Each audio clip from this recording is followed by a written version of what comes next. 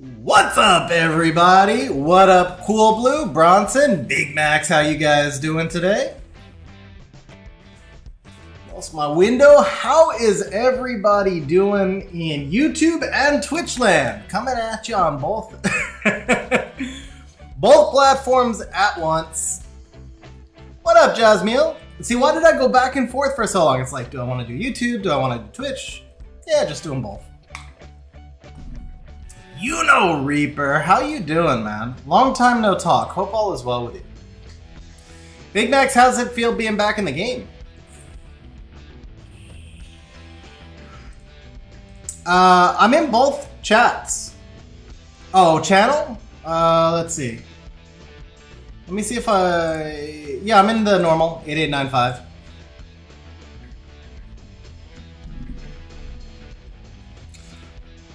Dude, RTA frustrates everybody. RTA is frustrating me and I don't even care. Ooh. I know I've said this on stream before. A while back, I actually punched a tablet. I got so frustrated, I punched my tablet, cracked the screen. So it was like a $400 RTA match. Hold up, Yuno summoned a new LD5, I'm sure of it. That's what we're getting ready for. He's gonna 6-star an LD5 right here. Alexandra! Bro, huge congrats. One of the monsters I think would be so much fun. I know she doesn't always like rank highest in the tier list, but I think she'd be a lot of fun. You know the craziest part, man? Seriously, there are times where I could care less, like legitimately could care less about my RTA rank. Most of the last year, like since the Oliver meta started, and to be fair, like the Oliver meta is mostly passed over. But the Oliver meta frustrated me so much that I lost interest in RTA for a long time. It was one of the reasons I kind of struggled finding good content, because I would just tilt in RTA. And so I just kind of stopped caring about RTA. I legit just do it for fun now. That's it. And even when I'm just doing it for fun and I don't care about the outcome, I get tilted. There are times where I just pick stupid stuff. Like right now, this RTA match, I must draft 2 pair of LDs. That's my rule for this RTA match. I must draft 2 pair of LDs. And I'll set that in advance, and then I might have no chance to win because it's a dumb comp. And yet I'll get tilted when I lose anyway. All right, so if I see a Mo Long, I think we're gonna go, 1 pair will be the Hell Ladies. And, okay, so I know we're gonna bring, and I think we'll make the other pair the Oracles. So we're gonna do Hell Ladies and Oracles, 2 pair of LDs. Now, whatever he drafts here, I have to take Asima last, because I committed myself to that 2 pair. See, right here. Yeah, Asima into Juno Volantis. So, okay, please, yeah, that's much better. That's much better. I think we still lose, though. Very little way that we don't lose here. No, don't bring back the Juno. Don't bring back the Juno, because I'm committed to the Asima. It's better, I suppose. Because I kind of have to ban the Volantis no matter what, because he's going to ban the Lima, right? He'd be crazy not to ban the Lima.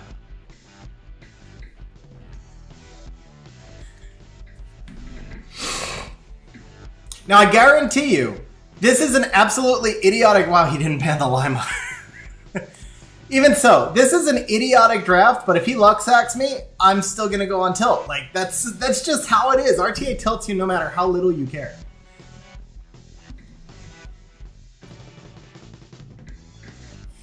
I think we can actually do this.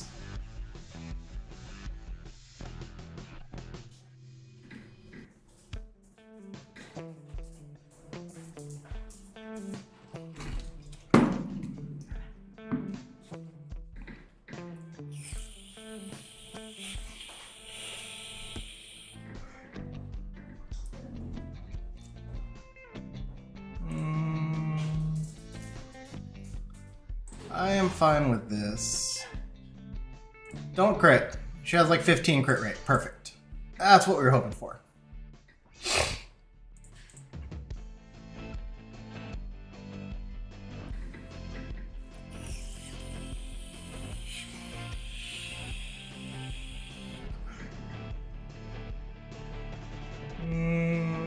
do have immunity. Yeah, let's just go here. Perfect. Alright. Let's get this party started.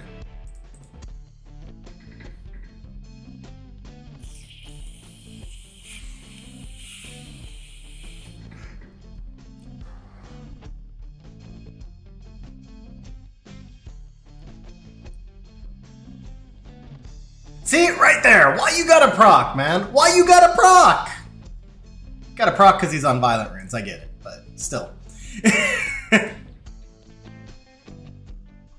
Yeah, see, right? Yeah, I'm screwed now. This ragdoll's got torrent. Should I have just S1 the ragdoll? Probably. Yeah, well, see, why's the Josephine got a proc? Like, the Molong was fair. The Josephine's not fair. And the Wusa too? Really? Oh, that was so wrong. See, that right there. That's tilting, man. If that Wusa doesn't proc right there, I still probably win this. And the Josephine, because she procs, she's back on her cooldown. The Wusa's got her stuff up. I could have brought the Vanessa back there, but it doesn't matter because the Vanessa just goes right back down, right? Molong proc 2? What is this? See, that's my point. Like, that was total bullshit right there. I don't think I had one proc the whole match. His entire team proc like 3 times. How can that not tilt you? How can that not tilt you?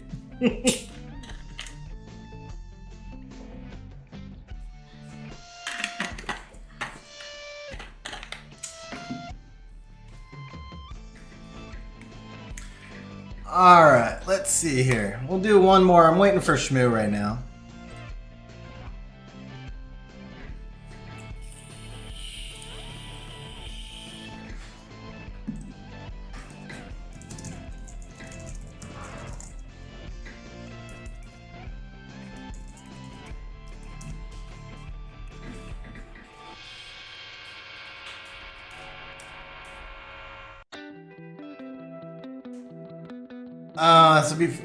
I can show you. Let's see. Let's check. Yeah, so I think most dungeons right now, you know, the speed teams run around 30 seconds. It depends on the dungeon.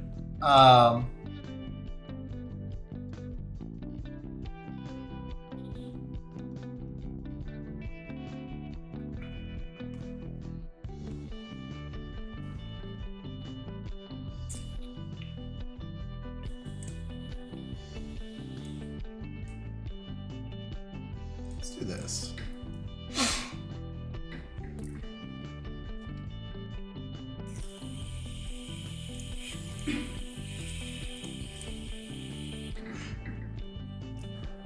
Yeah, I don't have her either. But I mean, it takes some really premium runes to get there, obviously. This was a pretty stupid draft, by the way. My concentration was too split, and my brain just locked up on both sides. So obviously the Beelzebub was like force ban there, but yeah, I have no sustain into this mess that he's got over here. This was a really bad draft. That Shizuka is gonna absolutely destroy me. I mean, I do have the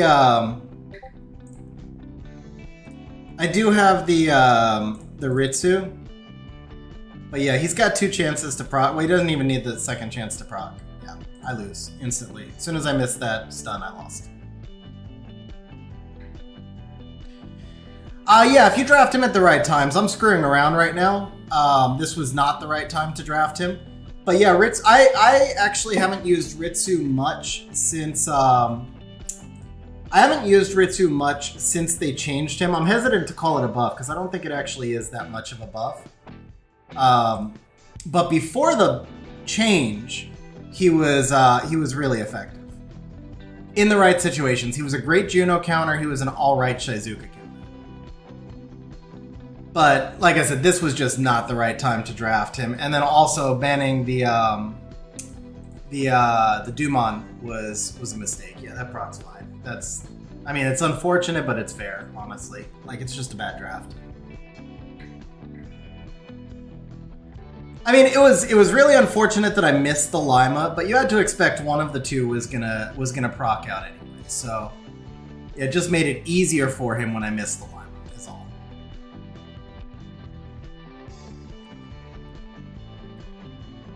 Yeah, Gianna dies. All right, let's just quit out there.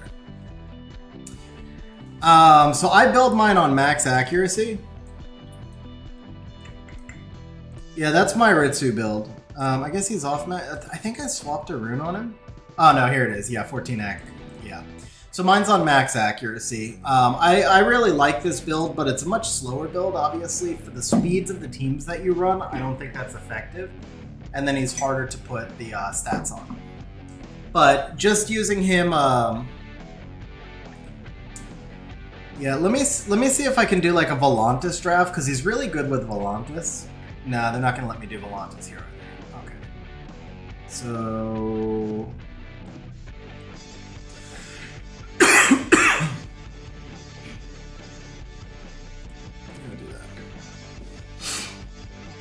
What up, Braden? How you doing, man? Man, it's been a long time since I drafted Volantis. He just gets so destroyed.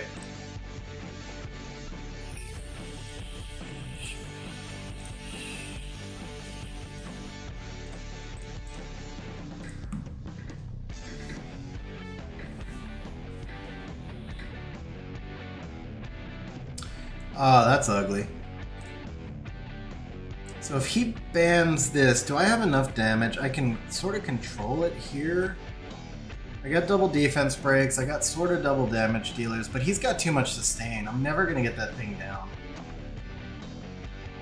Man, that's a brutal pick right there. Yeah, okay, who cares?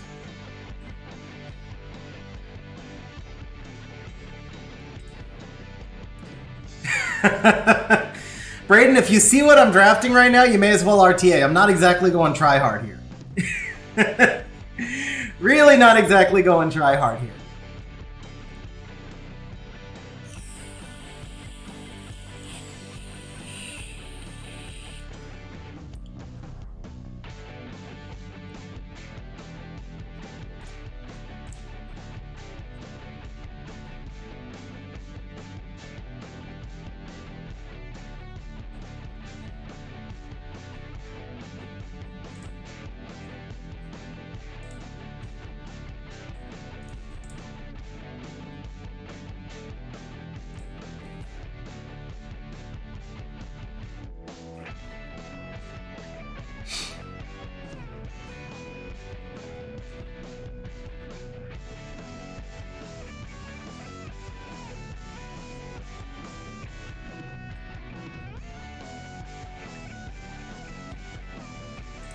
Ooh, I'm not sure about that play. I feel like he screwed up there.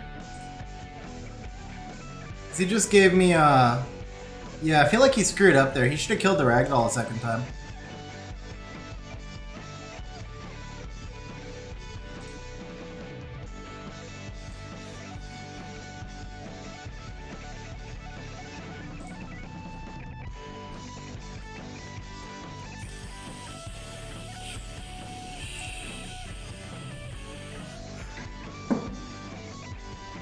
Well, I guess he, yeah, he could just sleep the Ragdoll also. There's that too.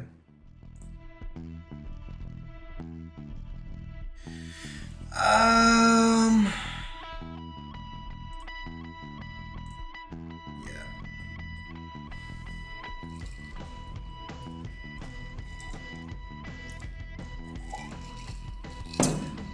Ah, man, I forgot that he's running Shizuka Hathor over here.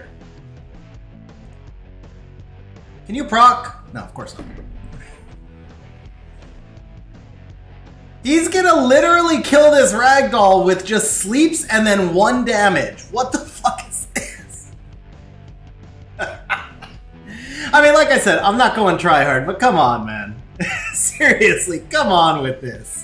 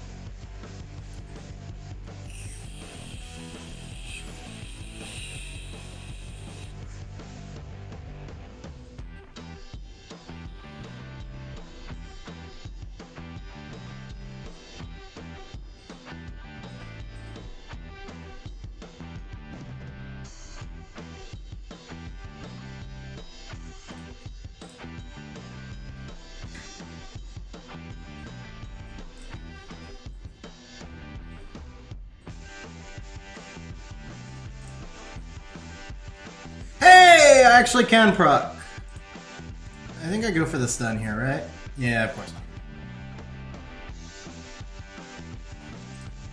Can I stun one? Hey, I actually got a stun. Sweet. One proc? No, of course not. That's asking a little too much. Stuns? Does he have the boost back? I don't remember. I guess not.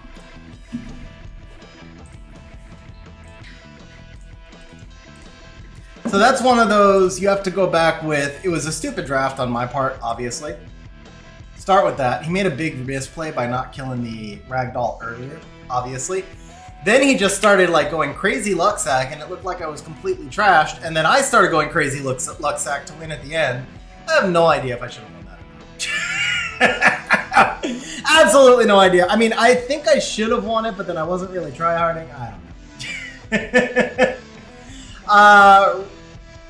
know. Rig, I'm actually going to be getting my name back later today. So I did talk to the guy who's got it. He just took it as a troll, which actually was, I think, pretty funny. The only reason I ever did that Reddit post is because I was honestly just worried because I'm known in the community that somebody might get scammed. But yeah, no, I'm going to get the name back later today. The problem was I had to wait a week on cooldown to get the rename. So my cooldown's coming back. What up, Pancake? How you doing? What up, Adrenaline? Welcome to everybody who came in on the raid. And Zex, thank you very much for the raid, bro. Really appreciate it.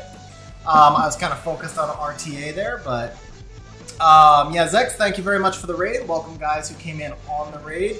And we are going to get logged into Shmo's account now, actually, and get started with the summons. So, Shmo, if you want to... I probably have the info here, right? Yeah, I got the info. Shmo, just let me know I'm good to log in. Yata. So I actually have been on a crazy run. Since July, I've pulled like 5 LD5s, and that includes Ragdoll, Asima, and Gianna, plus Eleanor. So I have 19 LD5s now, but like many... Granted, Ragdoll is definitely down this season, and Gianna is way down this season. Eleanor has been surprisingly cool, and Asima I've really enjoyed out of all of those. Ragdoll's my favorite. I love Ragdoll. He's just a lot of fun. But yeah, it's been a crazy run to pull that mix of LDs. Okay, we're not paying attention here, so I need miles. I need some sort of speed leader hill. I haven't really had much success with the Jemire speed lead. What about Ciara? Let's try Ciara. This is like a quick manual build. It's not tuned at all. It's not really good stats, but it should be fine, I guess. Okay, that's interesting. I feel like I could see a Sagar last pick here, but not too worried about it. If I do that, I need a second speed lead, right? If I do that, I need a second speed lead. Plus, it's not really dealing with the Julianne. Alright, let's go ahead and deal with the Julianne. Oh, we're gonna run out of time. Where's the Tessa? There's the Tessa, and let's just do this. Laura's not a good pick right there. Laura's a really bad pick right there. It's just that I kind of ran out of time because I was trying to log into Shmo's account on the other window. And because I'm really not... I'm really not going super try hard here, honestly. Really not. 512379. No, I'm not setting a good example here, right? He's gonna ban this. Let's do this anyway. Yeah. Alright, that's fine. What did I say? 512379. I knew I should have banned the Julianne. I either should have banned the Julianne or the Tomo. One or the other, I guess.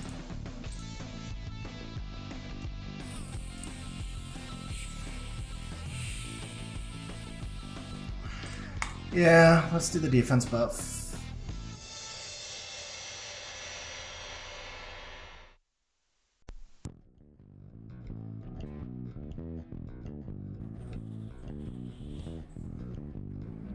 Alright, let's see what happens with this attack bar absorb thing here. Not that much, somewhat anticlimactic. But it did push some back, I guess. Oh, man, don't stun me. Wait. I get 0 stuns after you get all the stuns? That's not cool. Alright, Julien's on Nemesis, but he's acting next anyway. Yeah, let's just do this anyway. That's fine. Alright, Julien 2 for 2 in procs. This should kill. You know what? I don't trust that. We're gonna do that just to be safe. I need to sleep. Alright, could be in trouble here now.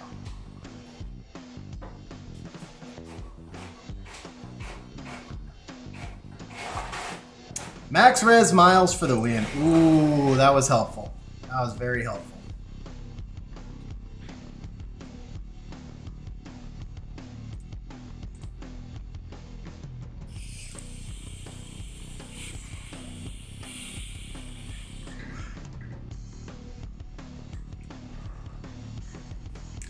I had to get that control on the Camilla there. But dude, with the 100% proc rate on this Julien, he has had S2 every turn. Alright. We can't kill the Julien because the Camilla still has HP, so we'll do that. Camilla does that. She procs into stun. Perfect. So we can do this. And let's put a little damage into you. Let's do a little more damage here. He's got to stun the Laura or he loses. Yep. And so this should take care of this, and we're good. Okay.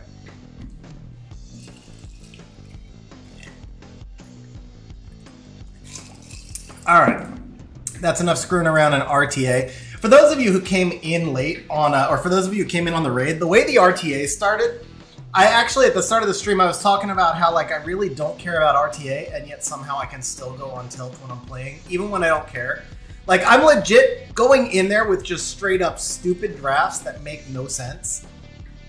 Because I don't care. I'm just like, hey, I want to play with this monster, so let me use this monster. And I know they're not, like, they're not speed tuned right now. I haven't rebuilt my box in 6 months. So I have no speed tuning, and I'm just kind of screwing around trying to play with some of the new toys. And then I go on tilt anyway. Stupid. That was kind of the point, is like RTA just tilts you no matter what.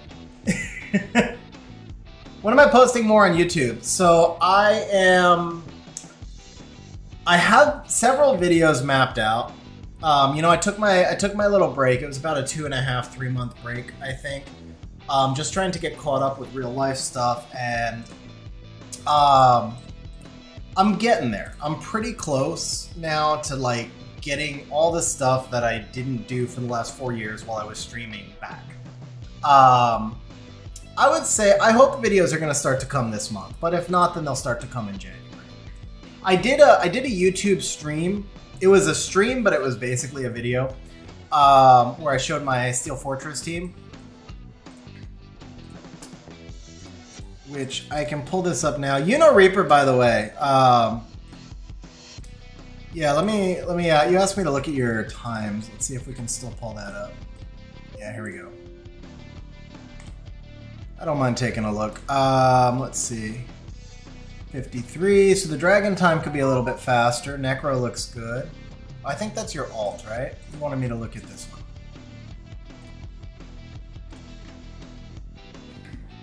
Yeah, minute 12, minute 12. Those look like solid times, man. Those look like really solid times. It looks like you made a lot of progress.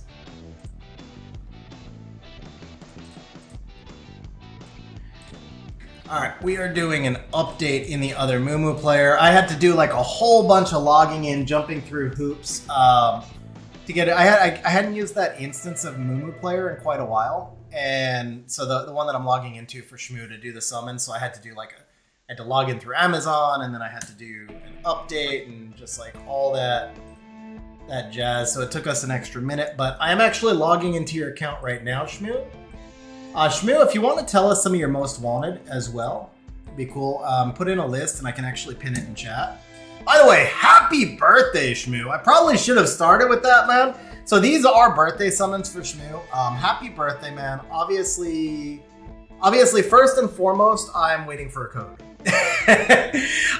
Second and foremost, I really hope we pull something awesome for you, but I appreciate you asking me to do the summons, and definitely wish you a happy birthday and hope we can make it a little bit of a happier one.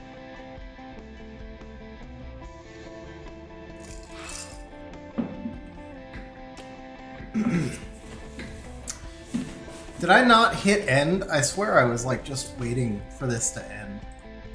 I guess, yeah, I guess we do that. Can this go into anything? Probably not.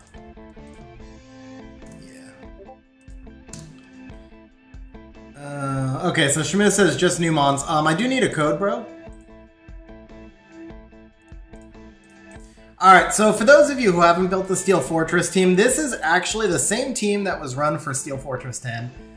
It works for Steel Fortress 12. It does have a small fail rate.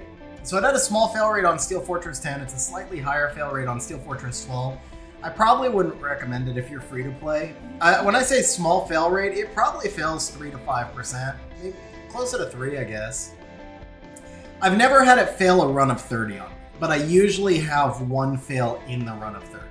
So that's about 3%. So yeah, that's probably about a 3% fail rate team. The only change I made, because I could not find data mine stats anywhere. I don't know if the boss's resistance went up, so I just threw the Lauren onto accuracy. I didn't boost her crit rate. Well, she doesn't need it. She's got the king crit rate. But yeah, all I did was boost the Lauren accuracy. Everything else is pretty much the same.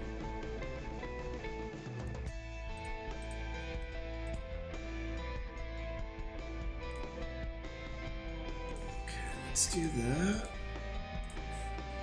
And so, I mean, I can kind of show the builds. I did a stream where I showed all these builds, so I'm just going to flash them right now. If anybody wanted to copy them, they can check the other stream, or obviously feel free to just pause and rewind.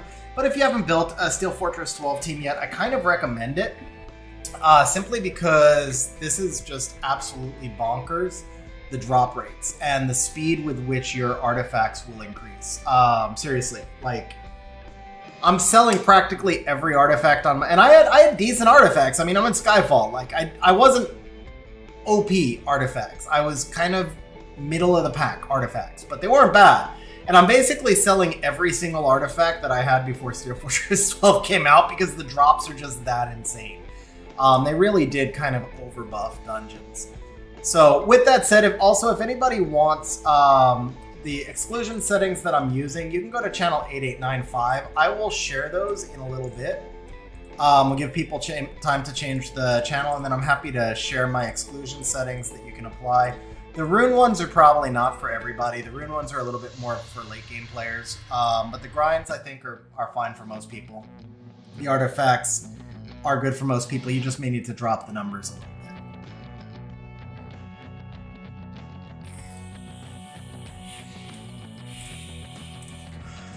Alright, so I do have to log out of XG for just a moment here in order to display Shmo, and then I've got to log back into XG, and we're going to get started here. If Moonwell Player will open up, which it apparently will not. There we go. Okay, close that.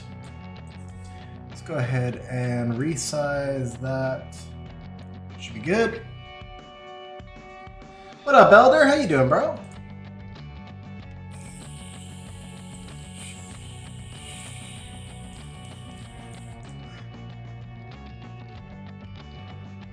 Yeah, Shmo's got a little bit of mana. I don't think we're going to run out of mana for this session. I agree with that. A little bit of crystals, too. Although, I'll tell you what, with new dungeons, you can farm those crystals in a month. I'm easily going through 2,000 a day. Dude, Elder, what happened, man? That sucks. I talked about it earlier. I've punched a tablet out because of RTA, but I don't think I've ever punched anything because of Siege. Usually I just feel bad. Oh man, 7-3. That's brutal. Who are you going into? It's also first Siege of the season, though. T-King, so I was actually just saying, if you want to go to channel 8895, I will share them. I can't easily swap back and forth between windows, and I just, because the OBS that I use doesn't recognize the difference in Moonwell instances. But if you go to channel 8895 on global, I can share them. I don't have the ability now to switch back over to XG without logging out of Shmo. Or I can switch over, but I can't display it on stream.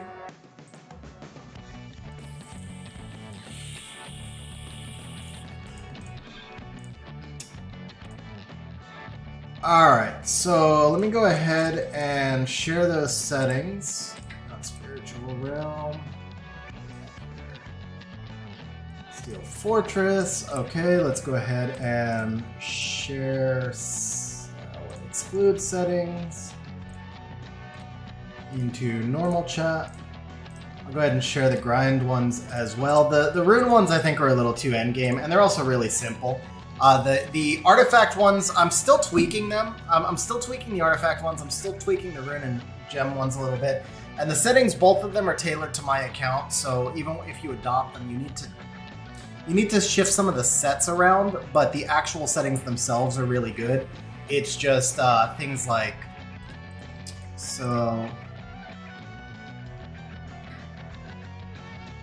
T-King, it's not, honestly. I run Kraka and RTA a fair amount, and I use the Kraka lead in order to trap some of the higher attack Sonyas. I built an Asima that was specifically designed as a Sonya trap, and in order to trap Sonyas with the Kraka lead, the Asima still needed like plus 950 or plus 1000 defense. Like, she's just cracked right now. You can trap her, but you have to be fully committed to it, and then you have to have a monster that works as bait. So the Asima worked really nicely as bait. A lot of people will try and Sonya Asima for whatever reason, but not every monster works as bait also. I tried building a Chung as a Sonya trap, and even with like plus 800 defense in the Kraka lead, he still usually got sniped.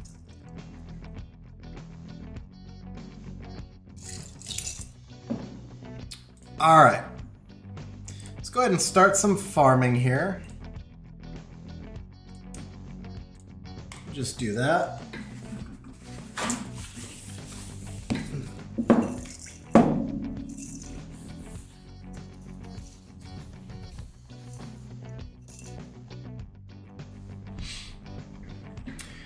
Alright, so just, I shared the exclusion settings in the channel, but just so you guys know, basically, mine are configured to where, let's just say you went Rune,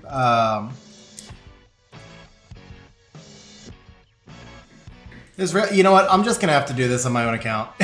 It's really hard to kind of walk through everything. After the summons, if we get back onto stream, onto my account, which we may or may not, I'll be happy to share them. Otherwise, I do probably plan on doing a video for cell exclusion settings as well.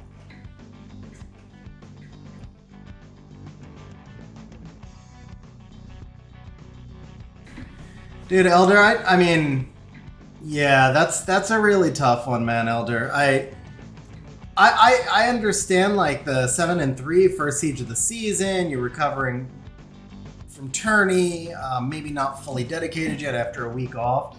So it sucks. Definitely sucks the rage level too. I get it, man. I do get it. So Jack, I am actually going to jump into the summons now. I can just basically tell you, so I can't really look over individual dungeon teams, I apologize, but if I start kind of looking for one, just asked me to look at his times. If I start looking at each individual dungeon team, well, that's a whole different stream, right? So I apologize, but I can tell you, generally speaking, if you're running about 1 minute dungeons, that's really good, especially if you're free to play. And then if you're running like more endgame teams, you're usually going to be around 30 seconds for most dungeons. But I think 30 seconds to a minute, really good. If you're early game, even 2 to 3 minutes is good. Share exclusion settings. Okay, so Larry, I actually just shared them in 8895, channel 8895. If you want to jump to 8895, I will share them again in a few minutes. 8895 on Global. I am going to jump into the summons here, though. These are Shmo's birthday summons, guys. We are definitely hoping for anything new. So Shmo, huge good luck, bro. And also, I will swap you into a different dungeon. Shmo said not to run the Dragon B12. But I'll swap you over into R5 then. I'll swap you over into R5 after this set is done. For those who have not seen my summon streams before, I don't know, possibly some on Twitch probably have not. I am generally not a not a superstitious person, but there is one superstition that I carry. I guess there's technically two, but there's one major one that I carry. I believe that the Comtuous random number generator is total trash. And I believe in the time gate. I think that the Comtuous random number generator gets stuck in a sequence of rolling low numbers or high numbers behind the scenes, and that it resets every time a new dungeon run resets. And so I always try to farm in the background when I'm summoning. The other one that I do kind of have as a superstition, this was kind of a long-running joke / superstition on stream, is when the LD scrolls are really dry, I would start doing summon 10s before we had the summon 100 of unknown scrolls. And as soon as I got 2 sparks in a row, I would summon an LD scroll, and we got so many LD5s that way, it was crazy. So it just kept working and kept working and kept working. Never on my own account. Tried it a few times on my own account, never worked, but on stream it did. So. Alright, so we're off to a moderate start here. I mean, the sparks are good. Sparks are definitely good. We need some R5. Some R5s. We need some Nat 5s. We'll do R5 to get Nat 5s. I think that's what we're gonna say. Elder says, do you have any suggestions towards games? Elder, I don't have.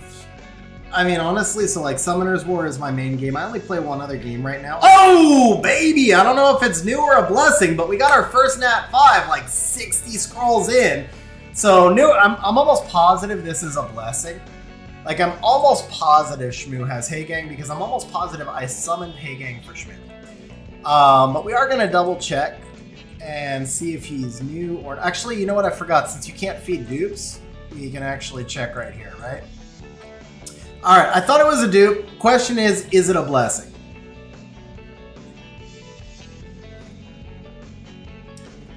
T-King, I mean, something definitely is working. The main thing that's working is the visa, but... no, honestly, it doesn't... You know, I remember a long time ago. What up, by the way, what up, Phantom and Wojo? Phantom, thank you. I'm glad to be back. So I remember a long time ago, Seishizo did a video where he was like doing a dungeon team and it involved a Martina, and he's like, you know, sorry this is not a free-to-play team, but I'm using Martina.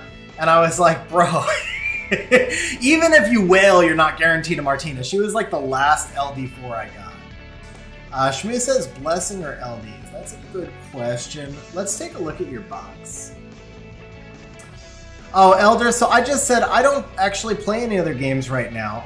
I play one other. I play Call of Dragons, but Call of Dragons is a straight pay-to-win game, and I've mostly gone free-to-play on that game. I spend like very small amounts here and there. I whaled 1 month, and then and I had fun with it, but mostly I play that game because my wife plays it, and so we spend a little bit, but if you're only spending a little bit, you fall behind. It's legit just straight pay-to-win. He who spends the most wins.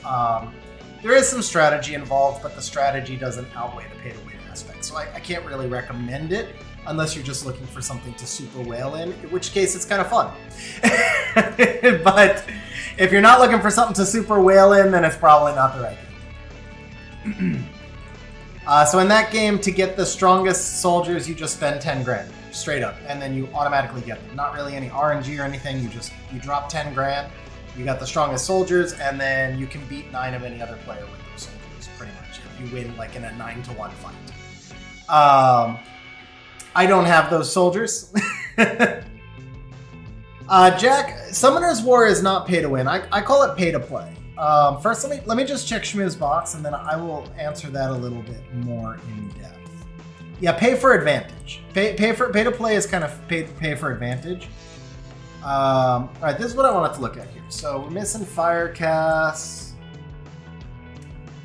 I mean, you're missing a few Fire Nat 5s, but none that I feel like, other than Fire Cassandra, which is mostly RTA, just occasional siege offense, nothing here that I'm like, oh, you must have it, right? Missing the 2 new ones, but neither of them are too OP. On the water side, Zybala, RTA, Ivor's kind of somewhere in between. The Adriana would be really nice for Siege after her buff. The Aaliyah would be nice. The Moore is just RTA. Samoth would be nice. I don't think any of those 3 are necessary. They're all just kind of, they would be nice. And then there's a few more kind of like would be nices here. The Zen would be nice for Siege defense. But yeah, you've got like pretty much the Diana for RTA, the Leo. There it is. No Leo. Okay. There's a case to be made for a blessing if you're missing a Leo. Until the very last monster we got to, I would have said no blessing. But if you're missing the Leo, I can see going blessing. So I'll leave it up to you. I'm like 60-40 in favor of the blessing, but I mean, we've got guaranteed nat 5s from the trans scroll. Mostly when somebody's got a really deep box like yours, blessings turn into choices of dupes. At which point I really only do blessings when there's special summon going on. But because you're missing such a key monster, I'm like 60-40. I don't know. You could go either way with it, but he says go for it. So let's try it once, and then if it bombs, it bombs, and if it does not bomb, then I'm like all over the map here. If it bombs, it bombs, and if it does not bomb, then it was worth it. Okay, there we go. We got one blessing. We're gonna jump back into summons. Aggie, message me in Discord. I think I could probably do one or two more in December.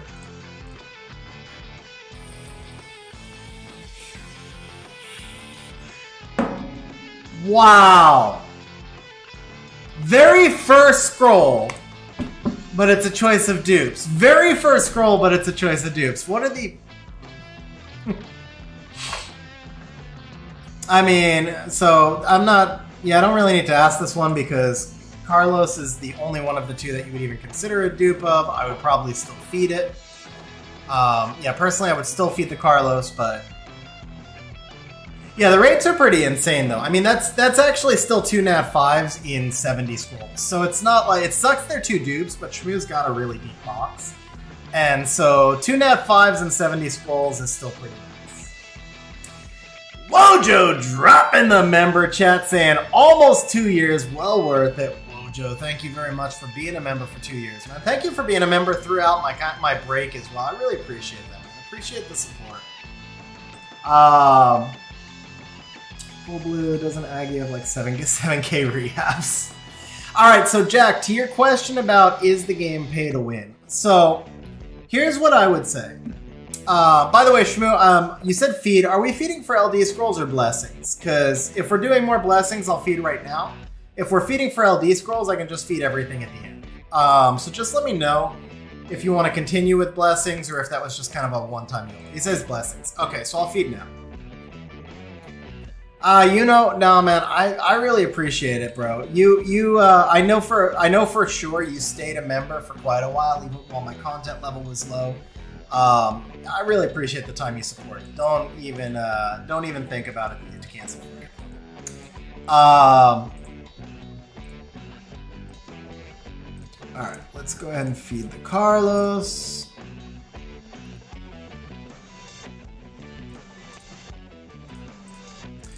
All right, so as to whether or not Summoner's War is pay to win or pay to play, you have to kind of start by defining the difference between the two. Let's go ahead and do R5 here.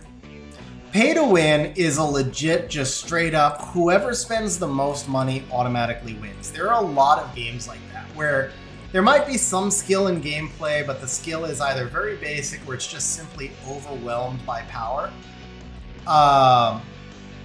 Bronson, thank you. That's a really good call. Yeah, Bronson, that's a really good call. Let's go ahead with the win scrolls. Good call, Bronson.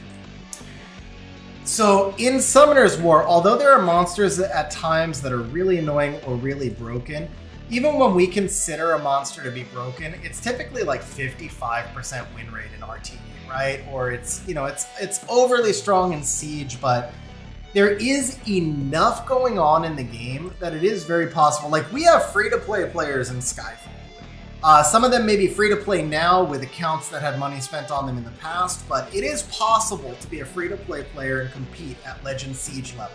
There is at least one free-to-play player that's a G3 in RTA. Very old account, very committed player, and it's only one in a game of 500,000. But I'm just saying, it is possible to be free-to-play in Summoner's War, even with all the changes they've made over the past couple of years. So a pay-to-play game, or as Jack said, pay for advantage. I think both of them work. Means that when you spend money, you gain some competitive advantages, but you're not guaranteed to win. You still have to have good strategy. You still have to understand the game. You still have to be good at the game. It's just that you get a significant advantage. So there is a big difference between pay to win versus pay to play. Summoner's War, when I started, was straight up pay to play. You paid for an advantage. That advantage was limited. You had diminishing returns on the value. And there was a limit to how much you could buy. Now, they have transitioned it more and more with some of the packs they've introduced. It has definitely been transitioning in a direction of pay to win.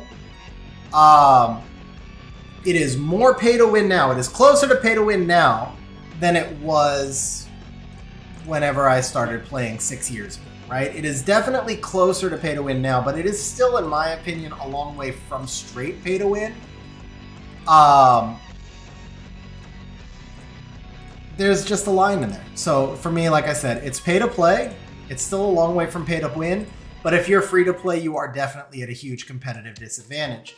Now, the flip side to that is that it is pretty much not possible for a game company to operate where paying players don't get an advantage. So if there was no advantage generated for the people who bought packs, then there would be no Summoner's War because they're paying developers, they're paying servers, they're paying everything, right? Like the overhead for Summoner's War has to be hundreds of thousands of dollars a month to pay a development team, to play servers, to pay utilities and marketing costs. I'm sure the marketing costs alone are probably 5-6 figures. So for a game like this to be able to invest hundreds of thousands of dollars a month, they have to make the money somehow.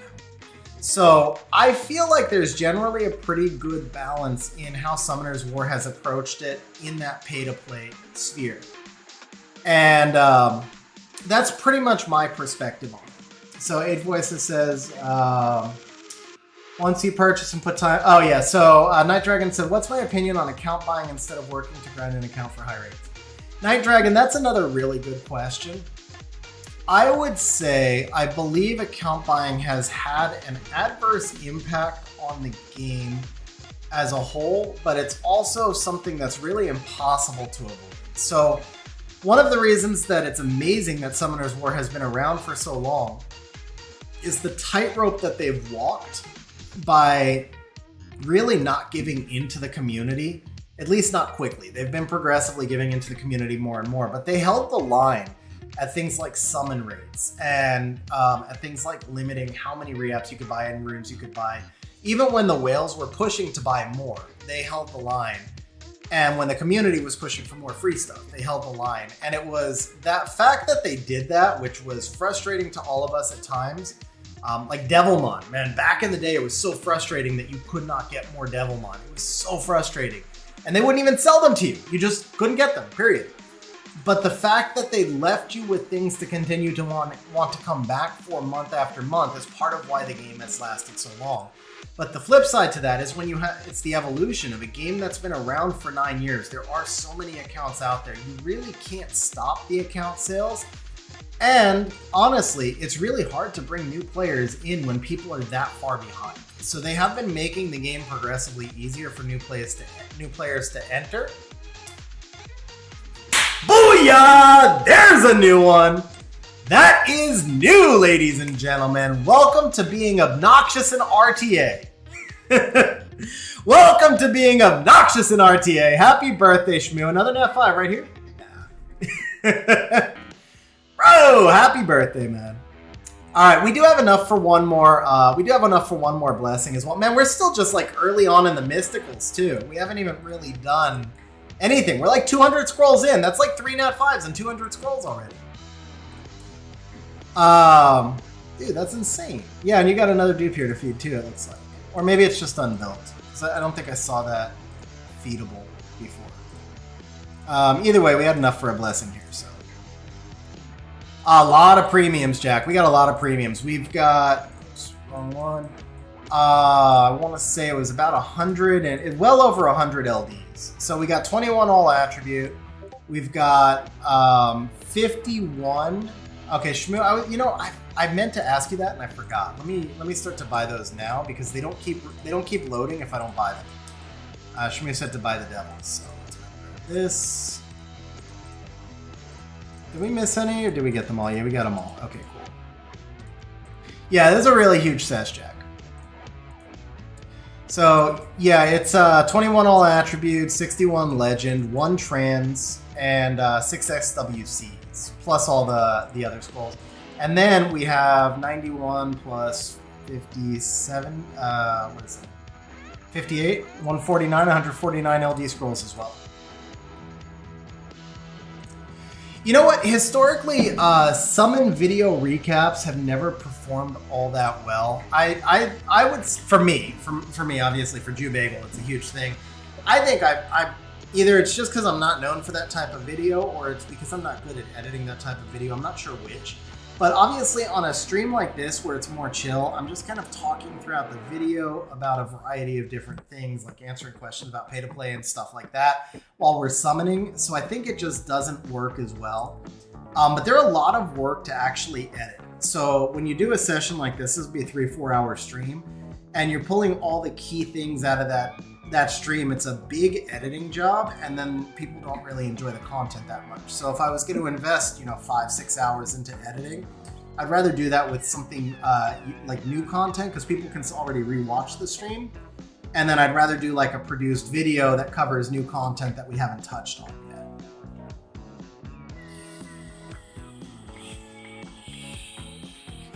Yeah, well, Joe, message me in Discord. Yeah, for the new year, definitely, but let's put something on the calendar so we have it. I won't be doing more than 1 stream a week, most likely. So, mostly just doing summon and re-up stuff, but because I won't do more than 1 a week, it's good to get it on the calendar in advance.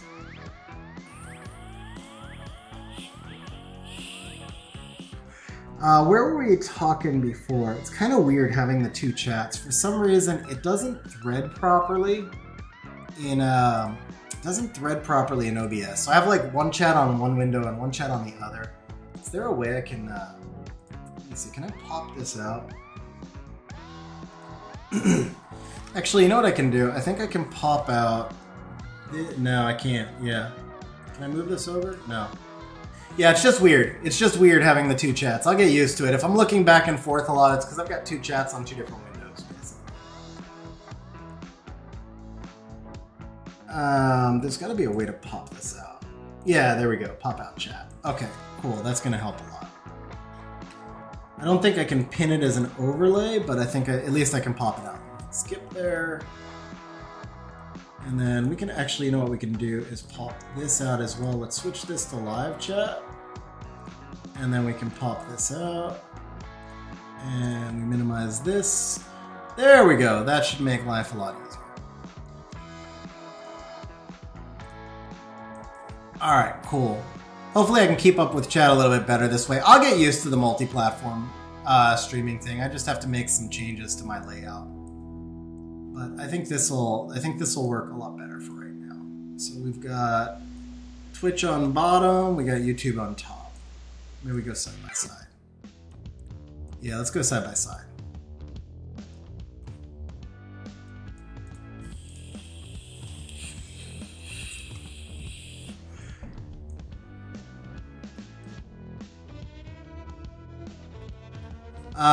All right, so where were we before? I know we talked about the pit. Oh, account selling. That was the question, was account selling.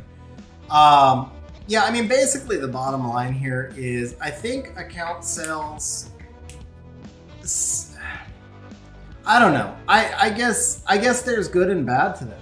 I mean, on the whole, if I could,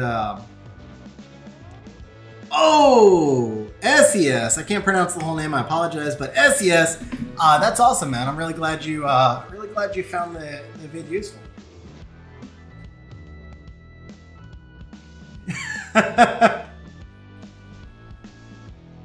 Yeah, T King. So there was a lot of talk around one re-app, and I'll tell you what. And I mentioned this before. I don't actually think the choice to re-app the rune was bad. I still stand by it. I think there's a lot of context that gets lost on stream. I do think the rune that I took as a result was bad. I should have continued to re-up that rune. So it was a 25 speed slot 4 bio that was about 80% efficient with absolutely no stats, and it was a legend with an 8. It was just like a really bad rune that had speed. And when I re-upped it, chat went absolutely crazy. The thing is, it was his 10th fastest slot 4 bio rune. And it was on an account that's not free to play, that has access to more re-ups, and that has access to lots of farming.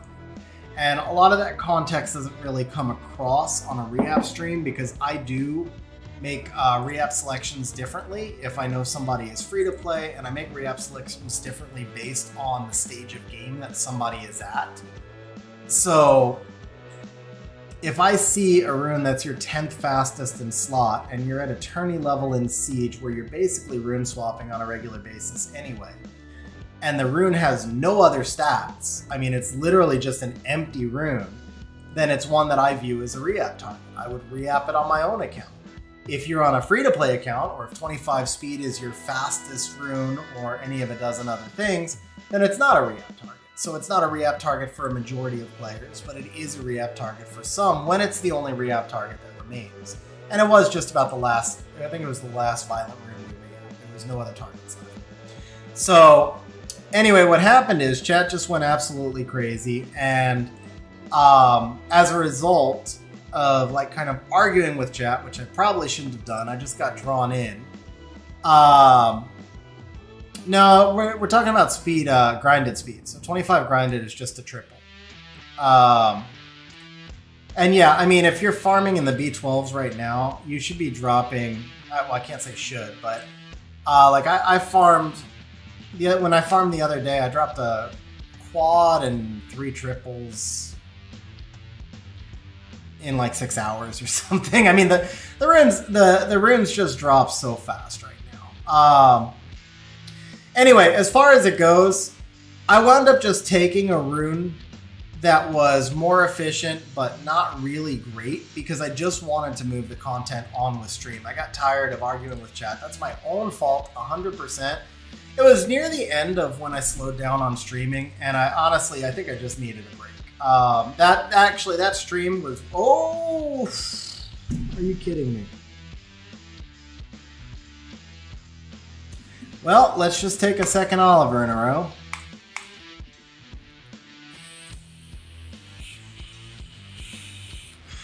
But yeah, bottom line is I let chat get to me, so I just took a rune to move on. After the fact, I felt really bad about taking the rune that I took. I didn't feel bad about the specific re-up that I did.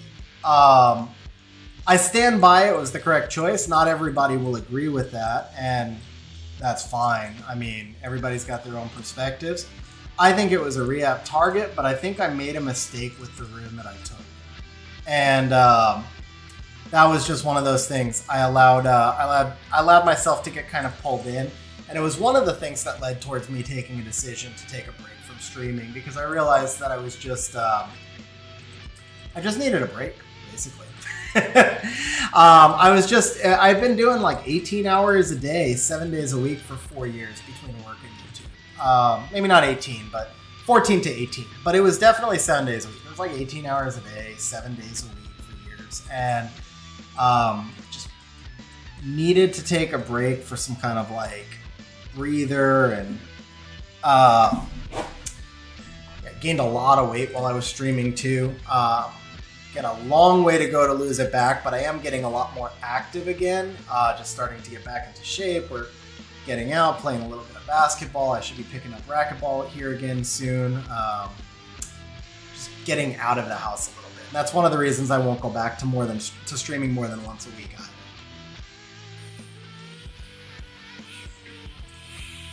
But yeah, that's the basic story on that re-up as far as it goes. Is what it is. What up, Dinner Roll? How you doing, man? Loki, I'm sure it's actually probably still clipped on the channel. It was really controversial, that rune. It was really controversial, that rune.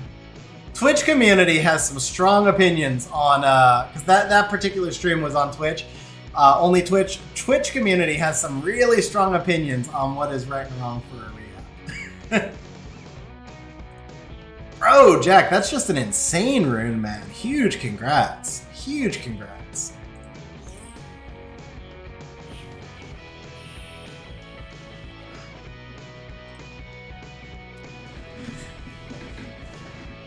I played SW in a few months.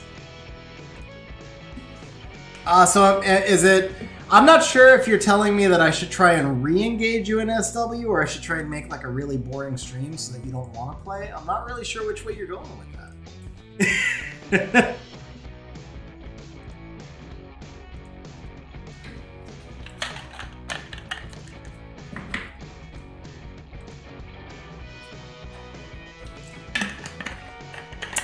I think on that same stream, there was also a weird Despair re-up that everybody was up in arms over, and I just really strongly disagree with the Despair one. Like I own the mistake that I made with taking the wrong re-up on that slot 4 bio. There was also a Despair one that was like 20-something defense, and like it was missing a roll, it had no speed, it basically had no use case, it just had really high defense. Defense is a much less valuable stat in the game already because of artifacts. It's a much, much less valuable stat in Despair unless you have Artemis. Despair monsters typically want speed, HP, and accuracy, with a couple of exceptions like Antares obviously wants more offensive runes, or an Artemil. But that particular rune, it wasn't his highest defense in slot. And yeah, I don't even remember the stats on it. I know it was really that whole re-app stream was just like really controversial apparently in chat. But that particular rune just like really had no value. It was like his second highest defense percent in slot, not his highest. It was missing a roll, it had no speed, it just had like basically no use case whatsoever. You would never put like a high Despair monster on siege defense. There's no use case for it on value. If you want to do a Despair Leo, then you need offensive stats. You don't need your second highest defensive roll in slot. So if you're using the Despair, like the fact that if it had been highest in slot, then you keep it whatever the roll is. The fact that it was second highest in slot and it lacked efficiency, speed, and just general other stats made it like a super obvious re-app in my eyes, but there were a lot of people that felt it should have been kept. That's one of those, I think, just agree to disagree type spots.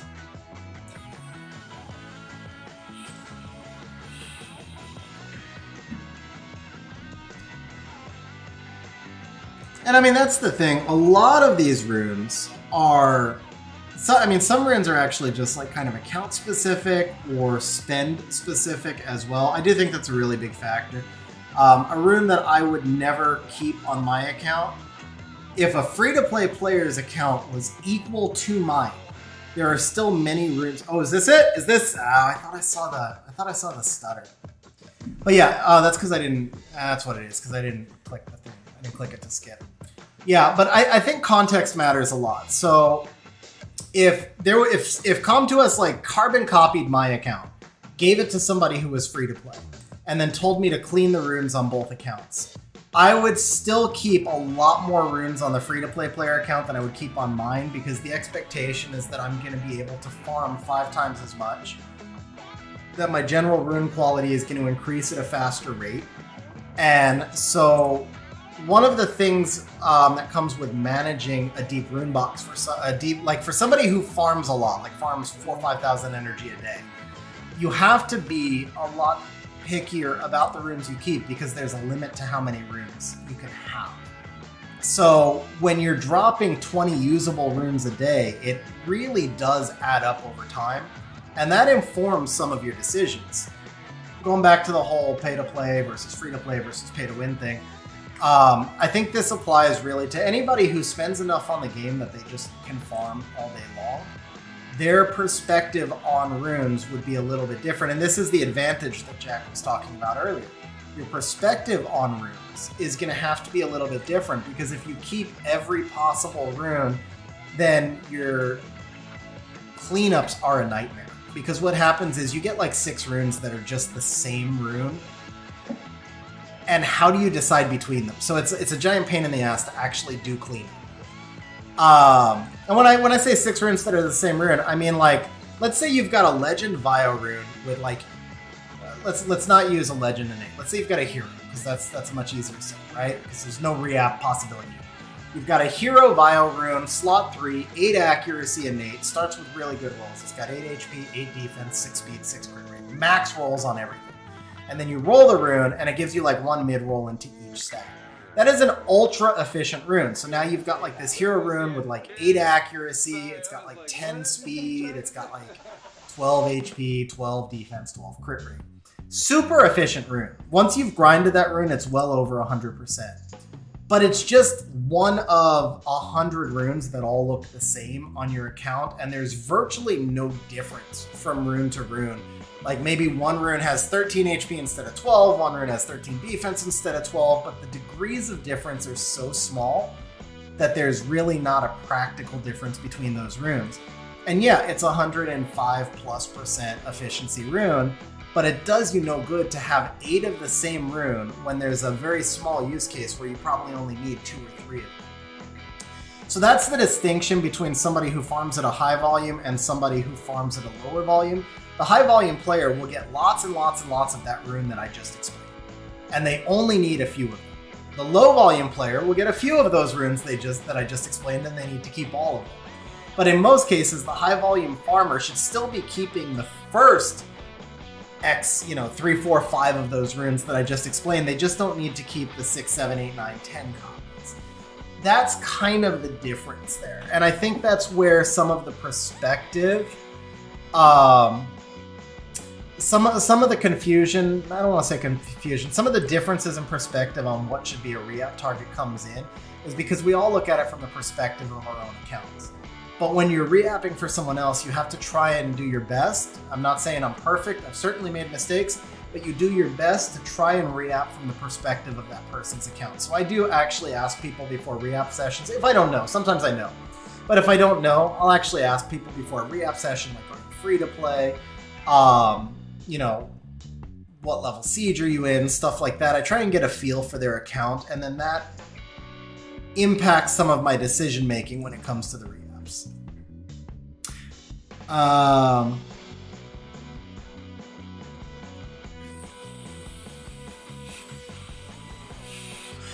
So slot 2 Nemrune with 27 attack, 27 HP, 35 defense. That's got to be ancient. Like I'm not mathing it out right now, but I feel like that has to be ancient.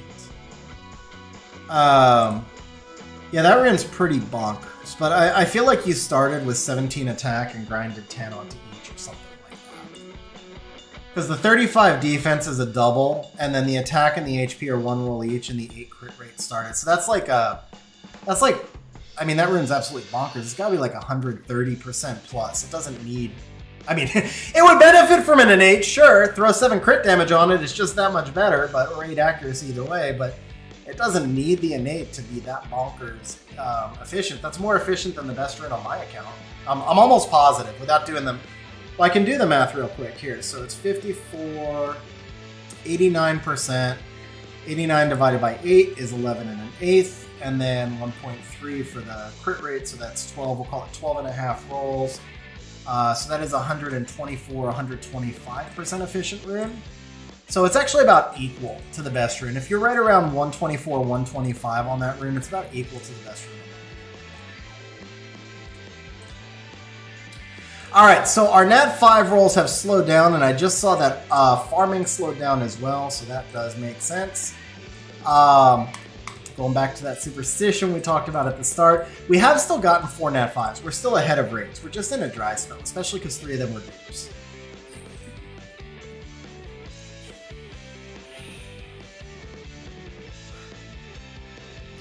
Dinner Roll says, wait, you can run more. Oh, yeah, bro, they brought... Bro, Dinner Roll. But am I supposed to bring you back to the game or not? You have to tell me that, because if I start to tell you about what they did in the last updates, I'm gonna suck you back in. Because the last updates have been absolutely insanely good quality of life stuff. Alright. You told me. You told me I could tell you. You told me I could sell you. All right. So you saw the. Let me just make sure that wasn't Shmo. Feed the Brandia. Okay. No, Shmo, we can feed the Brandia, but right now we have enough crystals, so we're okay. So you can do 30x run now, but here's the big one, bro. Here's the big one. Cell exclusion settings. You can configure at a granular level which runes and artifacts and gems and grinds to keep in cell. I wish I could, let me, you know what? I'm gonna share, hold on. Let me, because Shmo needs these settings anyway. Shmo, I'm gonna give you XG settings and then I can actually just demonstrate this on stream as well. So let's go. Also, these settings can be shared. As you're about to see, so we're going to share this into normal because they are kind of complicated. What was really cool is I actually really was super impressed by this. Com2uS wrote a long developer's note where they explained their thought process on both ends. They did such a great job of it. They actually said, like, we debated making this simpler, and we were worried that it was too complicated for people, but we landed on the side of giving people more control because you only ever really have to configure it once and then it goes away. And then they're like, we're gonna bring in this feature where people can share their settings. So if you're intimidated by it, you get somebody like, they obviously didn't say like Xennial, but basically you get somebody like me who's really OCD about this stuff to share the settings.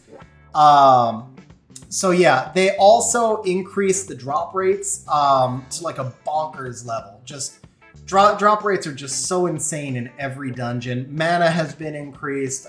Legend drops have been increased. There's new rune sets. If you left before the rune sets, there's intangibles, which are like wildcard runes now. So we're gonna go ahead and apply this. You got it, Larry. I apologize for not sharing it earlier. I forgot to do that. I meant to do that earlier.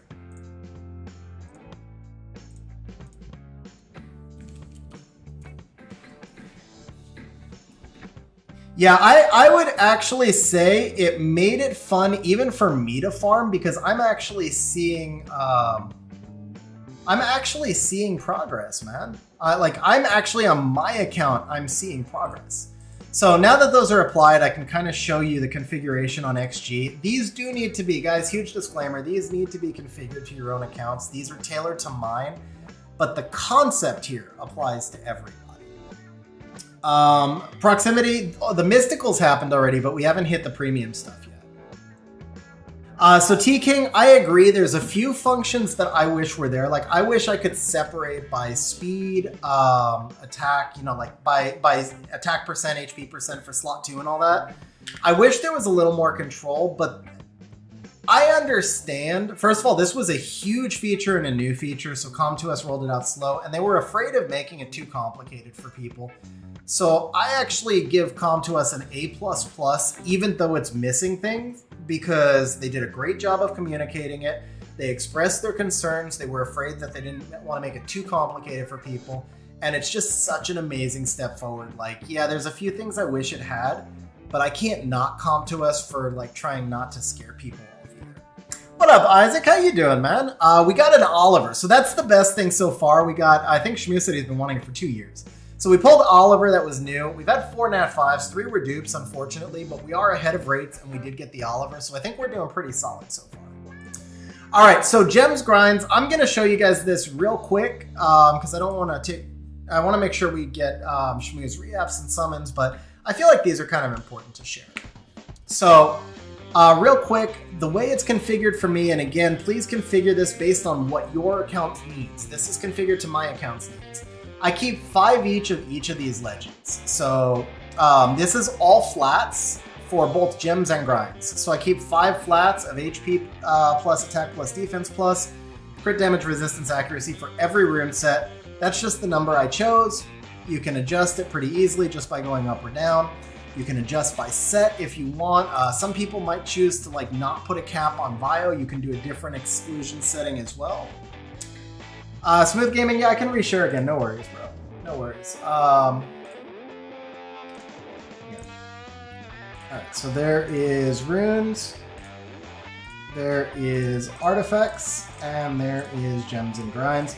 The runes one, I don't know if I recommend everybody use. They're pretty rudimentary. They're super tailored to my account. They might be selling too much for most people. But the gems and grinds and the arties, I think, are okay. So for the grinds, basically, we're keeping 5 each of all the legend flats. Then we're keeping an additional 3 each of the crit rate, crit damage, resistance, and accuracy gems. These are global for all sets, so I can have up to 8 gems of each. This is the part that's super tailored to my account. These are the sets I have where not every rune is completely grinded. For the sets on my account which are not completely grinded, I just keep all heroes, period, of HP, speed, defense, and attack percent. For the sets which are fully grinded, so for example, every energy rune on my account is +7, every one. So I'm only just keeping a reserve here, and my reserve is 10 of each. So I will always have 10 attack, 10 HP, 10 defense, and I'll sell everything above it. Again, tailored to my account, so all you have to do, let's say your stuff looks like this, but your destroy is not fully grinded. Literally, all you do is uncheck destroy there, and then check destroy over here, and then hit save. That's the entire thing to make the change. So super easy to change, and then that would just put your destroy in the unlimited set. If you want to move something from the unlimited set, you just shift it over in reverse, and then that puts your destroy in the limited set. That's pretty much it. I do have one last thing in here, which is gems. These are the sets which are fully gemmed, and these are all capped at 7 gems each. So it's kind of the same thing. Energy Guard, Focus, Endure, Fatal. It's all the lesser used sets where I don't save a lot of runes in the first place. These are all just basically capped at 7, so I always have some on hand, but I'm not overloading. Artifacts. There's a little bit of your mileage may vary here. Again, adjust this to your account needs. But we're set up, we actually have 6 tabs on this, so we're set up 1 each for HP, defense, and attack, for type, and for attribute artifacts. So this is attribute, what we're looking for on the HP side. For me, I'm looking for anything with 18% element up, 20% element down. Basically really high triple rolls for speed up effect, bomb damage, and counterattack co-op stuff. Now,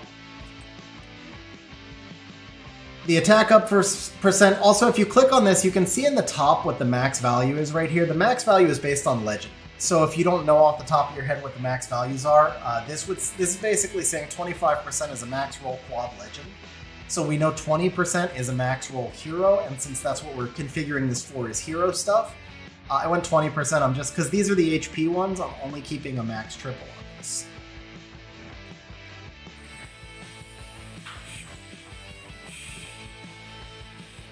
Banana Cow, you're probably right. I'm sure you are right, but it just makes it easier for me visually to not make mistakes. By keeping half the sets on one and half the sets on the other, I can cross-reference as I make changes in the future. It just helps my process. I think you're right, though, for like people watching the stream. You could just put all sets on the 10 reserve page and then keep the just the sets you want unlimited on the other page, and it would override it. So I think Banana Cow's right. You could configure it that way. For me, visually, it helps me to go half and half. Now you'll notice on the attribute side, I'm not keeping crit damage down. I really value crit damage down when it's combined with element damage down. But on the attribute side, element damage down is always the preference, so I'm not looking for more of these. I have enough. I only have a few, but that's enough. I'm not looking for CD as enemy is more or less. I am on the attack ones, but not on the HP or defense. So one thing to keep in mind, I use way more HP and attack artifacts than defense artifacts. I do use some defense, but I use way more HP and attack, so my configuration is tailored in that regard. The only other thing I want to point out here is additional damage effects. This is really the hardest part because you cannot configure this to look for multiple sub-properties together. There's no way to configure, like to say, I want a total of X rolls of add by HP, attack, and speed. So I set my numbers here kind of lower. This is max double, max double, max double, and a little under max double.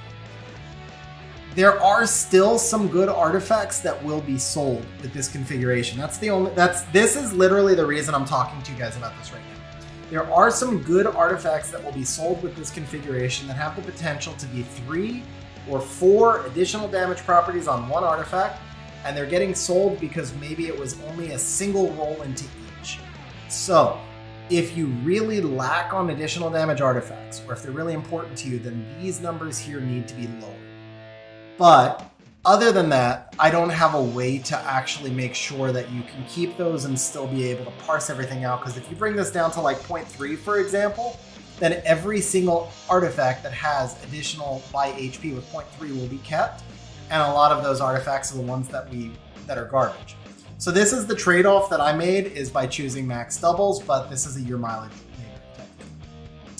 On the type side, you guys can read all the numbers, so I'm not going to do the full breakdown here, but this is basically what I'm looking for. All I really want to point out is like the crit damage thing has the same issue as additional damage. You can, for example, get 12% skill 3 crit damage, 12% first attack crit damage, 6% crit damage on enemy more, and 6% on own 1 target, and that artifact is popping in like 40 crit damage. But you're only getting that if you're looking at every artifact, because each of those is just like a single roll. So in my case, I am looking at attack artifacts that have any of these at 12%. And so I'm looking at more artifacts this way. Yeah, Duduchu. So it's channel 8895 for settings. So right here, I'm looking at, for the attack artifacts on the type side, I'm looking at everything with 12% or more. You could actually lower this to 10%. It would be reasonable. You could raise it if you want to sell more. The point is, you have to choose your own personal threshold. These are the thresholds I've chosen, but it varies by account. And then you can see, like for the defense ones, I'm not valuing the crit damage stuff nearly as much. So I'm looking for 18 because, you know, what I really want are those super high crit damage attack artifacts. Same thing for the HP ones. I'm not valuing crit damage quite as much, but I do value it more than on defense because I value HP artifacts more than on defense. And that's the balance that I'm trying to strike with these settings. I don't think there will ever be truly perfect settings that can be given to everybody. But what I do think is that if you start from the foundation of these settings, you probably find it pretty helpful to make adjustments as long as you understand what they're trying to accomplish. So that's why I wanted to talk that through just a little bit. The Rune ones are super easy and super basic and probably, like I said, probably not great for everybody. I'm literally just keeping Vio Swift, Despair, Vio, and Intangible if it has 5 speed and I'm rolling it for speed. And then I'm keeping Energy and all the other sets if it has 6 speed plus an innate and I'm rolling for speed, because I don't really need that many broken set runes. Broken set 29 speed runes I have plenty of. I mean, you can always have more. Don't get me wrong, you can always have more, but I have enough broken set 29 speed options that I don't actually want to be rolling hundreds of runes that have no value otherwise. So that's just the choice I made for my account. Again, your mileage may vary.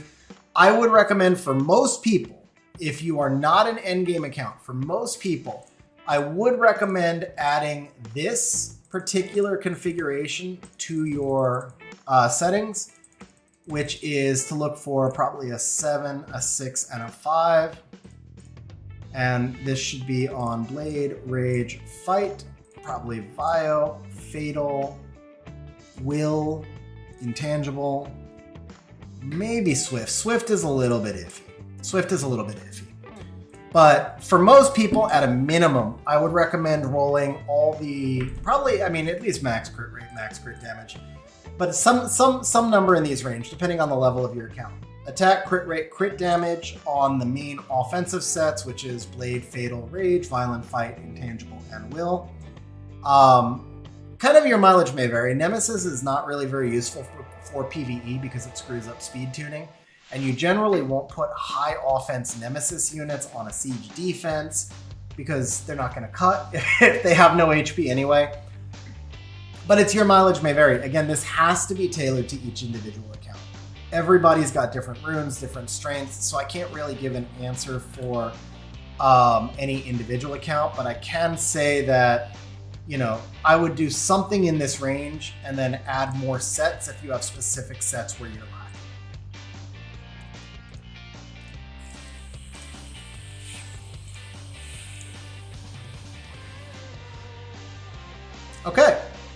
so that's that. We're going to jump back into the summons now. That was a big detour. I think it was a worthwhile detour. Hopefully you guys agree. I know we're all here for summons, but this is a new feature, and it's like one of the best features they've added in ages. I'm really excited about it, and I'm excited to share the stuff about it. So hopefully a few people will benefit from those settings, and now hopefully Shmo will benefit from a blessing right here, one time for the Leo.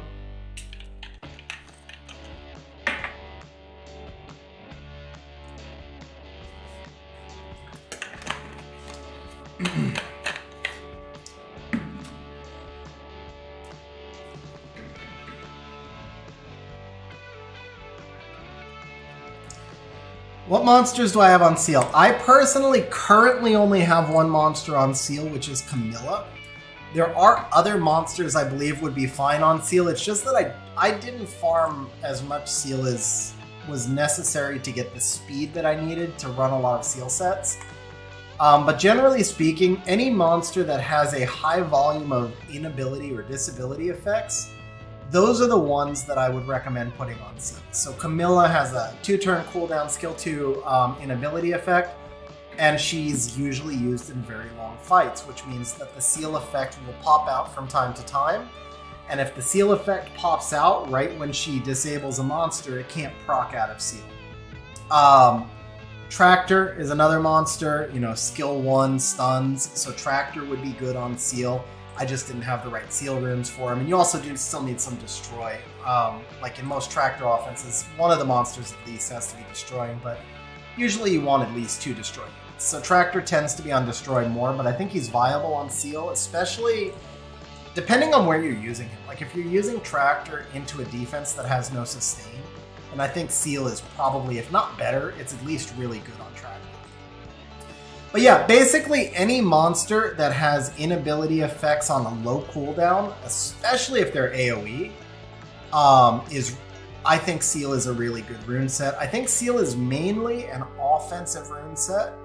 I think you can use it in RTA a little bit. Stuff like a Despair Seal more kind of makes sense. I've seen some other stuff. Despair Seal Kinky in RTA is really obnoxious.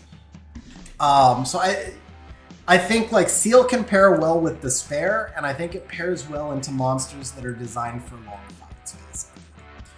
Alright, Shmo, I am going to skip over, because we're looking for a Leo and we have the blessing, I'm going to skip over the elemental stuff for right now, and I'm going to move to the legends. At least until we pop the blessings. Hopefully we pop a Leo. But as I think it was Brandon pointed it out earlier, it's really not in our benefit to summon where we can't get wind if Leo is the monster we're hoping.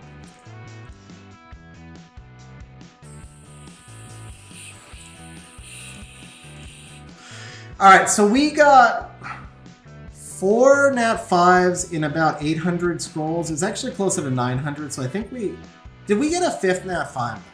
I know there was at least 3 dupes. I think it was just 3 dupes. So we're actually a hair behind rates now. We're about a half Nat 5 behind rates. We started off really hot and we slowed down. Let me see. Double it and give it to the next. I'm not sure I followed what you meant there, Tariq. By the way, what up, Tariq? How you doing, man? Long time no talk. All right, so this is going slow. Let's make sure farming is running. Okay, farming is running.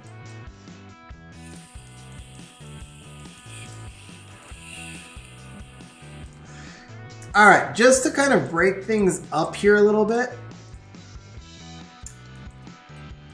I mean, the nice thing is we got like a most wanted monster. That's really nice. But let's just here. Let's summon a couple of Ifrits because these are Nat 5s.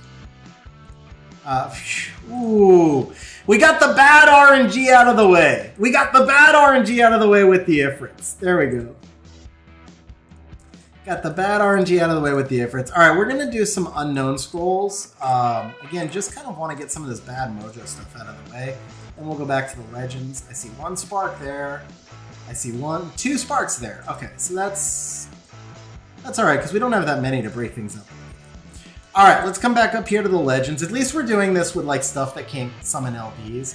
So we're saving the really good mojo for the all attribute scrolls.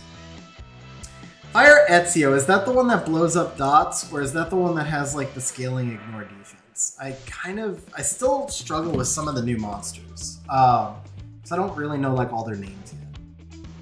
Like their in-game names. Like the light arm dude. I know the dark arm dude is Veritra, the dark armed Asura, but I can't remember the light arm. Danu, that's his name, Danu. Okay.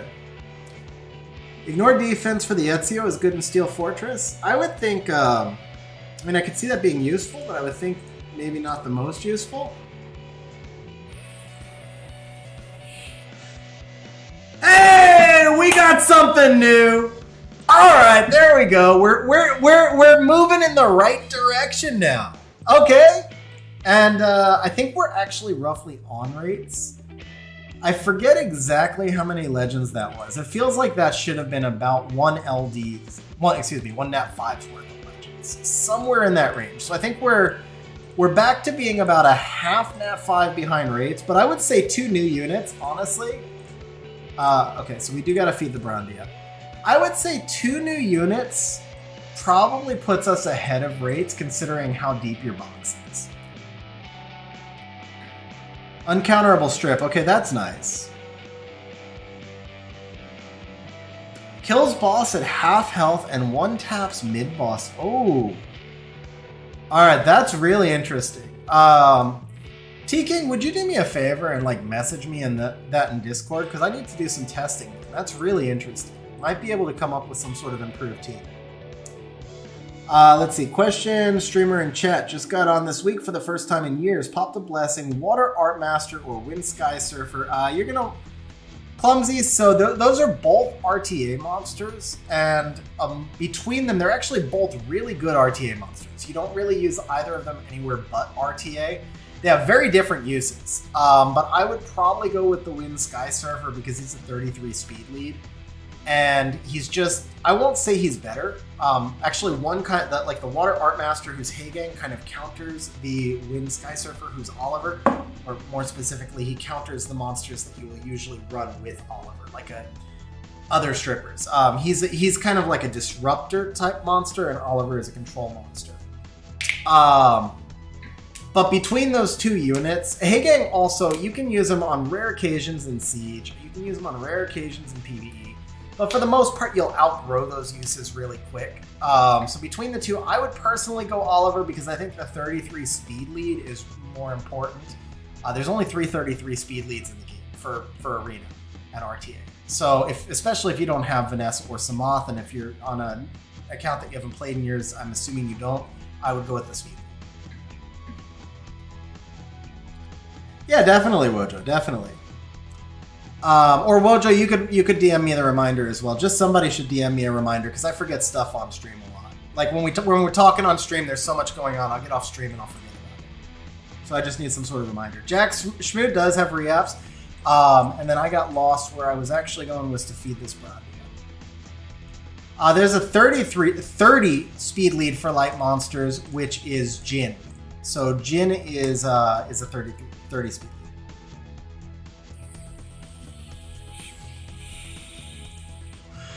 Have some Moth. Clumsy Kraken. I mean, it's really hard in a vacuum. It's a tough blessing because they're actually both very viable choices. Like, it's a win either way. A lot of it comes down to gameplay style, which is something that if you haven't played in years, is kind of hard. Like, Hagang is a better way to cut in against the opponent that's trying to run Oliver, whereas Oliver is a better way to try and control the opponent. And so it really does kind of come down to preferred play style, to the types of runes you have, to the other monsters you have as well. So Oliver is going to be much better if you already have more in Chung Pong. If you don't have more in Chung Pong, and it seems very likely that you don't, then Hagang is a better way to counter those.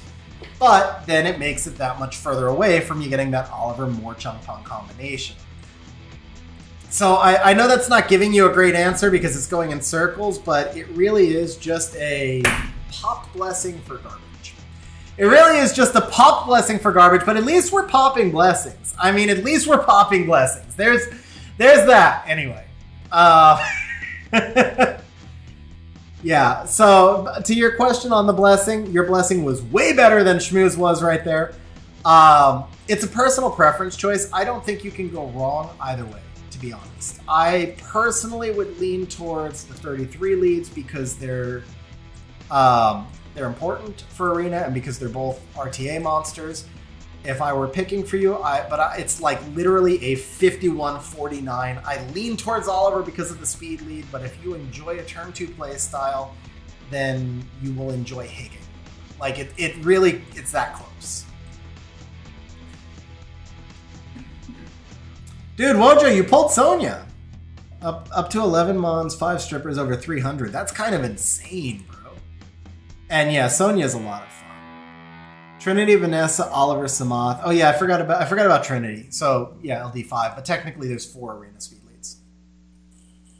4 arena 33. 4 arena 33 leads.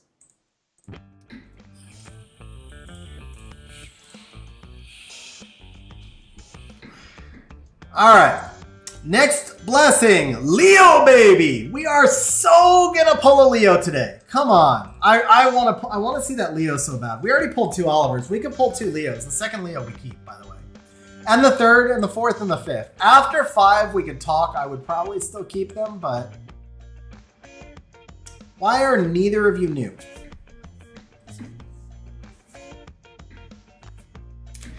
All right. Realistically, we probably feed either way. There's a slim case to be made to keep. There's one siege offense that you can use Charlotte in.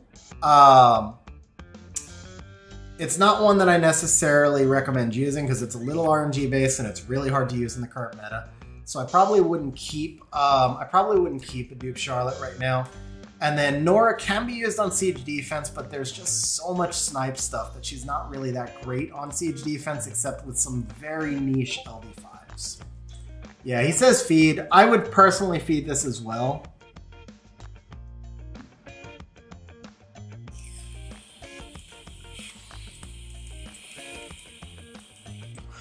I mean, the good thing is we are back ahead of rates, and we have gotten 2 new monsters. Oh, I forgot there's the Perna too, but between the Perna's kind of on the bubble, man. I would consider keeping the Perna. I have two Pernas built on XG, to be honest, but the reason I have 2 built is because one of them is a PvE build.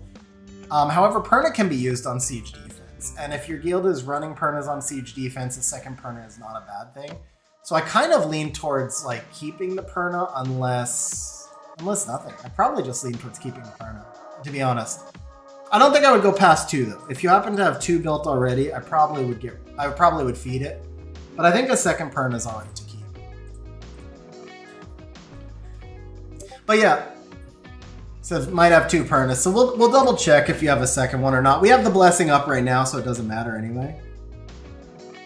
8 nat 5s in a week, free to play.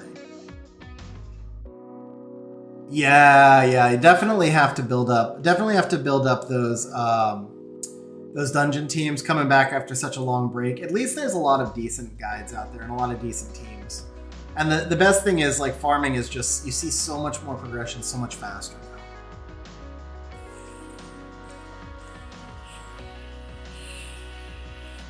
Yeah, Ian, I kind of felt that way about Amber for the longest time. I finally did pull her, but I felt her. She was like my only missing Nat 5. Through 2 groups of new monsters coming in, I pulled all the new monsters before Amber. I even pulled like a new monster off an ancient trans scroll, managed to keep dodging Amber.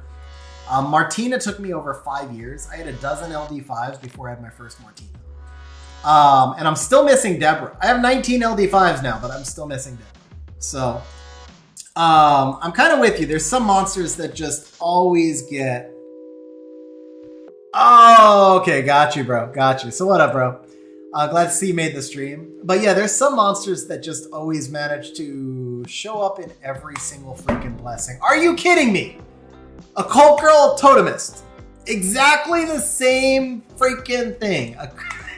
We changed the Charlotte for the Annabelle. How do you get the same blessing? Literally like...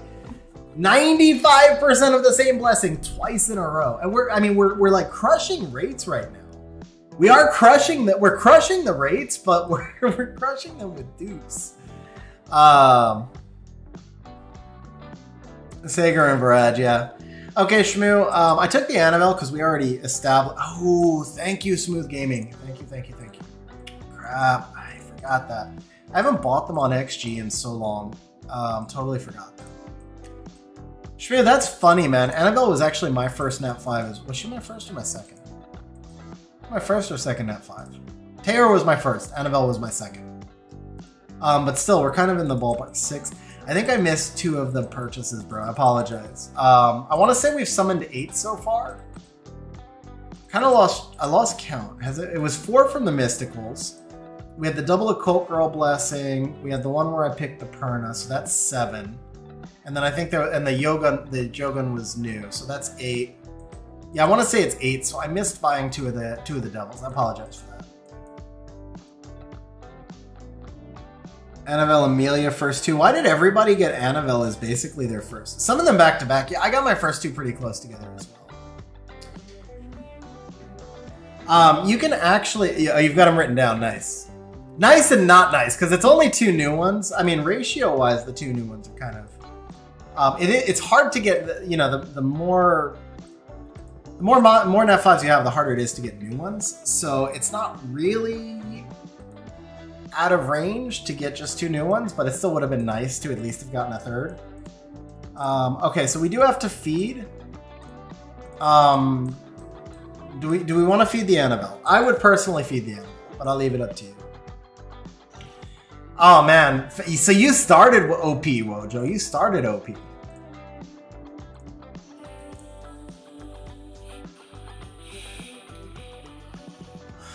Yeah, Fang took me ages to get. Fang was one of my later ones, but now I've got a bunch, of course. But like in the beginning, it took me a really long time to actually pull my first Fang. And then it's weird how like you will go forever not getting a monster, and then you'll pull like 3 copies of it in a week. Like I literally pulled 4 Kinkies in a week after like having never pulled him. I pulled 4 Kinkies in a week. Dude, first Nat 5 is an LD5. Yeah, that is extremely lucky. That's also a decent LD5. Second exclusive summon Nat 5. Camilla was the first. Samath first Nat 5. Oh, okay, so exclusive summon. Got it. Okay, that's pretty cool. Naki, she was your first. What is... Man, Annabelle gets around, guys. I'm just telling you, Annabelle gets around.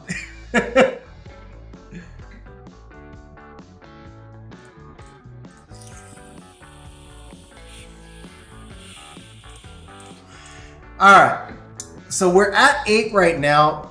We didn't, you know what, let me just quick math the rates. Who is the best first LD5 to have?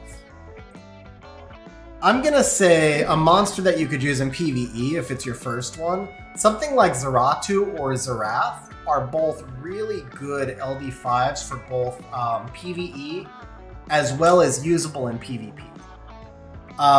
Will just said Ragdoll. I would kind of actually agree. Ragdoll would be a really good one as well because he lowers the rune quality that's required to compete in RTA, but he's not usable in most other places. So when we say first LD5, I guess it depends on how far along in the game you are. But if it's early game, I would really want something usable in PvE.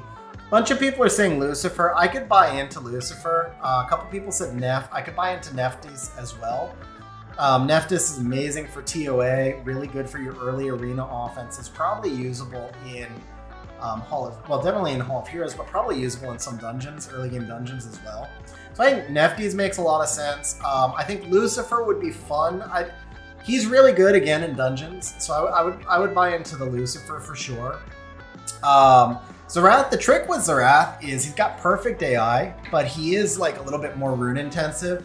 So I think he's a good first one, but he's not necessarily as good as some of the others that were mentioned. But Zeratu, I think, is arguably the best PvE monster for early game because he works in basically every dungeon. Him and Neftis, but Neftis doesn't have perfect AI. Zeratu does. And so the fact that Zeratu has perfect AI, he's so great in Punishers, he's so great in Steel Fortress. Well, he's usable in Steel Fortress, but yeah, I would like Zeratu, the ones we mentioned. Giselle, I think, would be okay, but not very PvE usable because of the low cooldown. Asim is amazing for TOA. And Asima is becoming one of my favorite LD5s since I pulled her. I really have fun with her. So I think Asima would be a really good one as well. Just another kind of Neff. So Maximilian along those lines also would be really fun in that role. Gianna, not a very good early game LD5, Wojo. Maybe a good mid game LD5. Apparently not good for my account though, since I just cannot win an RTA match with her. But I'm definitely not using her right, and I haven't speed tuned anything. I don't think her build is particularly good. I summoned her and I threw runes on her and just started forcing her in because I wanted to use her. But in this meta right now, she's definitely much more of a late pick unit and just kind of hard to get her in. Wally Young would be an interesting early game one because that's an arena speed lead with a really good arena offense setup. But now that towers are automatic, I don't think arena is quite as important early game. So, you know, if you asked me that question like 3 months ago, I would have said Wally Young would be a good one. All right, so that's number 9. Another dupe. You can make a case for keeping dupe Nana. I don't know. I don't use Nana that much anymore. She's been nerfed a little bit too much. You can make a case. You can make a case for keeping her. You can make a case for feeding her. I don't remember the last time I used 2 Nanas in one siege because she's been nerfed so much that she's just really hard to use. The only place that she really works is kind of in one specific team that is really bad into Sigma. Okay, Shmo says feed. We'll go ahead and feed.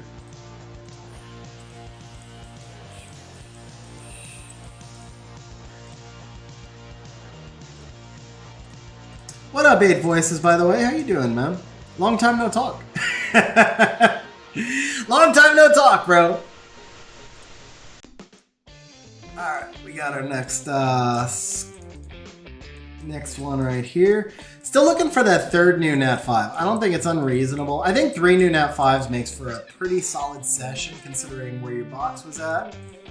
If the 3rd Nat 5 happens to be Leo, that's awesome. If it happens to be an LD5, that's even better. Hey, that's new. Not OP, but okay. 3rd new. 3rd new. We'll take it. We love seeing new right there. That's solid, man. We're absolutely demolishing these. Thebe early game farming. By the way, Malice TV, that makes sense. I could definitely see Thebe being a really good early game booster as well. So I think the choice of feeding Nana there probably made pretty good sense because we traded a borderline usable dupe for a not usable new monster.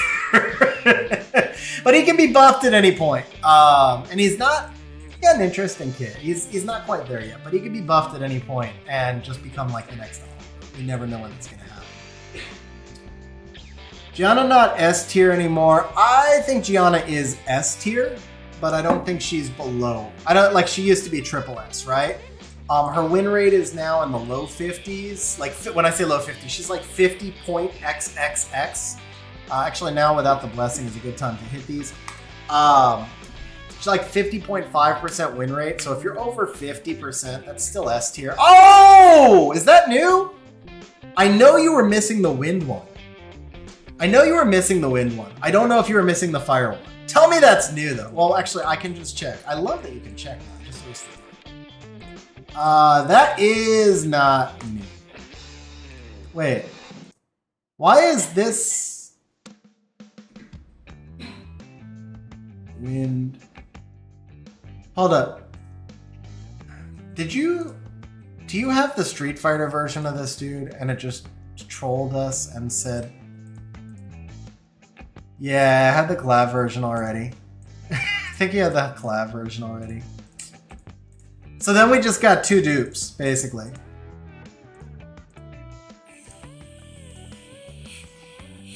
Thank you, Smooth Gaming. Funny thing on that one, I remembered it just before you said it, but I appreciate the reminder, man. Just keep reminding me if I forget. All right. Well, the Fire Indra we definitely feed. She doesn't really do enough right now. Yeah, Fire Indra I would say definitely feed. Man. Well, all right. So at a minimum, whatever you decide with this guy, we need to awaken him for Pokedex at least. So we can feed them after if you want. If you haven't deviled the collab version, you might keep them both. Because I always like the Com2S versions better than the collab versions. They usually have better graphics and animations. He says feed. Okay. So I'll feed the Indra first, and then you can tell me, you can confirm on the other one. At least we got to put something into the Pokédex. Like, at least the Awaken puts him in the Pokédex, I guess. Man, what a troll. I thought that was new.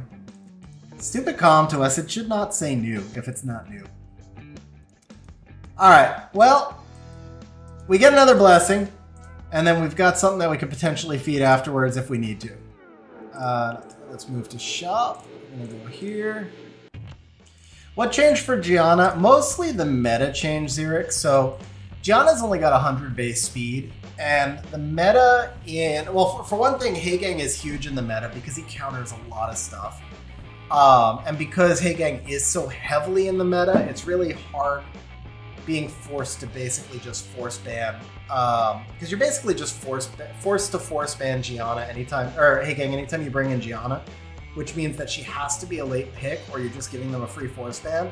And then there's so many monsters now like Sonya, Laura, Wedjet that just kind of either can snipe Gianna or, I mean, the Laura and the Wedjet don't actually, they actually get countered by Gianna because she can strip into stuns, but they set up the rest of the team to just outspeed Gianna and kill her. So the meta utilizing so many high base speed monsters is one thing, and then you've got monsters like Rakuni and Shizuka in the meta that also innately counter Gianna. There's quite a lot of different monsters really that Gianna doesn't play well into. Some of them counter her, some of them she just doesn't play well into, but a lot of the monsters that are common in the meta right now, just Gianna's not good into those monsters. And for a lot of Gianna players, she's your best LD5, so you tend to draft her a lot into those situations where she's not as good, and so that kind of drives down her win rate. That's my feel on it. I just summoned her 2 days ago, so that's just my feel on it from the times that I've played her. Like, she's forced in a lot of drafts because I was trying to get a feel for her, but yeah, she just doesn't work in as many drafts as she used to. She used to be spammable, and she's not anymore. That's pretty much the gist. I bought the blessing already. Dude, why are you here on stream, man? Adam, why are you here on stream? I swear to you, I thought of you a few hours ago. I put it in my to-do list. Message Adam. Like, it was literally in my to-do list. I wanted to message you tonight to see how you were doing, and then you show up and it makes me look bad, and it looks like I didn't message you. But I hope you're doing well, man. How are you doing?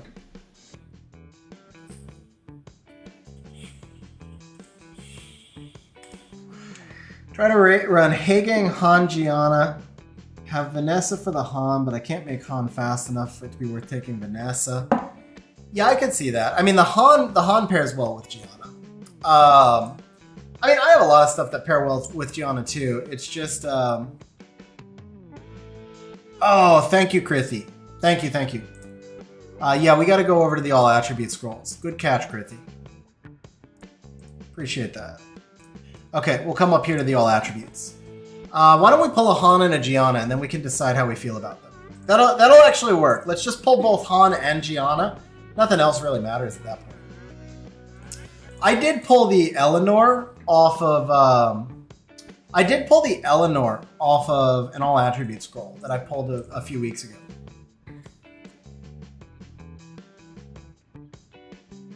What up, Jose? How you doing, man? So if you're trying to stay in the $100 a month territory, you mostly are just going to want to be on the monthly packs. So daily pack 1 is probably the most important thing because the new dungeons allow us to farm so much more and so quickly that the crystal burn is intense. So daily pack 1's already $44. From there, I would go with the check-in pass because that's usually the best value. That's $40. And then you can do like, not the check-in pass, I'm sorry, the TOA pack. So you do daily pack 1, you do the TOA pack, that's $84, and then you do the check-in pass, that's $94. You can adjust that downwards a little bit for Amazon coins, so you're like at $85, but that leaves you like, if you're trying to be in that $100 range, You basically just buy those packs, the daily pass, the TOA, and the check-in pass, and then you could find like $120 to $30 pack that you're comfortable with, or you could just buy the $5 in memorial packs, which are actually surprisingly good value. Even though it's a lot of blue stuff, because it's just all in memorial stuff to put on your bio, and they're $5 a pack, they're not bad. Yeah, I'm talking about the full pack set, Banana Cow. All right, we gotta see something come out of these all attributes, man. Don't get stingy on us now, come to us. Do not get stingy on us now. We were doing good on rates, but we need something here. Something good, something juicy, something dark. something dark and juicy. Ooh, dark for each other? No. All right, something dark and juicy. That just sounds ominous. Let me check farming. Maybe farming's not going.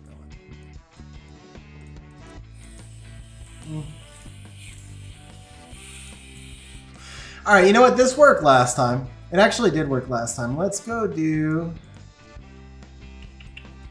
a couple more of these batches here.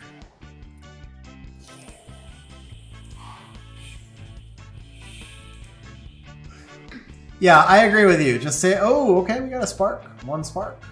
Okay, we can do this. Still just one spark. Yeah, we're in the dry spell. We're in the dry zone right now. We're not in the juicy zone. We're in the dry zone. Wow, no, we got two. Okay, we got two. That's good because we're out of we're out of unknown scrolls. All right, one time, baby. LD5 right here. Yeah, that's not an LD5. That is also not. Come on, man. There were 21 all attribute scrolls. We need at least one. We need at least one. We need at least one. Come on, man.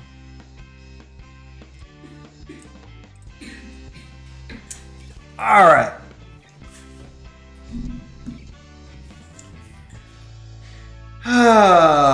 Is there something else we can summon before we go back to this? We have the blessing, so we really don't want to hit those. We have one mystical scroll. We can summon that. All right. Shared a rune in chat that has 69 flat attack, gemmed and grinded. So you attacked. Yeah, never mind. I was gonna make a really bad joke there. we'll stay away from that one. All right, we're just we're on a dry atomizer. There we go. I'm all stressed out because we're not summoning new stuff. I mean, we've had good rates, but we're not summoning new stuff. That's not.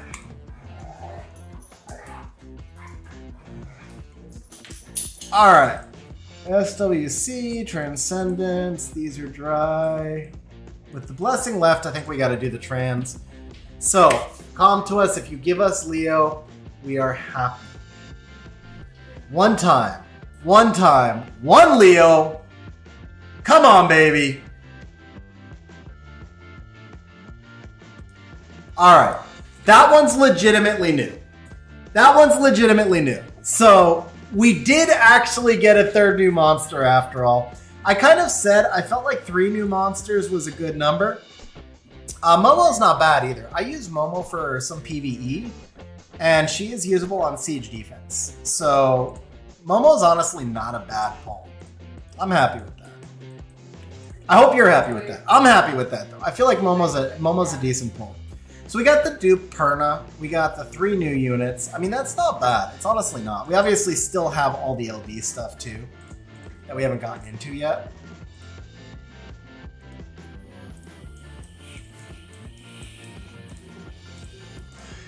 All right, let's see. So we have over 100 LD scrolls left, but with no blessing, we can pop off the last of the elementals. We'll see if a new blessing pops up. That's new, I think. Bro, that was new! Isn't that new? I swear, I remember that being new. I remember not seeing that. That is not new. You have the collab version then. You must have the collab version. I could have sworn I saw that not marked. Must be the collab version. Yeah. You have the collab version then. Yep, you do. Alright. Well, we got to improve your Pokédex twice. Second time. Come to us renames to troll to us. Alright, I guess we can feed that one then. She's not really that crazy. Which collab monster do you want to feed? Left or right? Or both? I mean, we could feed both and buy LD scrolls too. Oh, dude, you have 2 of the collab versions. You have 3? You have 3 of the collab versions. Okay. Oh, well, no, you only have 2. It's just that I could choose to feed. I could choose to feed both collabs and keep the unique one. I got it. Feed both for LDs. Okay.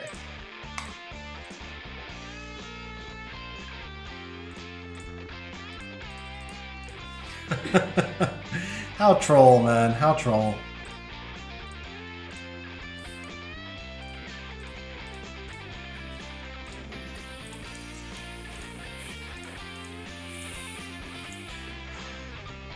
Alright, well, I think we get one more devil. Wait, what am I clicking on that for? Sorry. Here we go. Yeah, we had one more devil. Do you want me to... So I'll check the collab versions if you want me to feed one of those for LVs. So these you would keep the dupes on. These you would keep the dupe on. That you keep dupes. Those are all dupes you keep. Oh, you got another one of these. You got the 2... Okay, so those 2. Yeah, I don't know if you wanted me to feed any of those or not. Let's see, that's not deviled. And that's not devil. So neither of them is devil. I can start summoning LDs and you can let me know if you want me to feed any of those or not. 3 Perna. Was it 3 Perna?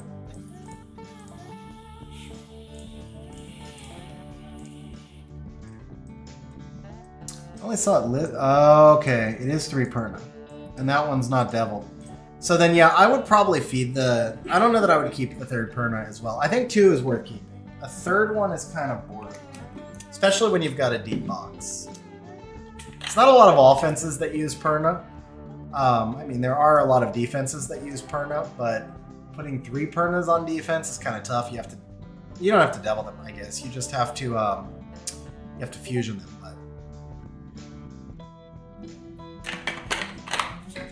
Feed whatever, feed the 3rd Perna. Okay, so we'll do the 3rd Perna.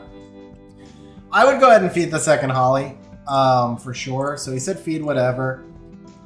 We're gonna have to de-rune this, I assume.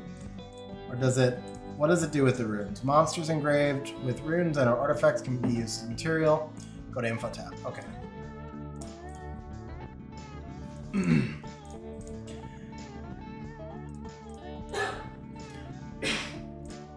I mean, I guess if she ever got the Adriana treatment, if they gave her an awaken into speed, she would be kind of interesting. At which point, it would have been nice to have kept her, right? But I think that's a little too broken. I think if they awaken her into speed, it's a little too broken. And I'd be surprised if she ever got that. But then again, I was kind of surprised they gave it to Adriana, to be honest. Okay, these you obviously don't feed. These you don't feed. That you don't feed. Those you don't feed. That you don't feed. Those you don't feed. These I don't understand. I think this is... So that's Wind Bayek's 4-star. So that's Fire Bayek. I don't understand why we can feed these. Because I don't see dupe versions of them. Oh, unless they're in the seal... They're not in the seal shrine. Are they out? They're not out. They're up here? I don't understand why it's saying you can feed these, but I won't feed them because I don't understand it, and I don't want to risk feeding your only version of a monster. I feel like something glitched out because I awakened the yeah, I'm not going to screw with those because I don't see the other monsters, and I don't want to make that mistake. So I'm just going to leave them alone. We've got plenty. We've got plenty of scrolls. So you're saying it's because they're not locked, but the thing is you're not supposed to be able to feed your only copy of any monster. It's supposed to be automatic that you cannot feed your last copy of any Nat 5. So the lock status should not matter in that case. But I'm wondering if because we awakened the non-collab units, it caused it to glitch out or something. Either way, we've got plenty of LD scrolls. Oh, they're the same. They're the same mon. Yeah, that makes more sense. They're the same. Okay, that makes more sense. One's collab, one's non-collab. Yep, that makes sense. Thank you, Days. Okay, so then do you want to keep, because neither is Devil, do you want to keep collab? Oh, this one's actually, well, these are skilled on 4 stars, but this one has skills. Do you want to feed the Ashore? You can. Ashore, however you pronounce it.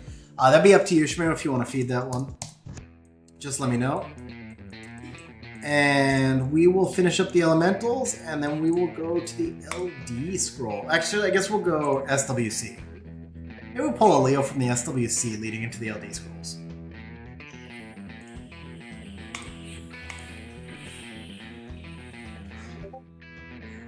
Okay, he says fine to feed, but which one? Do you want to feed collab or non-collab?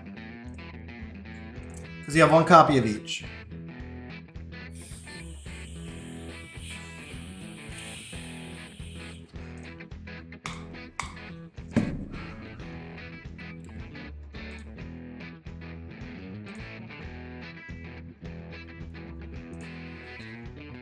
Oh, a lot of useless sparks.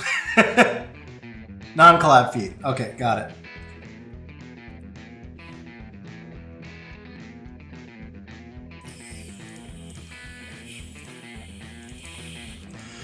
All right, let's configure SWC.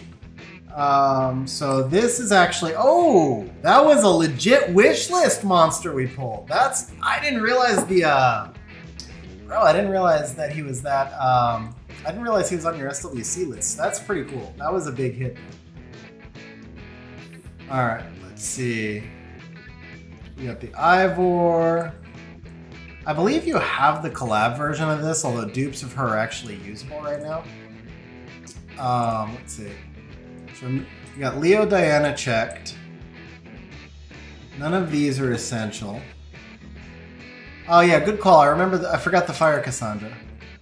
Why is she not here? Oh, because that's... Oh, yeah, it's non-collab. Thank you, T-King. Okay. So, Varad makes sense. Aaliyah makes sense. These all look good to me. Okay, and then you should have everything here. So, obviously, it looks like you want Robo skill ups. And then I guess we could just do, like, the newest monsters. You have Red. Varus. is... You have Varad. Okay. Got it. So we'll change out the Varad. Come back to 5-star. Kumar's non-essential. Is this the one you guys were saying is pretty good in Steel Fortress? Steel Commander? I don't remember if you have the collab version of this or not, because it's kind of confusing. I think this means you don't have it though. I think you don't have it. Let's double check that.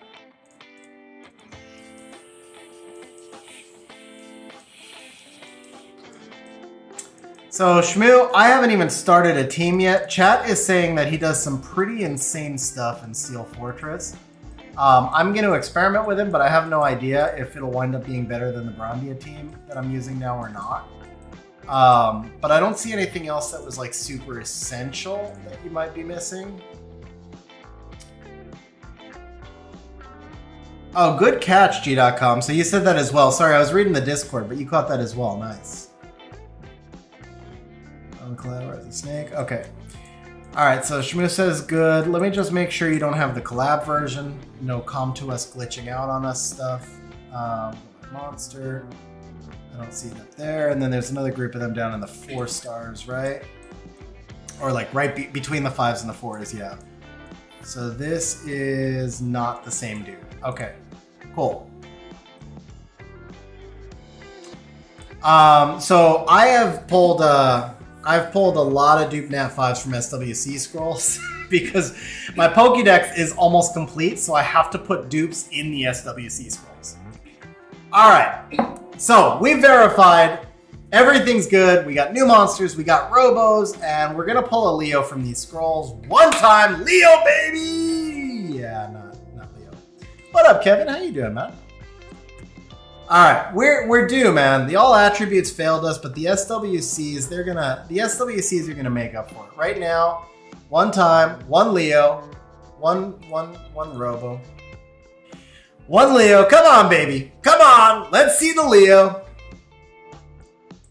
Ah, bro, the premiums have been less than premium. At least you could give us. Oh wait, is that dark or light? No, that's fire. Of course, that's fire. I'm like, can you be anything? Anything but what you are. Wait, that's gotta be dark. It's not. We got an LD4. It's not the most meta one. I doubt he's new, but we got an LD4. Yeah. All right.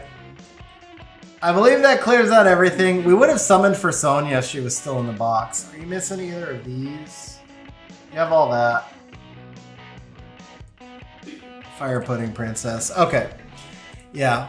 We would have done Sonya if this was yesterday. But let's move into the LD scrolls. Come on, baby. This is what we're all here for. Let's be real. This is what we're all here for. One shout out, by the way, guys. I haven't pumped this all stream, right? So if you're on Twitch and you're not followed yet, please remember to follow. If you're on YouTube and you're not subscribed yet, please remember to subscribe. If you're on YouTube, please remember to press the thumbs up button, like, comment, etc.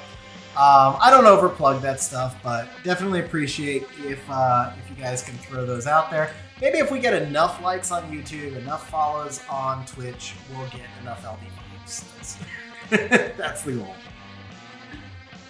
Actually, just one LD5. Shmo, how many LD5s have we summoned? I feel like there's been 2. I feel like we've done 1 each of the last 2 years. Maybe this is number 3 right here. All right, that's usable. A dupe Cade, whether it's new or dupe, Cade is actually usable for Siege. That one's not bad. I'll take that and be happy. If he's new, it's a lot better. I mean, first copy is always awesome, but a dupe Cade is definitely usable in Siege. I actually used a Cade today. And I used 1 or 2 Cades in tournament.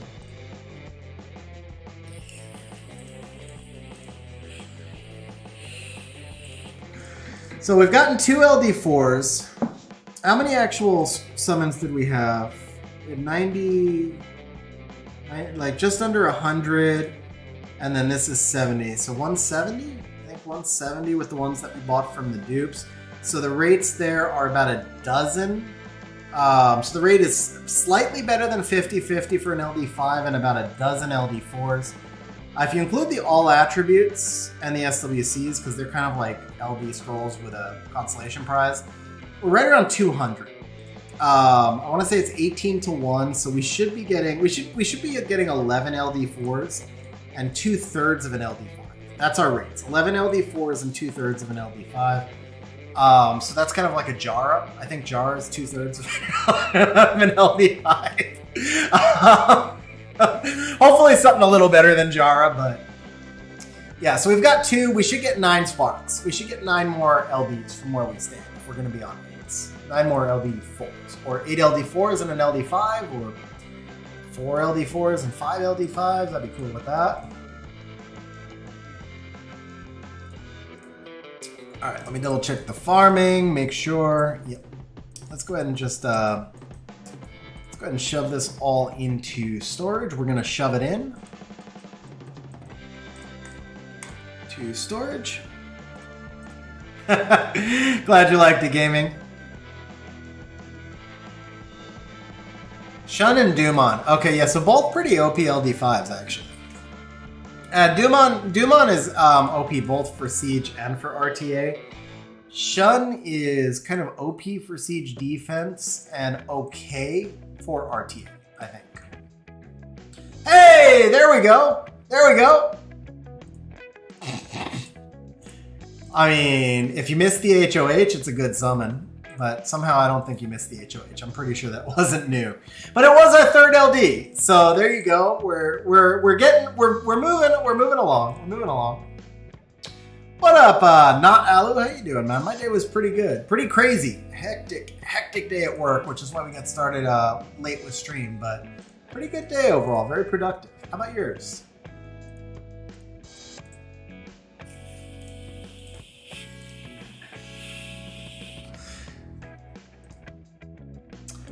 Ian, so we got one Cade, which I don't know if it was new or not, but it's usable even as a dupe. And we've gotten 3 LD4s so far. I think we're just about on rate. So we had 21 all attributes, 6 SWC, and we've summoned about 30 LDs. So we're about 60 scrolls in. LD rates are, I think, 18 to 1. So we're right about on rates for LD4s. But we had the Grigo was kind of like eh. So really, kind of the Cade is the only one that's decent. Not like the top tier, but definitely like a usable siege offense one. No LD5s yet. We got 3 new Nat 5s, which I think is pretty solid overall. We had a lot of actual Nat 5s. We had a lot of actual Nat 5s. I'm pretty sure we were well ahead of rates, but we only got 3 new ones. I say only, but because Shmo has a pretty full box, 3 is quite reasonable. Like I was kind of hoping for 3. And we got 2 that were on his most wanted list, I think, Oliver and Yoga. So, and we're about to get the LD5 right here, right? We got a light robo. Pretty sure it's light, because I saw the little loading thing. Okay, we have now loaded the circle on both, so if we see another loading thing, it's LD5. Okay, well that was back-to-back sparks. I mean, back-to-back sparks of back-to-back sparks. So we are at 5 LD4s now, I think. Yeah, we're at 5 LD4s. We're at 1 good LD4, but we're at 5 we're at 5 LD4s with 1 good one. Yeah, at least it sparks. I mean, there's nothing worse, like, because let's be real. So you're 18 to 1 to get a spark. And then like 3/4 of the LD4s are kind of trash. Most LD5s, honestly, most LD5s have some use now. Like with that big LD balance patch they did a few patches ago, there's very few LD5s that I feel like they're totally useless.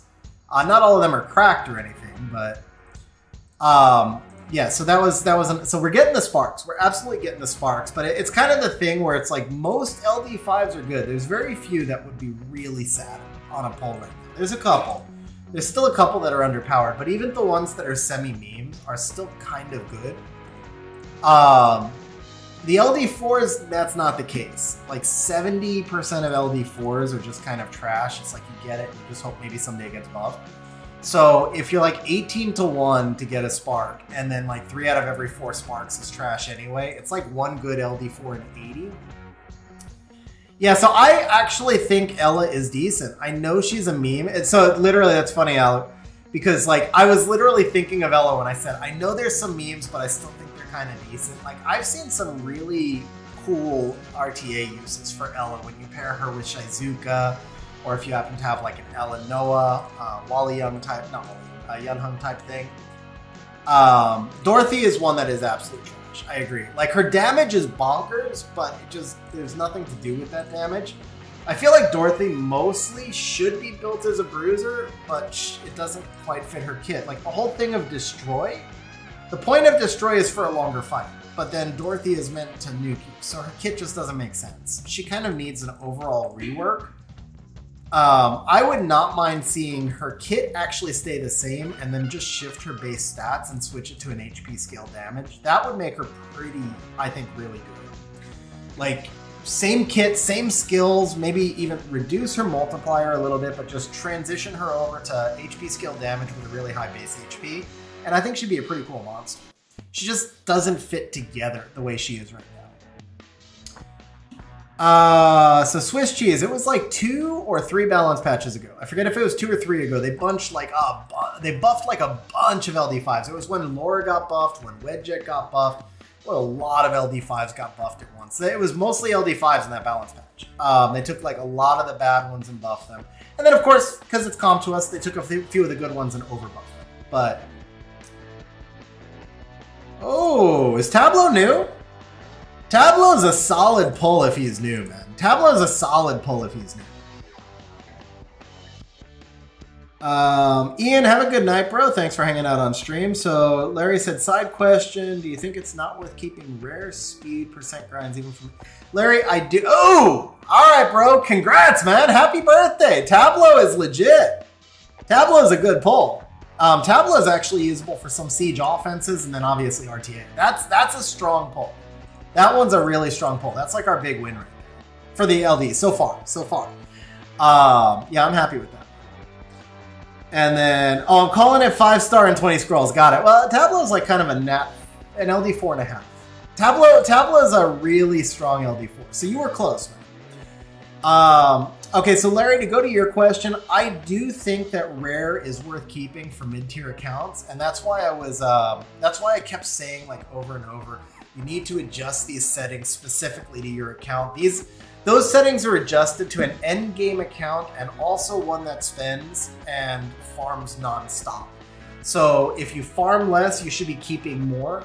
And if you farm more, you should be keeping less, regardless of what part of the game you're in, because otherwise your inventory just fills up with junk. Like, it should be kind of balanced to how much you farm, and then it should definitely be balanced to your part, like your phase of the game. If you're early game, then blue grinds are super viable.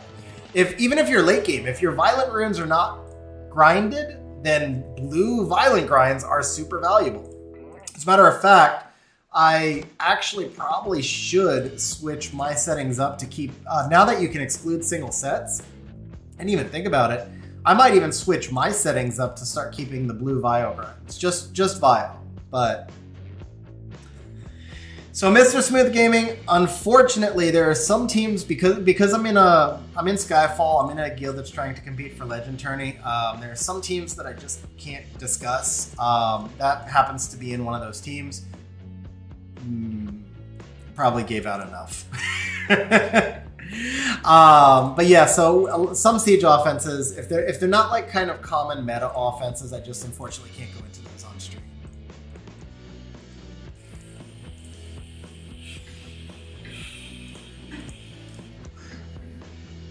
Yeah, you got it, Swiss cheese. No, the last balance patch was kind of like the one that they just did a week ago was really kind of blah, but the quality of life stuff. What up, Ron? How you doing, man? So that's the thing. I only know one Tableau offense. There may be more, but the one I know is not one I created, and it's a guild one, so that's why I can't share it. I don't mind sharing offenses that I create, but when it's an internal offense that someone else created, I just am not at liberty or comfortable sharing it. So I apologize for that, but I do have to kind of like, you know, respect others' theory crafting as well.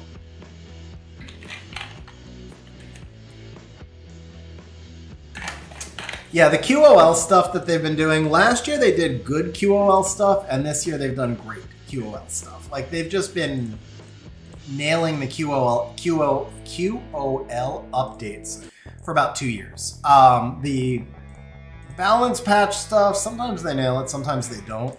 You do have to say, like, that right now the meta is probably as balanced as it's been in just about all the time that I've played. There are things that I don't particularly like in the meta. I don't really like the general control aspects of the meta whatsoever. But regardless of that, it is a very balanced meta. You fight more monsters and you use more monsters than you fought or used at just about any time that I can recall in RTA. So we are closer to balanced, I think, than we've ever been.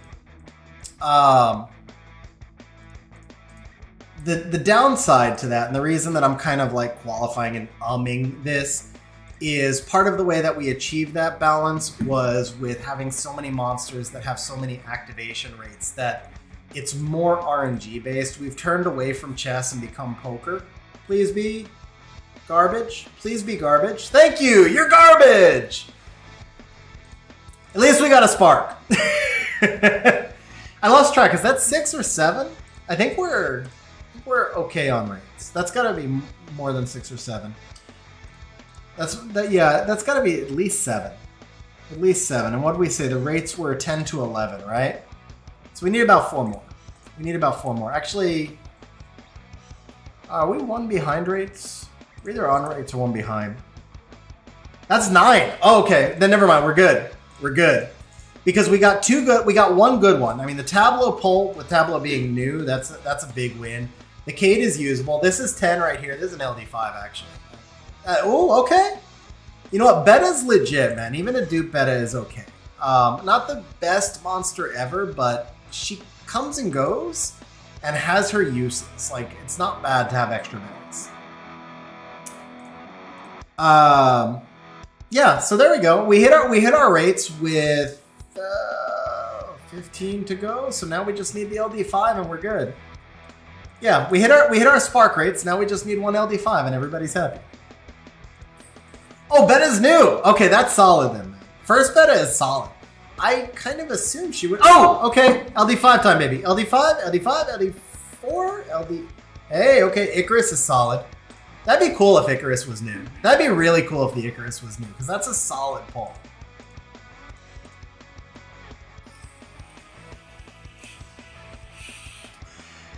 Could I share the exclusion criteria? Yeah, you got it, bro. I won't go. It's a dupe. Okay. I mean, a dupe Icarus is still viable. There are times where I've used dupe Icarus in Siege. Not in the current meta, but I have definitely used. There was an older meta, like the Vigor Lulu meta, where I used 2 or 3 Icarus every Siege, basically. So that's not a bad pull as a dupe. It would have been a whole lot better if it was new. One time, finish strong, finish weak, finish like crap. 1 more pop, 2 more tries.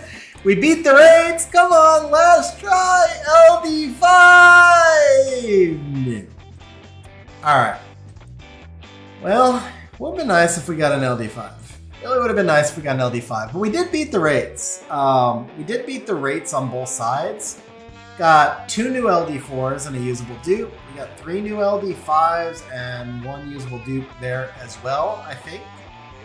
And we beat rates on both sides. We were ahead of rates on sparks. I feel like this was an above average solid session. It was not the best session we've ever had. We've had some crazy ones. But I feel like it was an above average solid session. Like, I'm fairly happy with it. I hope you are as well. Happy birthday again, man. Would have loved to have gotten you an LD5. But I don't feel bad on this one. I feel like it was solid. Okay, so 2 things real quick, then we'll jump over to reapps. First one, let me go ahead and share those exclusion settings upon request. So exclusion shared into 8895. No, do not reset. Hit the wrong button. Almost reset my own settings.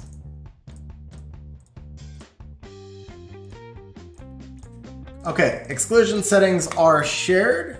Okay, Shmo says very happy. That's awesome, man. Holy Spicoli asks on both YouTube and Twitch. That's awesome, man. I actually appreciate you doing that. I've got both chat windows open, but I'm finding it a little difficult to keep up with 2 chats at once, so I know I'm missing some stuff. I'll have to figure out a better way later. What are your thoughts on Ezio Patrick in place of Brandia in Steel Fortress? So we were actually talking about that earlier. It was recommended, I think T recommended it in chat earlier. I had not heard about that until just now on stream. I am intrigued to test. Brandia team is solid. I mean, it's what I'm running right now on XG. It averages about 34, 35 seconds, but it's like a 96%, 97% team. So I would like to, I would certainly not mind finding a more stable team. I would be fine with the 3% fail rate if I could find a faster team. So I definitely think he's worth testing. I just hadn't been aware of him yet. So my basic thought is that I think he's worth testing. Let's see. Avoid says, I got Luz for last week, but I don't have Leo. Can I even use him? I think you can run a Swift Leo. I think you could run a Swift Leo Lucifer as an attack bar booster, but I don't know if there's that much value in it.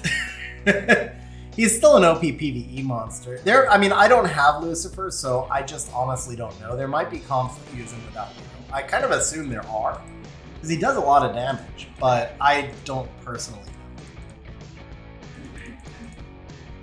All right, did we last time happen to set a Reapp? Yes, we've got a Reapp category. Reapp category. Let's start with that. Do we have stuff listed in Reapp? We do. All of 4 runes. One of which, okay, so we can start here.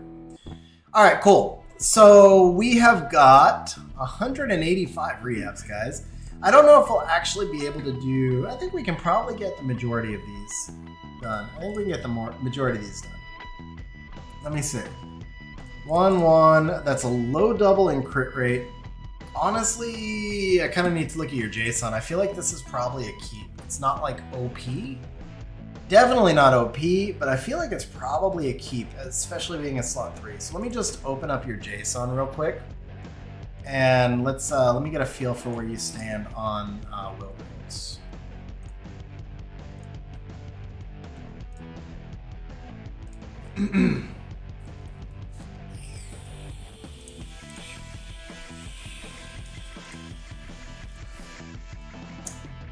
All right, so here we go. Shmo. All right, we're taking a look at Shmo's JSON, getting it. Wow, you're up to 4K runes, man. Your JSON's as big as mine.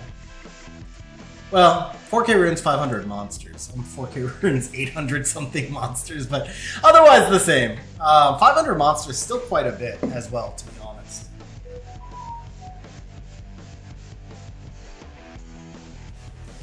Oh, JSON. What is JSON? Let me show you here. I just gotta finish logging into Swap. Pretty sure I should still have this setting here. Just gotta do a login via Google and then I can show the window.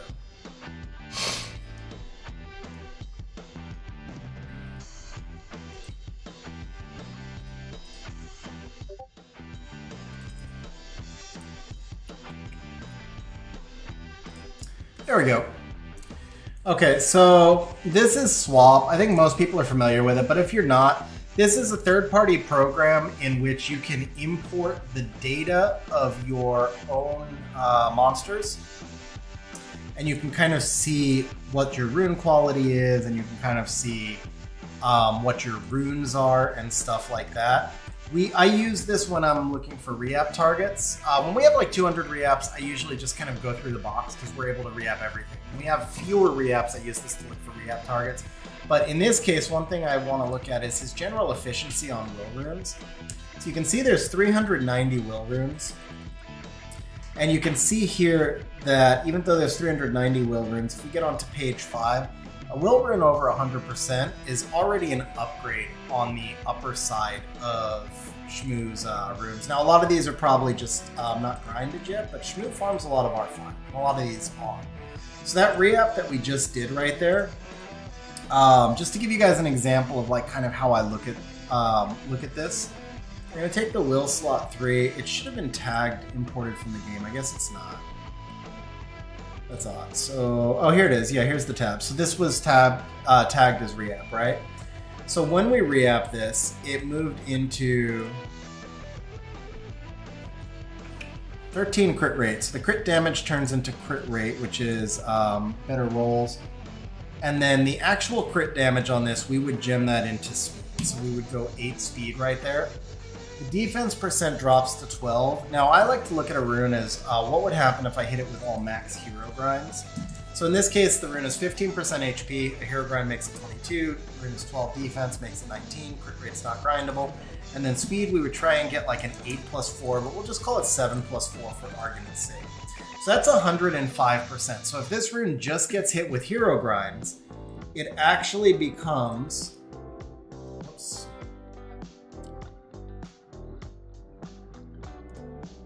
Well, on his slot 3, it actually becomes his third most efficient slot 3 already.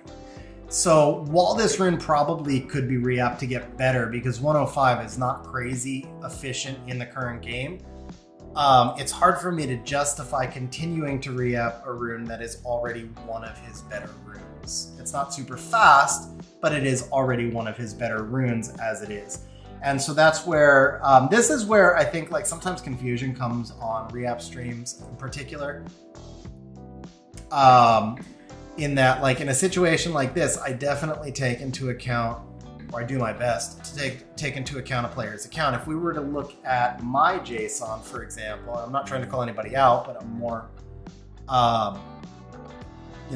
my account is pretty strong, right?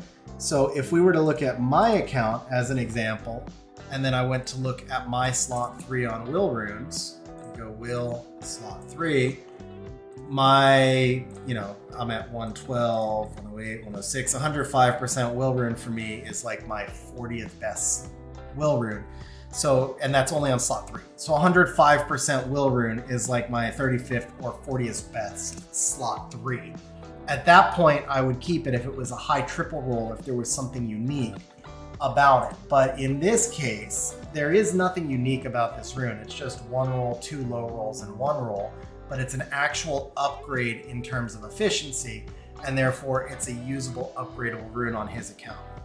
Never quite explained it quite that way before, but in particular because the Twitch viewers are so vicious. Maybe not those of you who are on stream today, but we were talking about it earlier.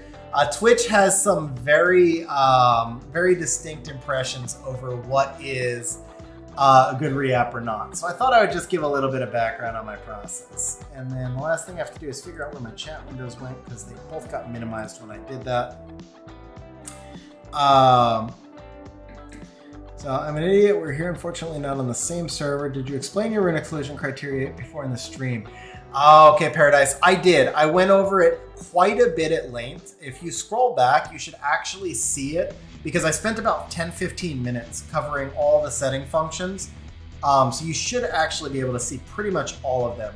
I think the only thing I didn't do is I have 6 different artifact tabs, and I think I probably showed 3 of them, but I explained the process for all 6. Yeah, but you should definitely be able to find them. All right, what are my thoughts? We talked about that. Let's see, what are your thoughts? Okay. Efficiency. What up, Boo Boo? How you doing, bro? What's going on, man? Okay, so with all of that explained, we are not going to waste a legend on this, but we'll definitely hit it with a hero. And this is a rune that is worth keeping. All right, throw this on for now.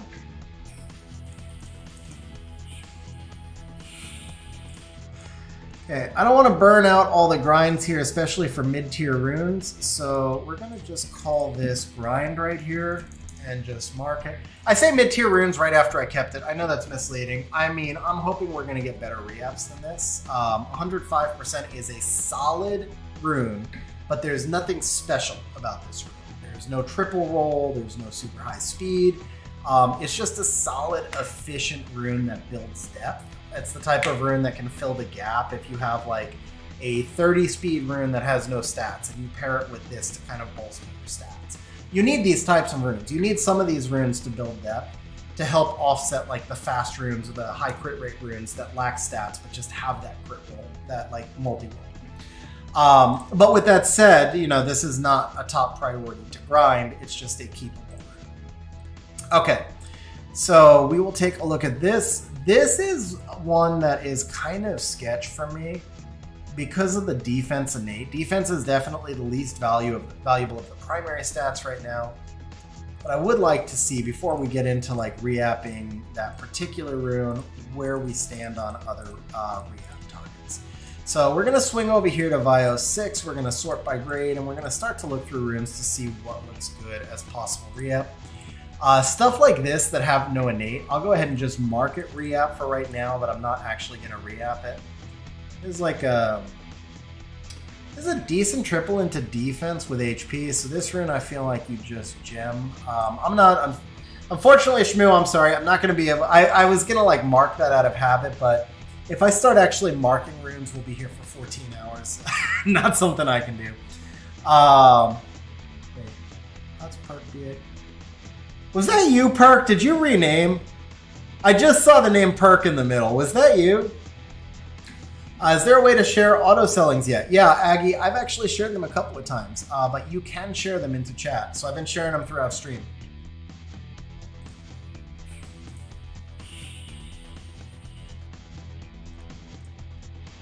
It's pretty cool. You just hit a share button and then the other person can hit an apply button.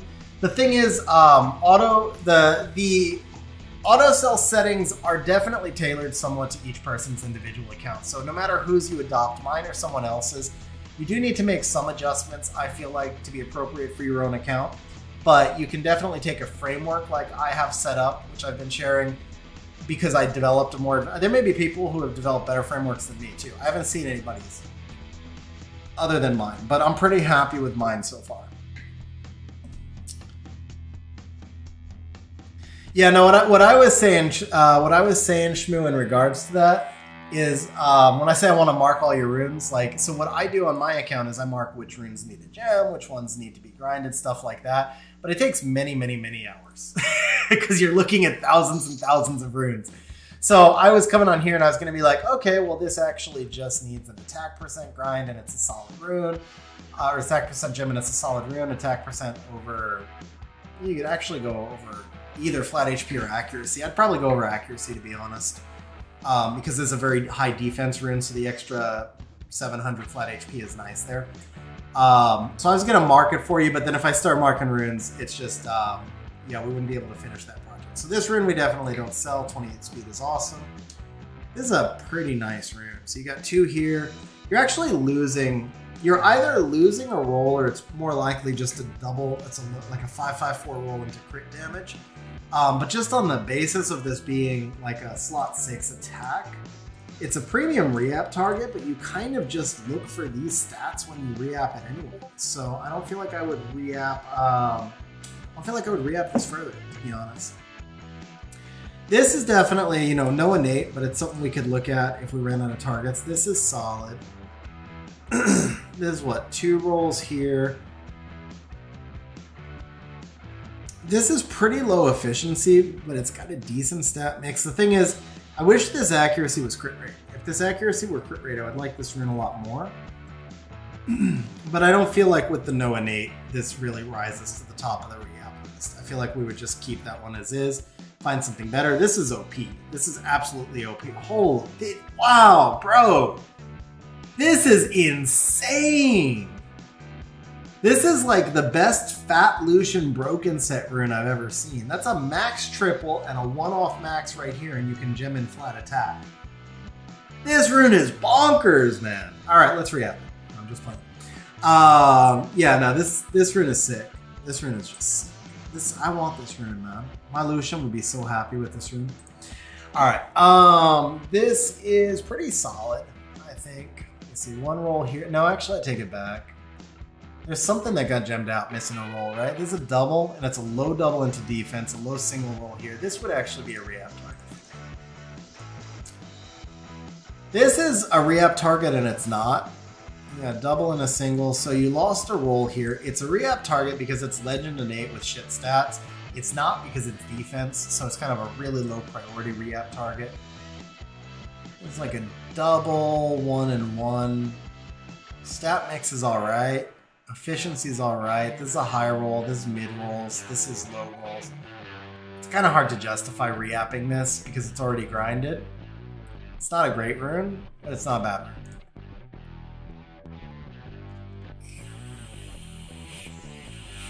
This one's solid. That's clearly a re-up target. This is solid, right? This is a low triple with a roll into defense. Good stat synergy. Just need to gem in a higher HP there and you're good. Obviously 28 speed, we're not touching.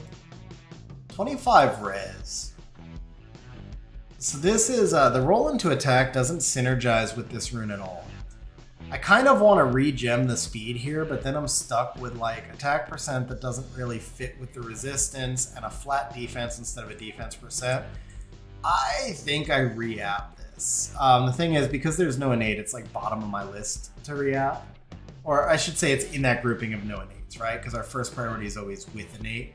But yeah, I think that's a re-app target. This is clearly same thing I talked about earlier.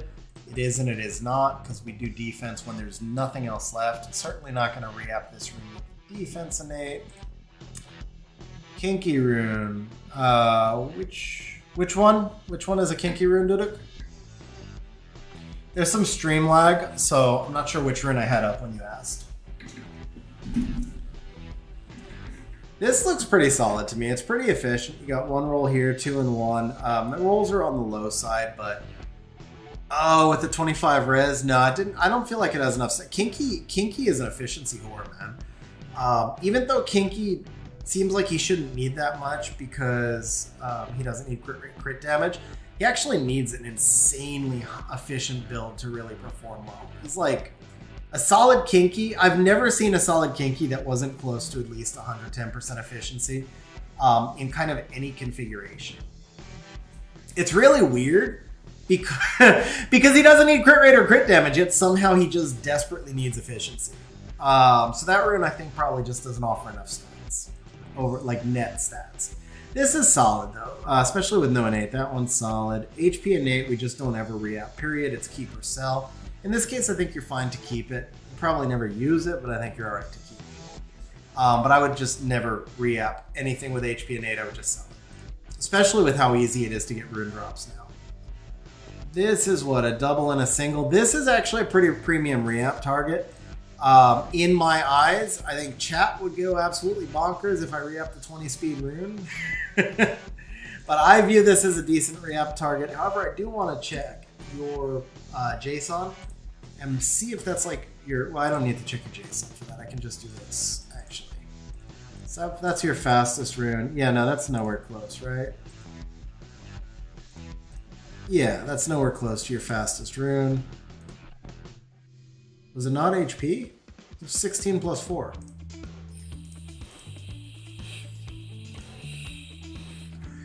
Where'd it go? I swear it was 16. Oh, it was accuracy. Okay. Yeah, I mean, well, no. This one's solid. It's the one next to it, right? No?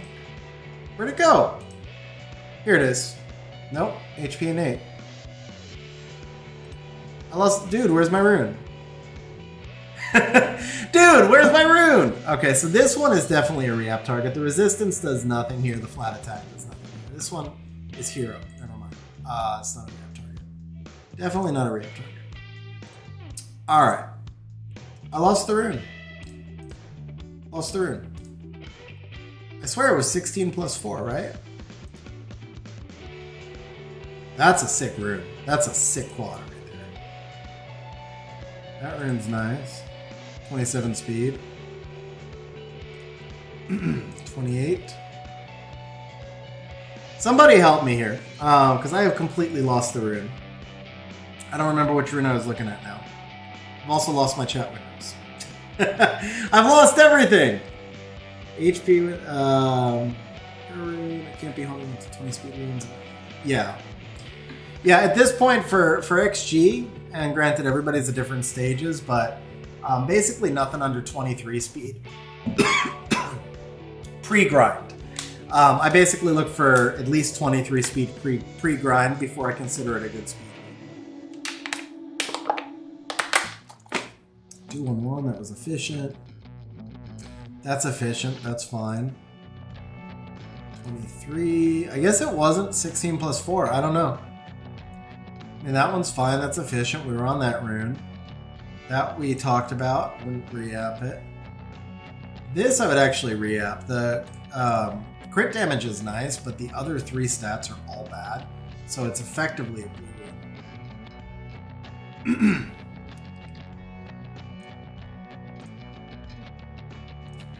Did I sell it, guys? Am I hallucinating? I swear it was there. Wait a second.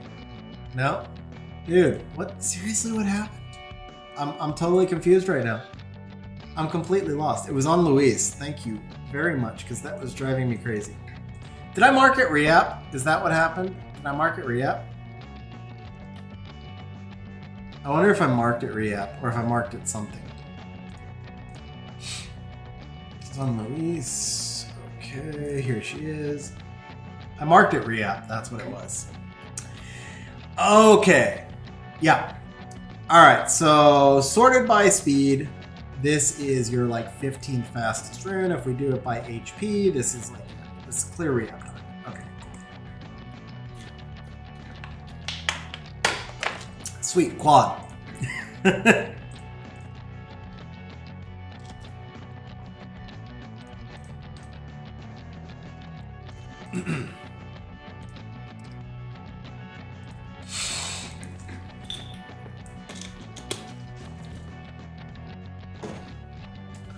That's a nice, like, with Leo rune, but I don't think it's a material upgrade from where we were at.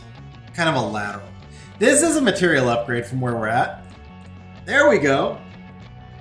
Smooth Gaming, I appreciate it, bro. I actually really do appreciate it. It was driving me nuts. I was like, I know it's somewhere.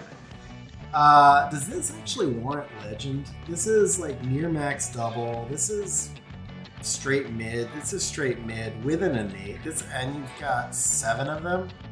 This actually does kind of warrant legend. This is pretty OP, especially because it's 21 speed.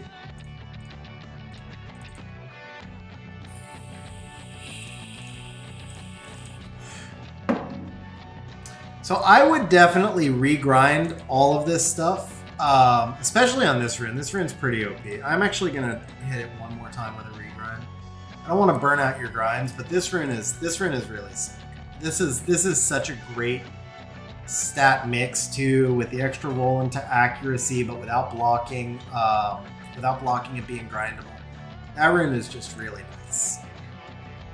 All right, so now we can go back here by grade. Yeah, it really is. That was a really solid rune.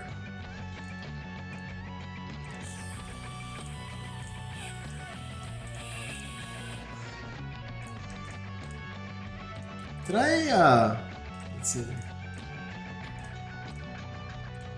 Just make sure I got all the devils. Pretty sure I did. Okay. Alright, so let's drop the speed. We were somewhere past Vela. We were here, so that rune's OP.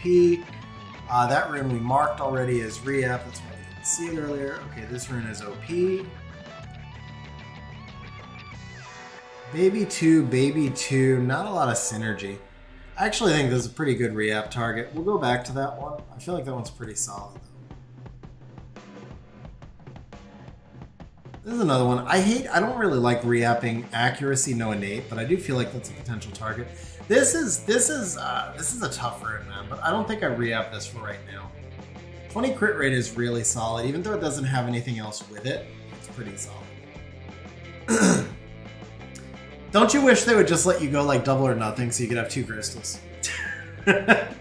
Dude, 1 crystal, that's pretty brutal, but at least it shows a dedication to farming. That's important.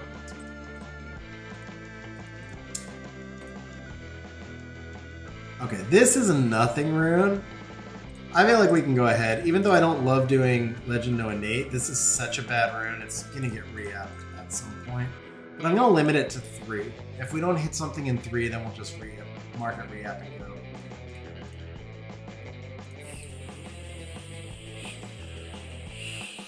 Alright, we hit something in 3. That is absolutely insane for being Legend No Innate. Well, it's always Legend. For being no innate, that is absolutely insane. Honestly, that's like best case scenario we can hope for. Right? I'm not gonna grind this again because I'd rather save the grinds for like the super OP stuff. But actually, you know what we can do? We can throw some blue grinds onto this.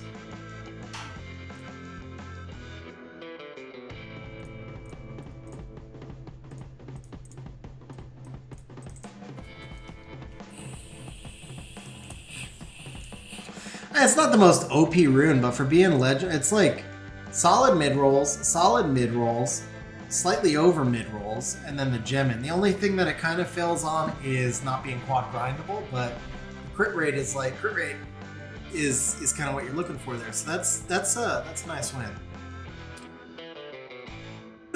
This one I think you probably keep as is. You got 1 roll, double roll. Yeah, this one you just keep as is. This seems fine. This one you keep as is. This seems fine because it's defense. The low crit rate rolls here kind of suck, but it's a defense rune. I'd rather re-app the other defense runes. Of course, we never re-app with innate speed. This is triple grindable. No innate, so that one's fine. Defense innate. double into crit rate, flat roll into flat defense. This is kind of like, I don't really love reapping defense innate on a Bio Rune. I don't mind doing it on Swift. It's not as important of a stat, but it does matter. I think it's worth marking Reapp, but I don't know if it's actually worth reapping. Kind of like a last resort reapp target. This one though, I actually like his reapp target much more. This we can go ahead and just reapp now. Yay! 27 resistance. Tasarian Rune maybe? Or Zingzay?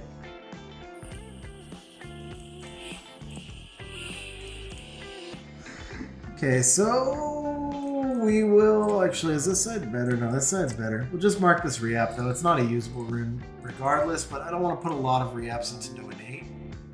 This is a double. Yeah, this one. Okay, this is actually a pretty premium reapp target here.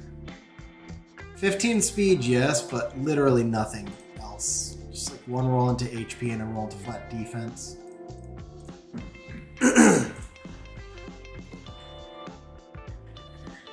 Have you ever hit 4 million score on Slime King?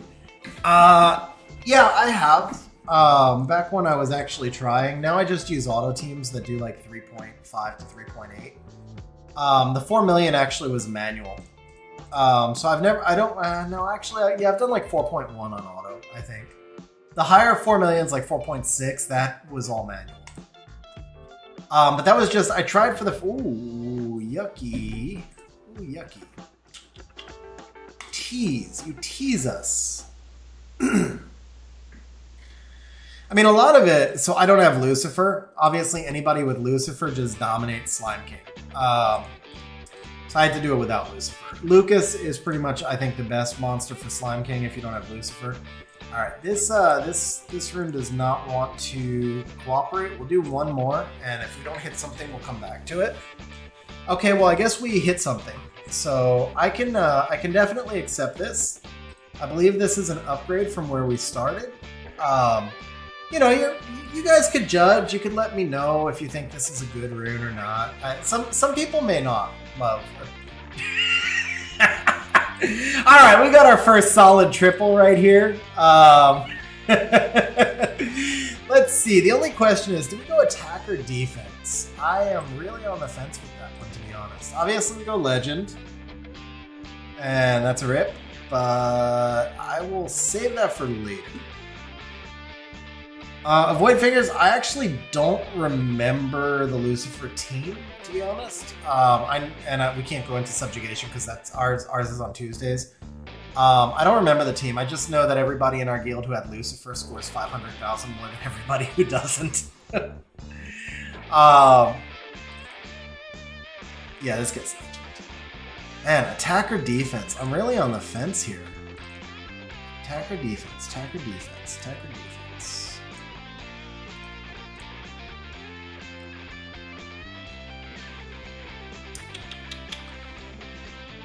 I am super on the fence with this one. I'm leaning towards attack because I think pretty much every monster that would use this would benefit from attack. Leaning towards attack. I don't want to... yeah, defense isn't as valuable. The exception would be pretty much... I mean, defense has use on some monsters like a Windy or something, but this would never be on a Windy. This is, I think this is most likely going to land on a Galleon type monster. I mean, there's a lot of different monsters that use Bio Accuracy, but... So, Ciara, for example. Ciara is a monster that would be kind of liking either attack or defense. They both work. I'm really on the fence, but I'm just going to go attack. I think attack makes more sense, especially because of the crit rate up here. It does synergize. So, I do believe that's the correct answer. Yeah, Chung Pong. I prefer Despair Chung, but all right. Well, I'm not gonna respam the gems, so that made it easy because you can certainly choose to regem it later. That's a pretty insane rune, though. That's a really, really nice accuracy rune. That would be like the, you know, what this goes on. This is probably go on like a defense Cleric who also wants attack. So it could go on a defense Cichlid. The Cichlid would want defense, to be fair. That's the first one that I can actually think of. The first one I've actually thought of so far that would really want defense would be the Cyclid.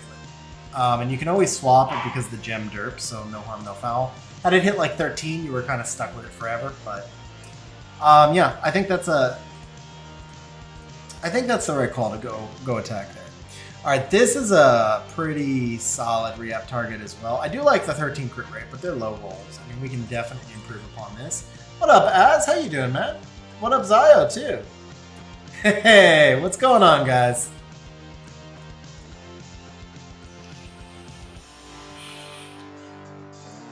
Az, oh man, I don't have my. I'm doing double platform. I didn't see you raided. Azriel with the raid. Thank you very much for the raid, bro. I appreciate it, man.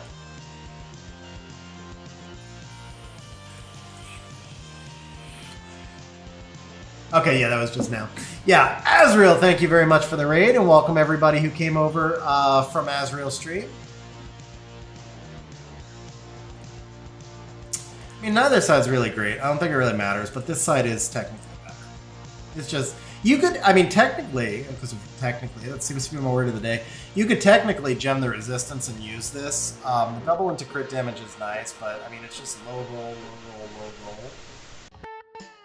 And I just, it's not quite there yet.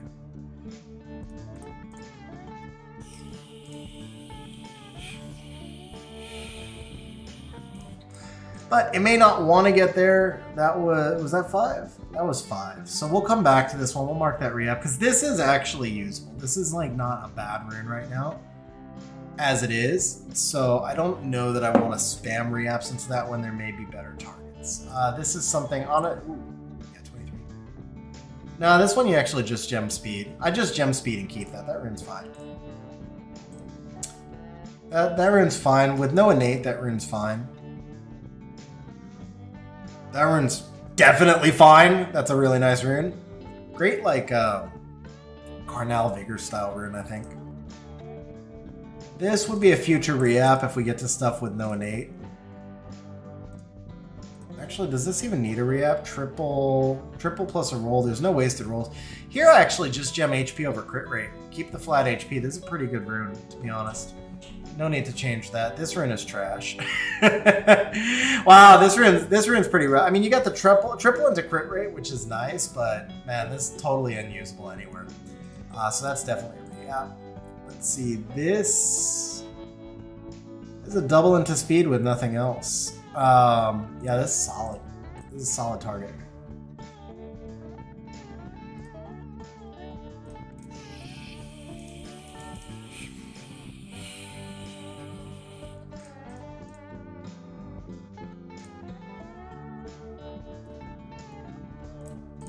Okay, I feel like this music is a little too slow here. There we go. Something a little more active.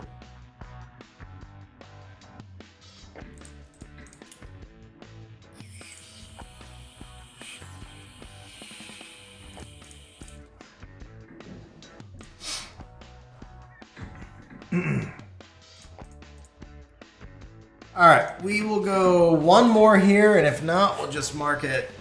Dude, I saw 23 speed, and I thought it was 23 speed. It clearly was not. We'll go ahead and just mark this one as re-app then, and we'll go back to it. Next time we do your re-apps, the session's going to be a lot easier because everything will be marked. What, double into attack, single crit damage, single speed. This rune's not like OP. There's not a lot of use cases, but it could work for a Velajul or a Tyrannus type. Most importantly, it's just not really worth investing re-apps into a lot of defense runes, and we already have a couple of re-app targets. This one, you know, we're getting to a point where you probably just start to sell some of these, to be honest, but... And this rune's actually pretty good already. I think here you just throw crit rate onto this, not legend though, yeah, here we go. Just throw a hero crit rate onto this, and this is pretty solid.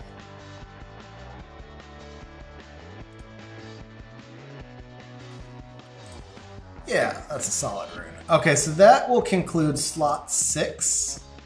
Let's go slot 2. Let's look for speed targets to start. So that is high roll, mid rolls, double. This I think I just regem the attack. Kind of sucks that it's not triple grindable, but the rolls themselves are so high that you just keep it. This is a great offensive rune. Kind of sucks there's one roll in HP. I wish this roll was in any of these stats, but it's still a pretty solid offensive rune.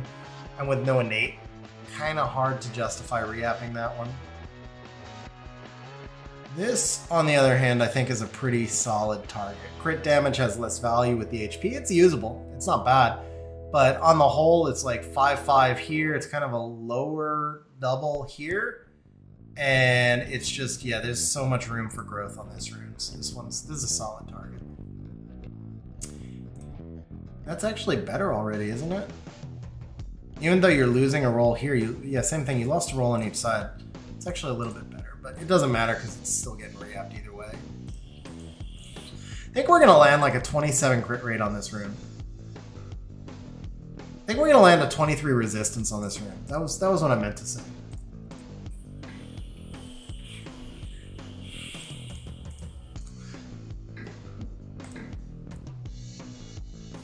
Let's see.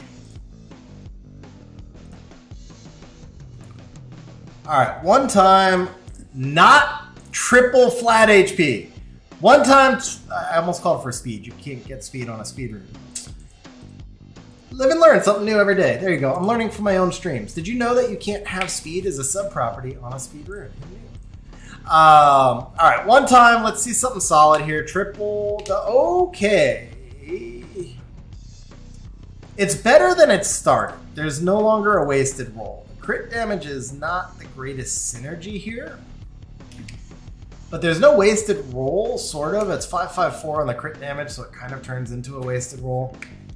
Still, I actually feel like this is still a pretty good re-up target. Just doesn't have the greatest synergy, but the reality is we looked at your efficiency earlier. HP 20 plus 13 defense. Yeah, but so the thing here is you're going to gem over the resistance. And at this point, you're now, you've got the attack instead of flat, and you've got more crit damage. This is a way more efficient rune than it started once you gem the defense over the resistance. I could go look it up, but I would guess this rune's 15% more efficient than it was before, somewhere around there. I would have to look it up, so I could be wrong on that, but it's gaining like a roll and a half, give or take. So a roll and a half is about 11. I guess it's about 11% more efficient.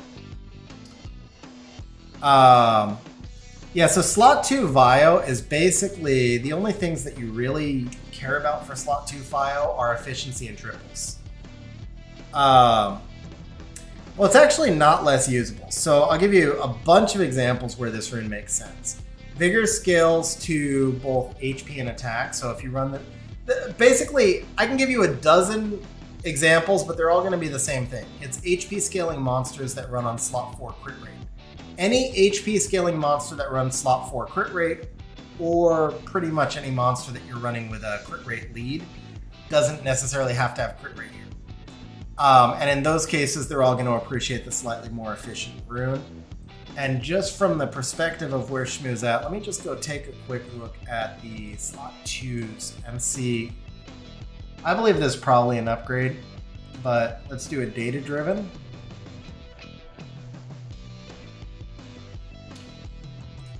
There we go. All right, so we're going to take a look here. Vio 2. So the original rune was, it had like flat defense, I think, right? This was the... No, that's not it. Okay. It is not legend. It is ancient. It does have an innate. This one? Is this one? Or this one? Bio 2, speed. Legend rune. Ah, here we go. Okay. Which rune was it? This one. It was this rune. So the rune was originally 96% efficiency, right? And this was a fully grinded out rune, 96% efficiency. So the rune now, as it stands right now, it goes 21 HP, it goes 21 attack with hero grinds, it goes to 14 crit damage, and then it goes to probably about 16 defense. So it goes up from 96 to 108. Yeah, 12%. Kind of like I said, about a roll and a half is what it gained. And then if we make it 108 with those grinds, Drop this out, drop this out. It becomes his third most efficient slot 2 vial. So yeah, at that point, it's kind of hard to justify continuing to re-app it because this is already his third best rune in slot.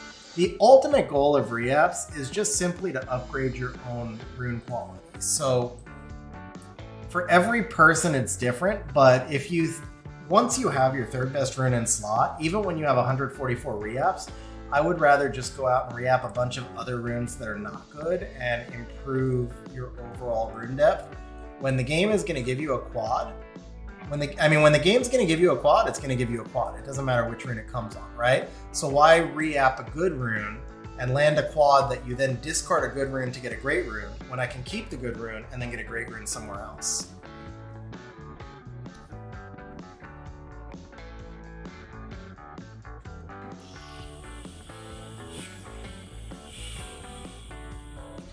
$3.9 million in Slime King. Congrats, bro. All right, so yeah, we will go ahead. Here's what it amounts to. Like, I legit, because you're saying you would re-app the shit out of this. I would re-app this on my account. Like, this is a re-app target on my account because this isn't my third best rune in slot. This is my 13th best rune in slot. And at that point, it probably is still my best re-app target. But it is not the best re-app target. Wow. Come on, last try. It is not the best re-app target on Shmo's account anymore. So if this provides an upgrade for Shmo, then I would rather move on to the next re-app target. And that's pretty much what it boils down to.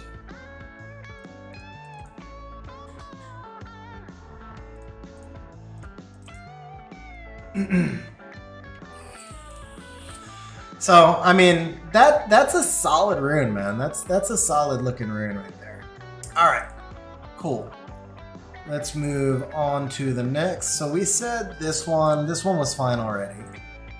This one was fine already. This is definitely fine. Ironically, being on Tessarian, I usually build Tessarian on crit rate. So this is ironically a really nice Tessarian. Tessarian actually needs all of these stats.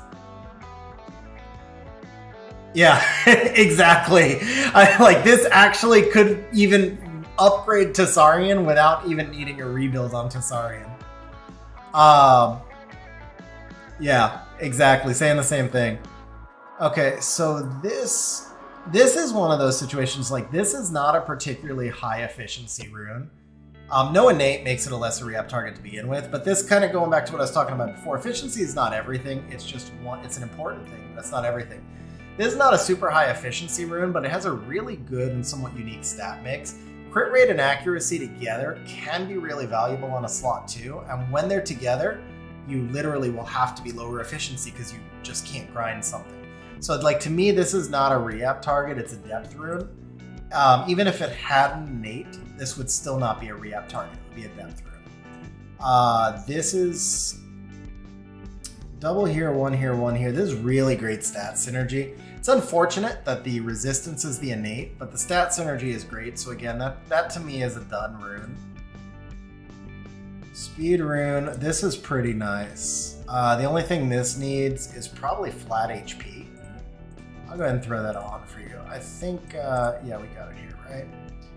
Yeah, the flat HP is gonna say, you could also do crit rate, by the way. You could do crit rate, accuracy, resistance, all of those make sense. But because this is 28 HP already, I think this is a really good candidate for flat HP.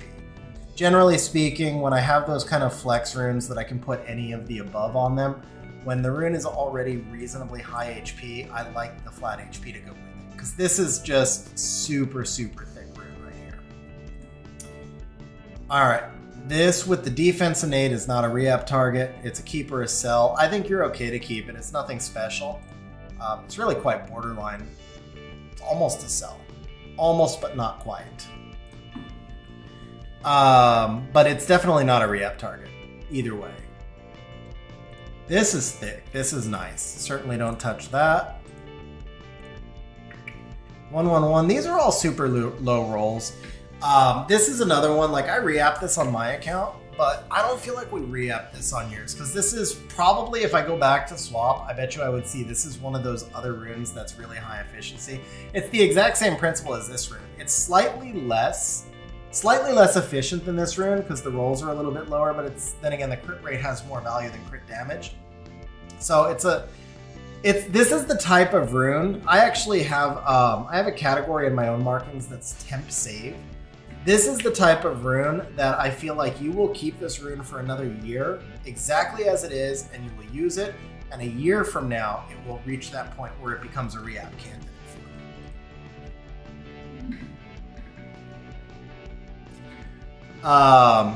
But as of today, I don't think it's a re-app yet because it's fully grinded and it's efficient. So a year from now, you'll probably outgrow this rune, but not yet. This one's kind of sketch. The crit rate with the defense works on very few monsters. The fact that there's no innate makes me not want to re-app it right away. But I think it probably becomes a re-app target at some point in a longer session. Okay, this is same theory we've been talking about before, except the difference here is that we're missing... No, we're not. There's no innate. Yeah, it's kind of the same thing. I think you keep this. It's just a depth rune. This, however, we can re-app. This is a better target, partly because this has already got the grinds invested, although they've made it so much easier to get grinds. But I do give a little bit of weighting towards a rune that's already grinded because vial grinds are hard to get. I don't like to burn the grinds. When you have a rune that's already kind of usable, I would definitely rather re-app the rune that's not grinded yet, but the other side here is that in order to make this rune good, we have to gem out the flat defense. So we're gemming out a full roll, and then we're losing almost another full roll from the non-max rolls up here. And if we just grind the flat defense, the rune itself has less value. So that makes this a much better re-app target because by the time we gem out the flat defense, it's kind of a low hero. It's a below hero efficiency rune.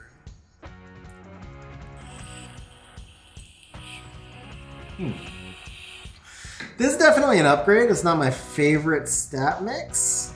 The attack and the accuracy are pretty nice as like a Ciara rune. If this flat defense was just anything else. This was just anything else. I don't think it's quite there yet, but I don't want to over push on no innate either. So we'll probably give this like 2 more tries, and then if we don't hit something when we're at 140, we'll just... yeah. So it's slightly better than it was before. It's not much better, but it's slightly better. We can just throw that in the re-app pile, maybe hit it back later.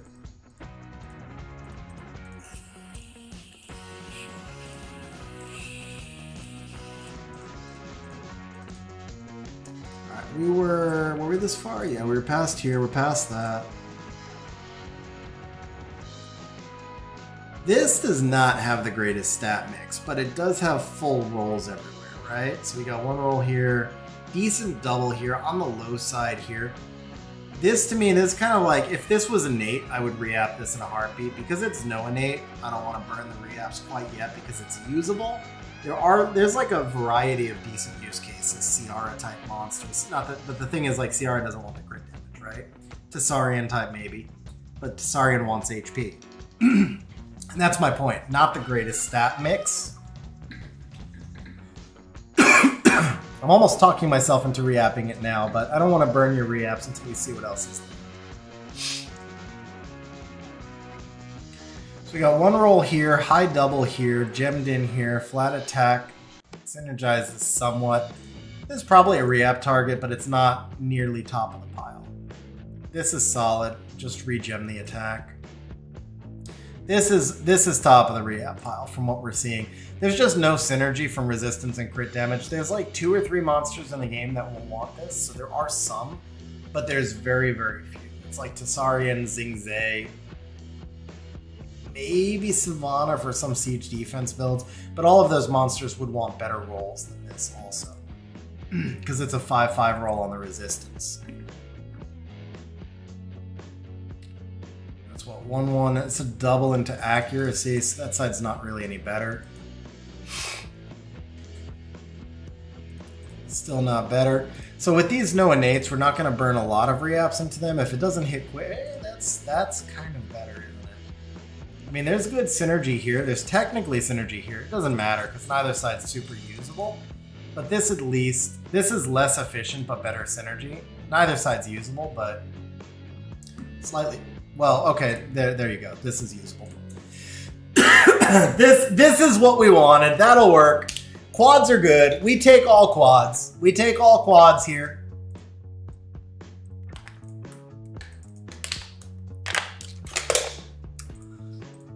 We absolutely accept all quads. Especially triple grindable quads with reasonably high rolls.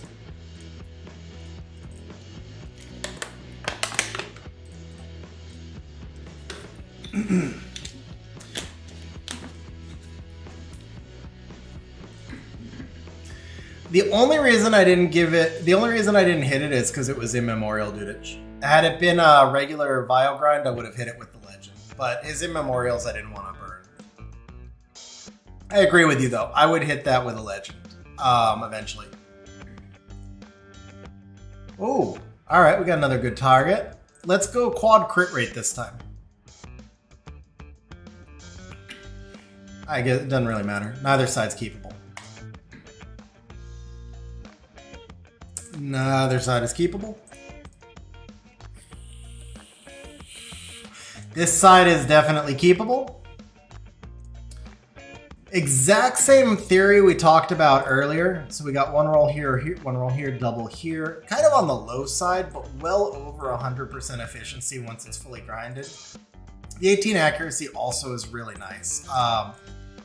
It's, 24 is a max double, but it's really hard to get a max double because it's a 4 to 8 range. So you could also get 12. I mean, this is just a straight mid-roll. 18 accuracy, very solid. 18 accuracy, triple grindable, even more solid. And this is another one that raises up into that well over 100% efficiency range. This is just a re-app target. Do we do that? We may as well. Because we actually established already that your speed runes can improve. If 105 is an upgrade, or 102 is an upgrade, then the speed runes can improve, so we may as well hit this. This is already technically an upgrade. It's not a great upgrade. What's up? Yeah, LaChain, I appreciate you asking. So it turns out it was just a troll, and I said in the post, if it was a troll, it was funny. I honestly, I really do think I think it was a great troll.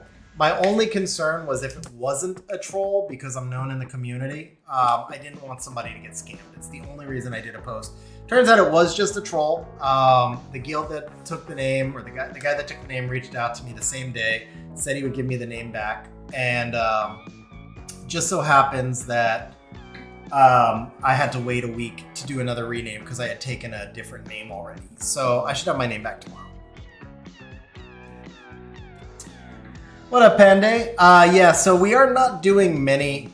Generally, obviously, you always prefer innate. Most of these no innate were just marking, but there was some potential to upgrade speed runes. So we did keep some of the...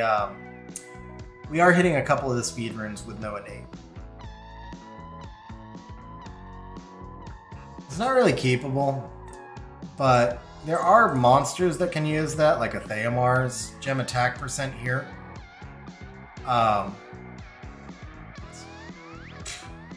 It's not really keepable, but it's good enough that there's better targets now.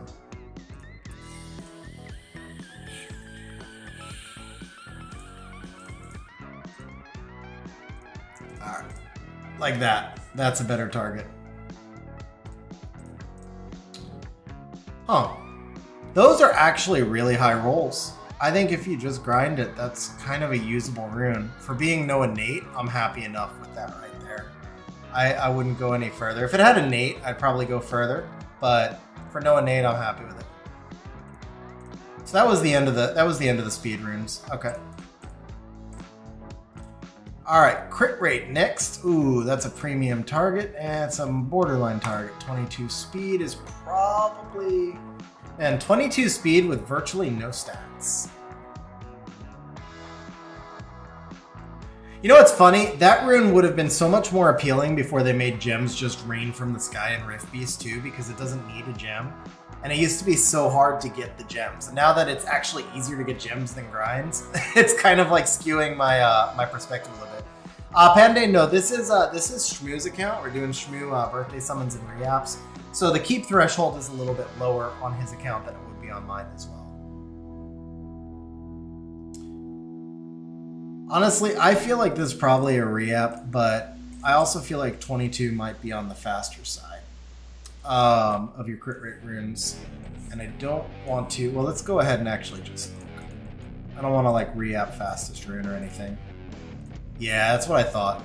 So 22 speed, I think for right now we keep it. Because if we start re-apping it, then we're pretty much committed to just speed chase on it. That's not really where I want to be at on your account. It's a bad rune, like it's a really bad rune, but it serves its role for now. So it's another one of those runes I was talking about where it's like, in a while, that's going to be a re-app target for you. I just don't think it's a re-app target yet. This is a reasonable re-app target, but I would need to check the attack runes. You don't want to re-app too. This is...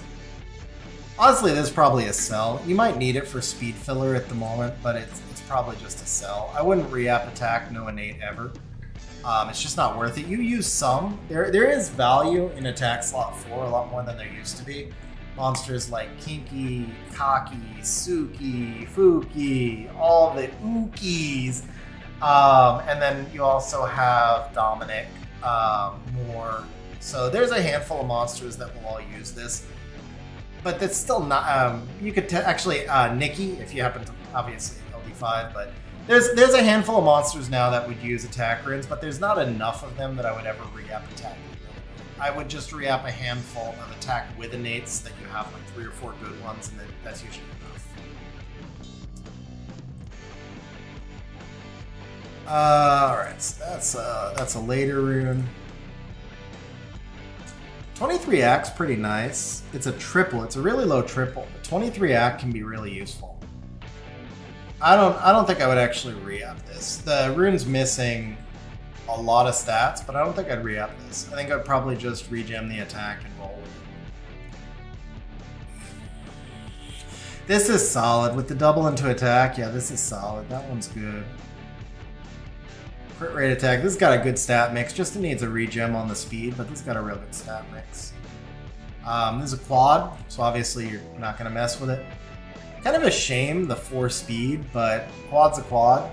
This is a great Kinky rune right here. I think you said earlier you don't have Kinky, but when you pull him, this is a great Kinky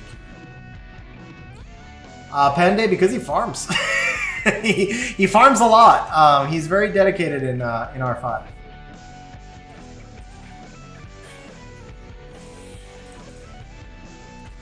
Which is, I've always said R5, I mean, artifacts have become really important, but R5 has been the most important farming element that most people overlook for ages. A well-grinded blue rune is better than an ungrinded legend rune every day. Alright, this is a great rune. There's no reason to re-app that. This is not a great rune. This is actually, yeah, the high attack roll here, like the only use case I have for this is a Cami, and then Cami usually wants to be... A Cami on HP wants to be on 286 a lot of the time. 239's okay, but and she doesn't really need the attack either. There's just no synergy here. I think this is our next target. So I am going to take a quick restroom break, and then this will be our next target, but I will be right back, guys. First, I'm just going to take a quick restroom break.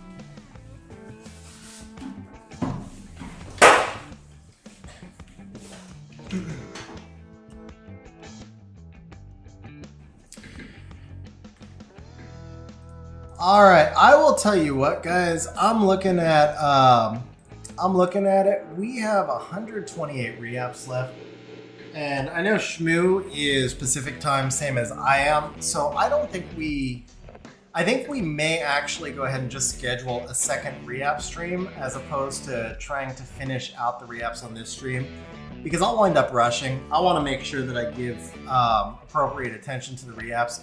So I think we're going to make this the last reapp target. And Shmo, you and I can coordinate for one more stream to do the reapps, and we'll break it up into a second stream. So that way we're able to make sure we're hitting the best targets.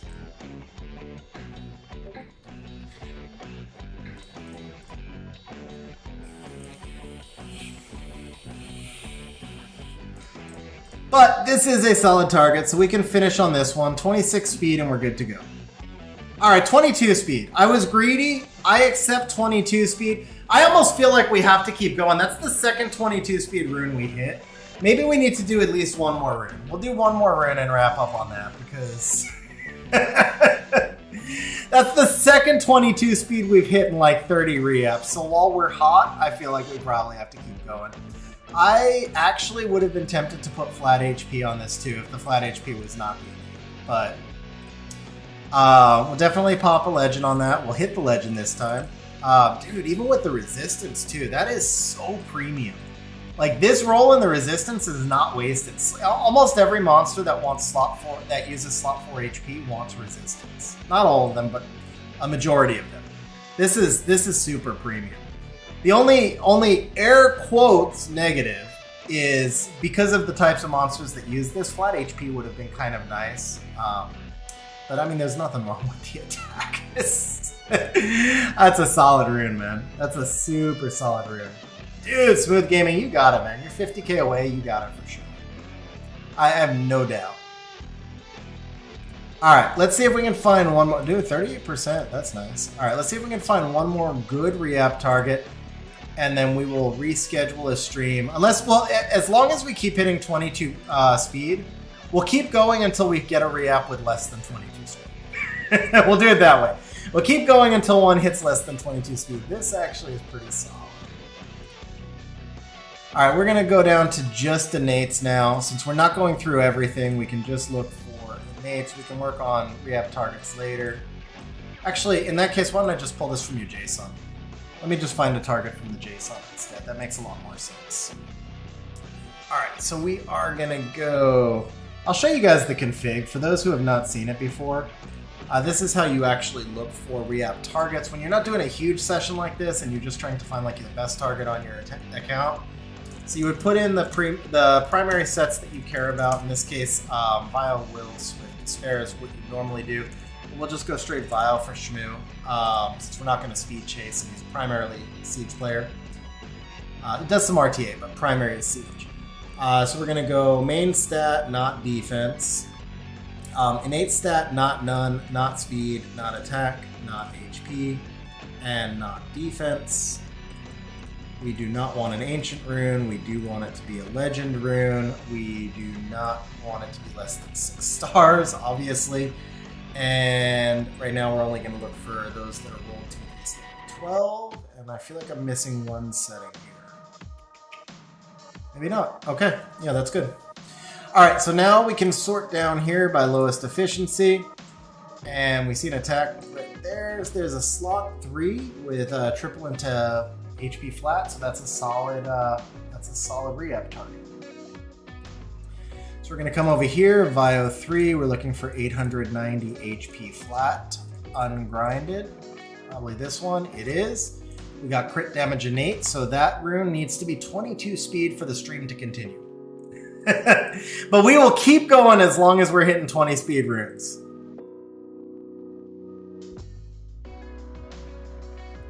That's a...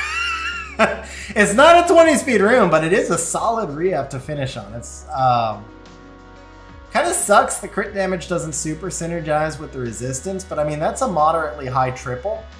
You get to gem in the speed so that you're not stuck with a single roll, which is kind of nice as well. Would be nicer if these two were switched. It would definitely be nicer if the HP caught the extra roll. But it's still a really solid usable rune. It actually synergizes great with that slot 4 that we just rolled also. Like you put those two runes together, that's 38 res with all the HP stats, and then you got the big speed.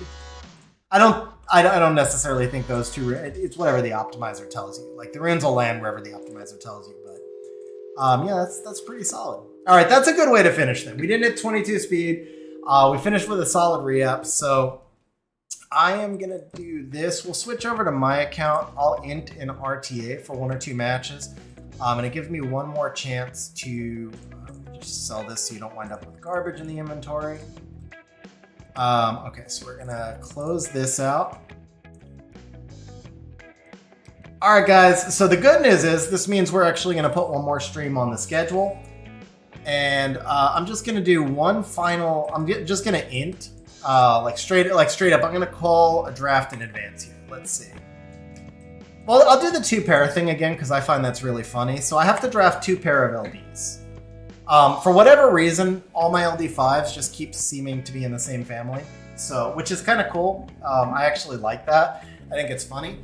So I've been having fun just like spamming drafts where it's all 2 pairs of LDs. So we're gonna go 2 pairs, but I get to choose the pair. One of them, yes, one of them's gonna have to be Nikki though. So this is tougher because I'm gonna need a speed lead, and that pre-commits my entire draft. Huh? This is tough. I'm gonna have to pre-commit my whole draft, right? All right, let's just commit. This leaves me flexibility, actually. It's a really early Gianna. Very easy for him to counter me. Okay, score. I get the Hey Gang. Then I can go Nikki. And then we have to finish with Lyman no matter what.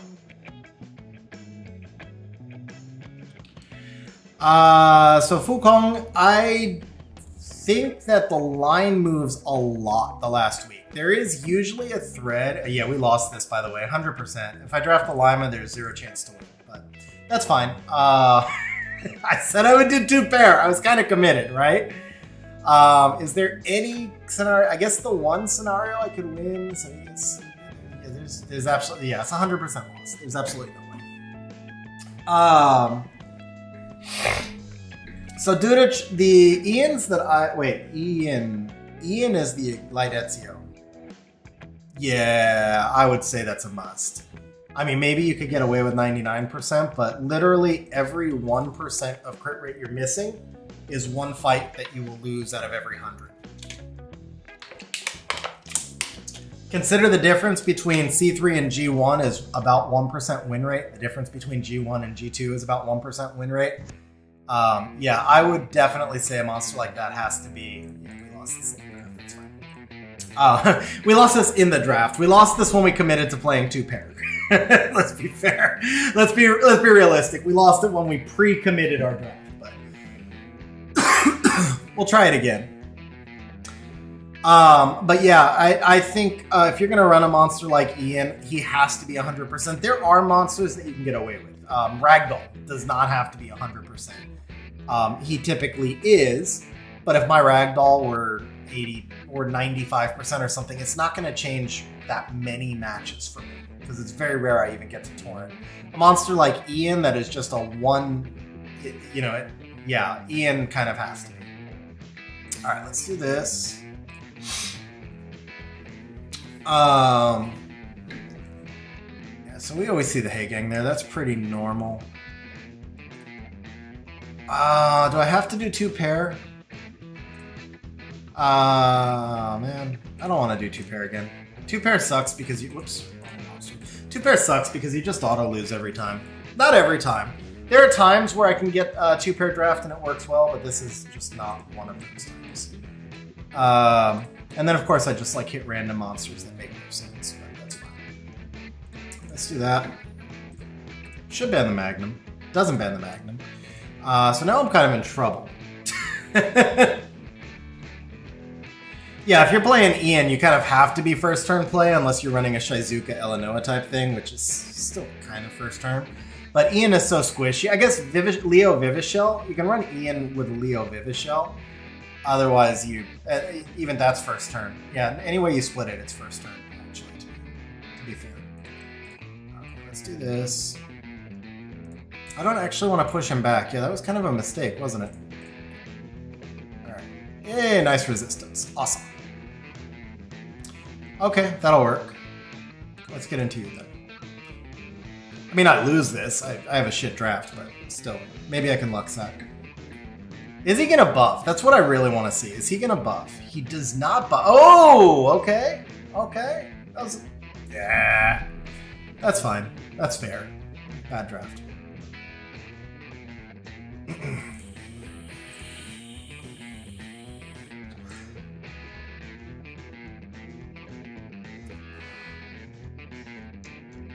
Would you stop proc? I mean, I procced once. My proc was meaningless. So, stop taking meaningful procs, please.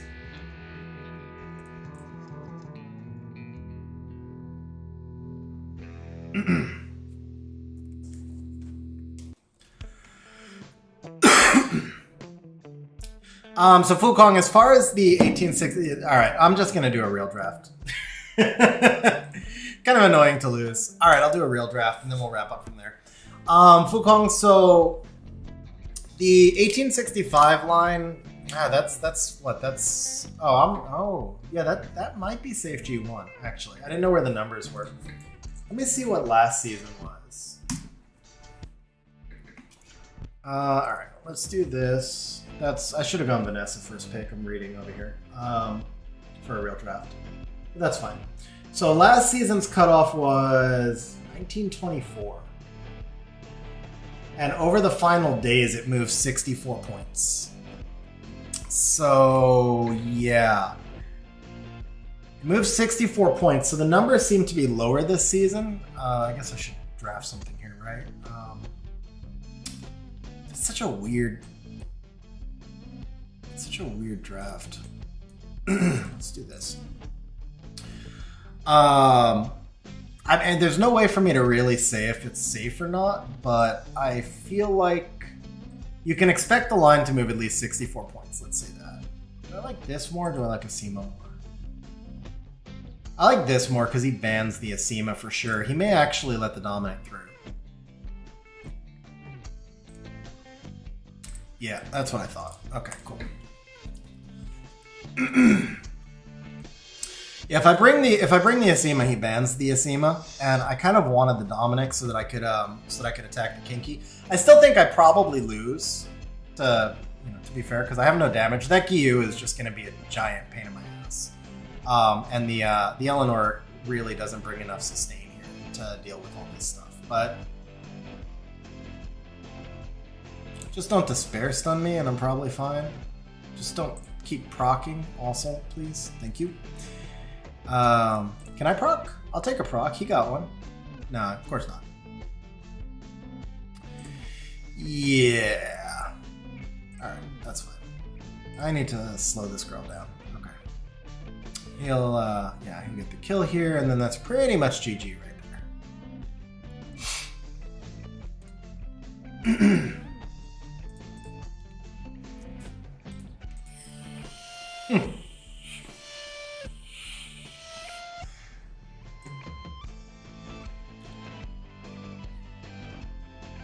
I wonder if I should have banned the Gyu.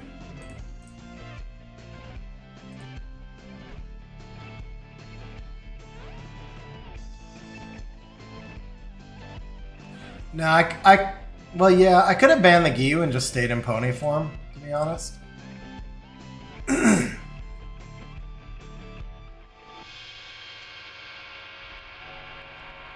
Okay, so we won't win that.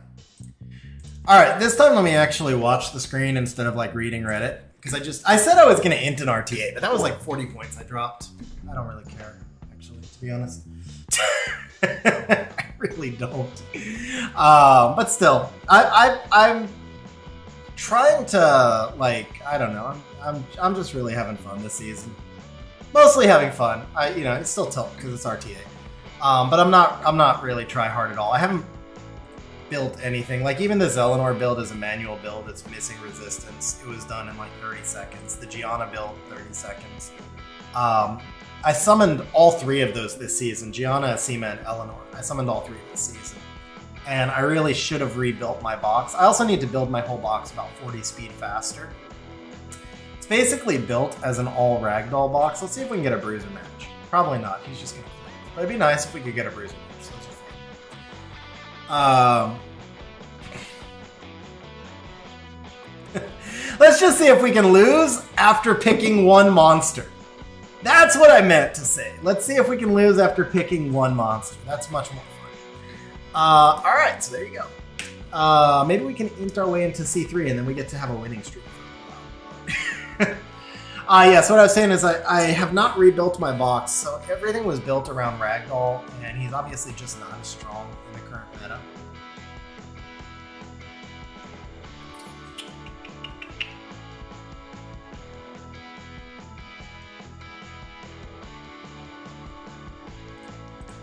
Is there any way for me to come back from this?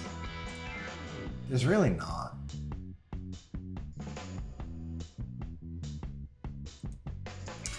There's really just not. Let's do this.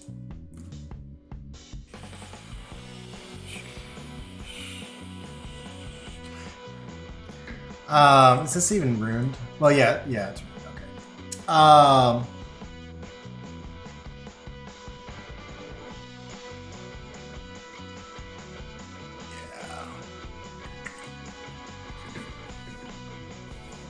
How many problems does the, they all cause me problems. Man, I'm just dominated on this draft. I am just ultra dominated here. What's my best hope? Like getting out of silence and then, let's see, he's gonna ban the Tessa, right? So if he bans Tessa, let's do this. I did ban the Pontos, okay. Yeah, I'm kind of screwed. I'm kind of screwed. I was screwed no matter what. Moment he dropped the Tian Lang, there was really no way for me to pivot with this box the way it's set up. Any of the stuff I would have wanted to use just didn't work. Alright.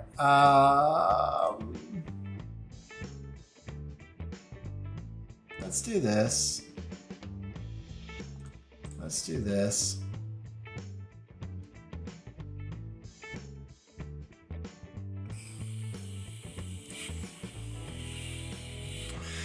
I really wanted to proc that. Really wanted to proc that. Okay.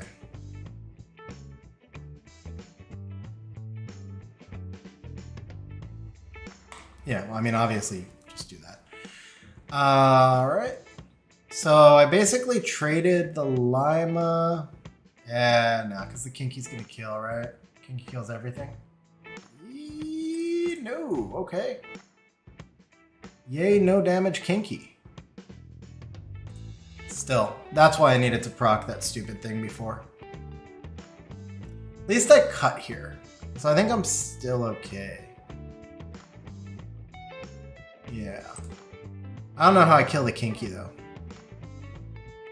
If he kills the Tessa here, there's no chance, right?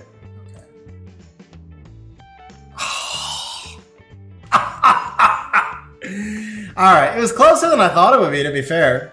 Closer than I thought it would be. After he first picked the TL. Oh, wait a second. Wait a second. I believe I can kill. Yeah.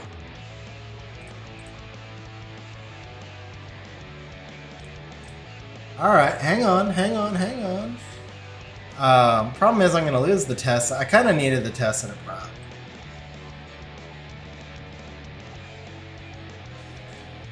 He should have 1 turn left on the cooldown. But apparently not because he's thinking. I guess not. Okay.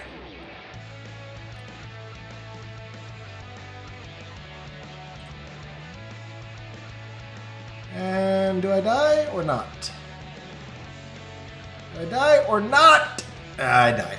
Okay. All right. Hey, we're almost down to C3. Sweet. So TG. Here's the thing. What's her name? The Cassandra was in front of the Ragdoll, and she had her Hero Strike cooldown back up. So if I put the last hit on the Tessa, then Cassandra snipes the Ragdoll, and all I have left is Tessa at 1 HP. I needed a Tessa proc, whichever one I targeted, basically.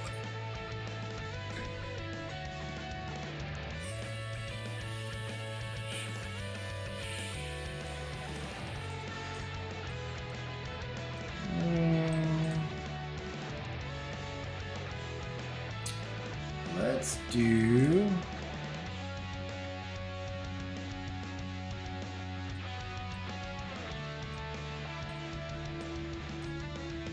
Let's do this.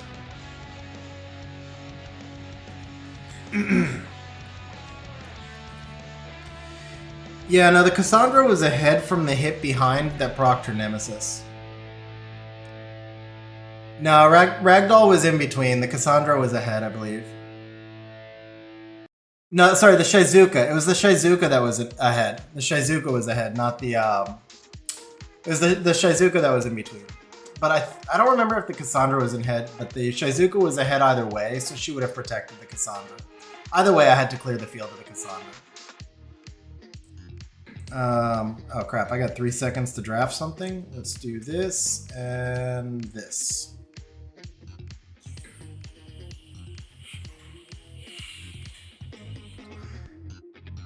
Hey, no Juno! Come on, no Juno! Don't draft a Juno. Please don't draft a Juno. Okay. I can deal with that. Maybe.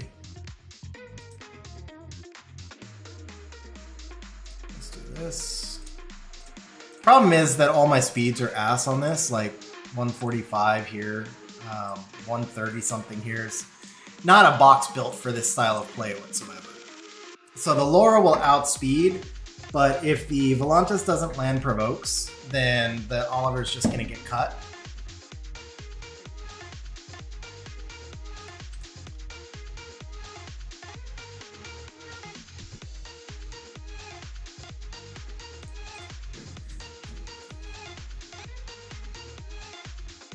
Okay, we got the main provoke we needed.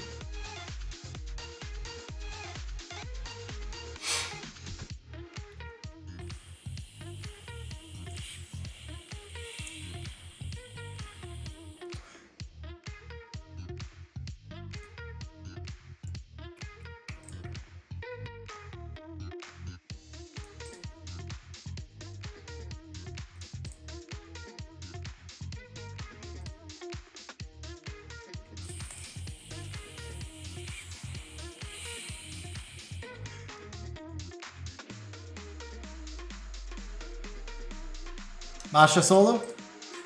Could be. May as well.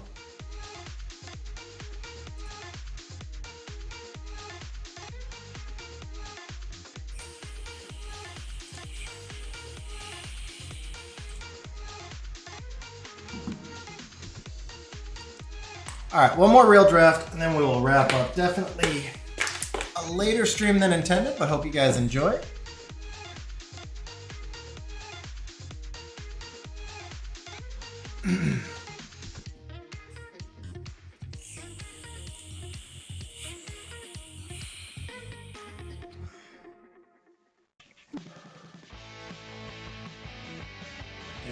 Well, glad you made a little bit of it, Noir. Alright, so Vanessa open. I don't have Sagar Rune, so I can't cut that. I guess we can take the Miles.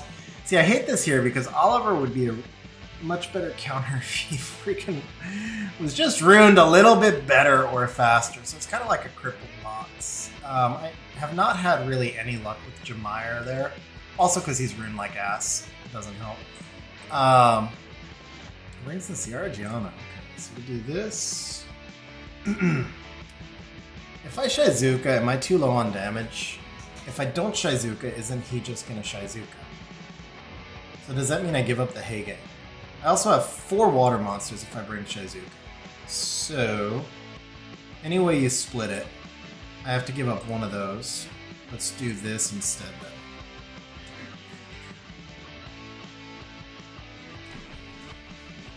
then.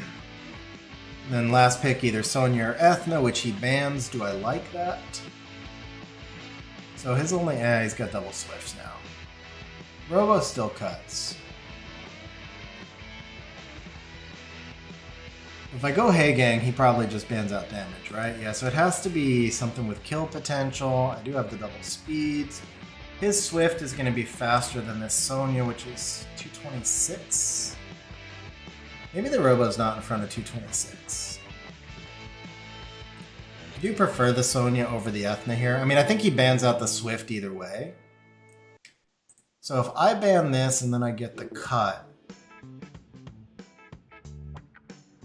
I'm basically banking on getting the pushback from the Chung here. The question is, does he let Sonya through? Because if he does let Sonya through, then I really don't have to ban this and I can ban this.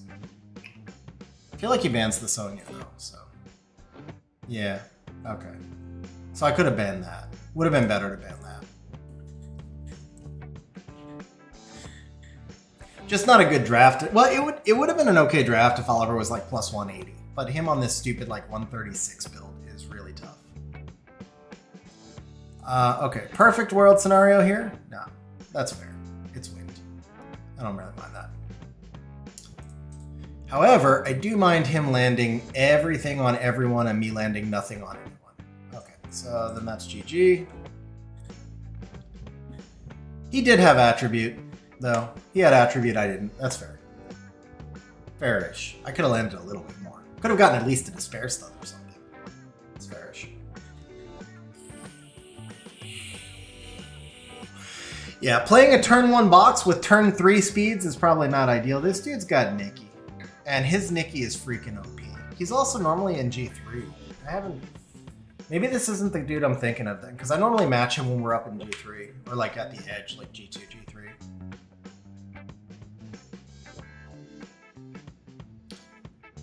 That makes a difference, because I don't know if I gotta steal the Nikki or not. Doesn't matter. Who cares? Let's do that.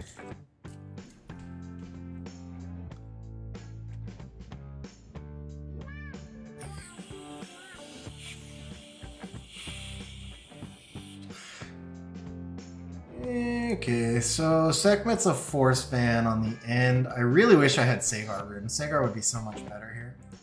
I run Mephisto also, but... Alright, so I'm going to want to be on single target stuff. So the Julienne would be good here. Could I actually do... Yeah, I could do this plus Julienne, right? Kind of lack... Having no support here is not ideal. Gives him a little too much control, but... Isis, nice pick. How important is the Isis, though? Oh, it's... that's nice. Alright, well, he can ban that out. At least I know what the ban is, right? So if I ban this, then Miles goes in front of the Ezio. It's probably my best case scenario. So it's like a 27% chance to stun, right? If I ban this, at least his only strip is like an S2 here. But then he's got this pairing. He's got too much control. I think we take the 27%er.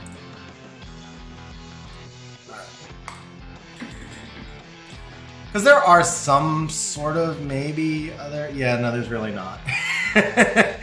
Basically, I stun the Ezio or I lose. That's pretty much the whole match right there. Stun Ezio or lose. Probably also need a Miles proc because the Shizuka is going to soul protect. But one step at a time. First I have to luck sack the stun, then we can try and get the proc.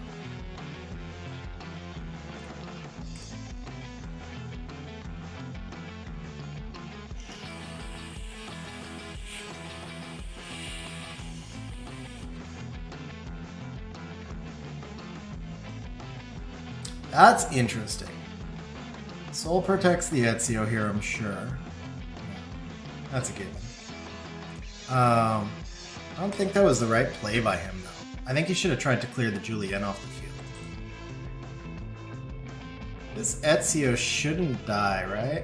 Yeah, he doesn't die. Okay.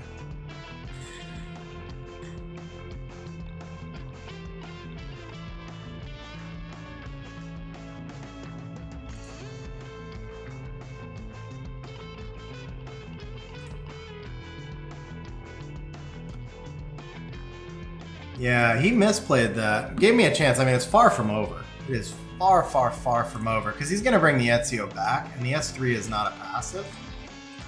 Plus, the Isis right here is going to go hog wild. That's why I saved the S2, though.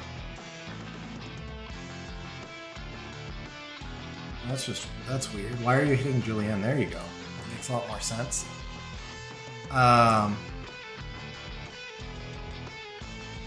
So now he'll bring the Ezio back. I think he'll snipe the Julien.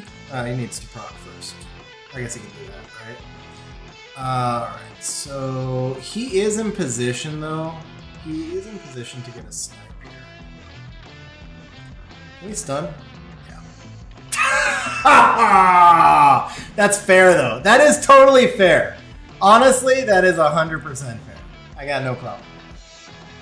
Everything went my way to that point, so I can't say a single word. So he'll bring the Ezio back and snipe, I assume, the Julien right here. He could bring the Isis back. Yeah, there you go. Or Ian. I guess it's Ian, not Ezio. Same shit. So I would snipe the Julien, I think. Yeah, there you go. And then the question is just, can I kill this fast enough? I need one more turn on the Cassandra. Do I get that extra turn? Don't proc? Alright, we're good. I don't think I... Yeah, well, yeah, it doesn't matter. You can't kill anything. You burn the S2. Yeah, I don't think I, really deserve to win that. I think I just sacked that. So, there we go. We will stop on a luck sack. It was... you know what? I'm kind of on the fence. I sacked that, but he... inted that. He really made a couple of bad misplays at the start, or I would have just lost anyway. Like, he should have gone Isis S3 instead of the... I don't know why he slept with this on. Because he had... I couldn't go into Beelzebub. But it's not like I haven't made lots and lots and lots of stupid plays in my time, so, I'll take it when I can get it, because if that's the dude I think it is, he's actually a really good player, and I just got lucky. Lucky twice. Lucky once when I sacked him, lucky twice when he made a misplay. Alright, so there we go, guys. We're going to wrap up stream from there. As always, I appreciate you guys hanging out on stream. Shmo and I will schedule a separate stream for the reapps. I believe I have one or two other streams on the schedule. As I said, I'm not going to go back to more than... one stream a week, but I will be starting to stream probably once a week now. Mostly just reapps and summons. But if you guys want some summons or want to do a summon stream, just message me. We'll set it up. On that note,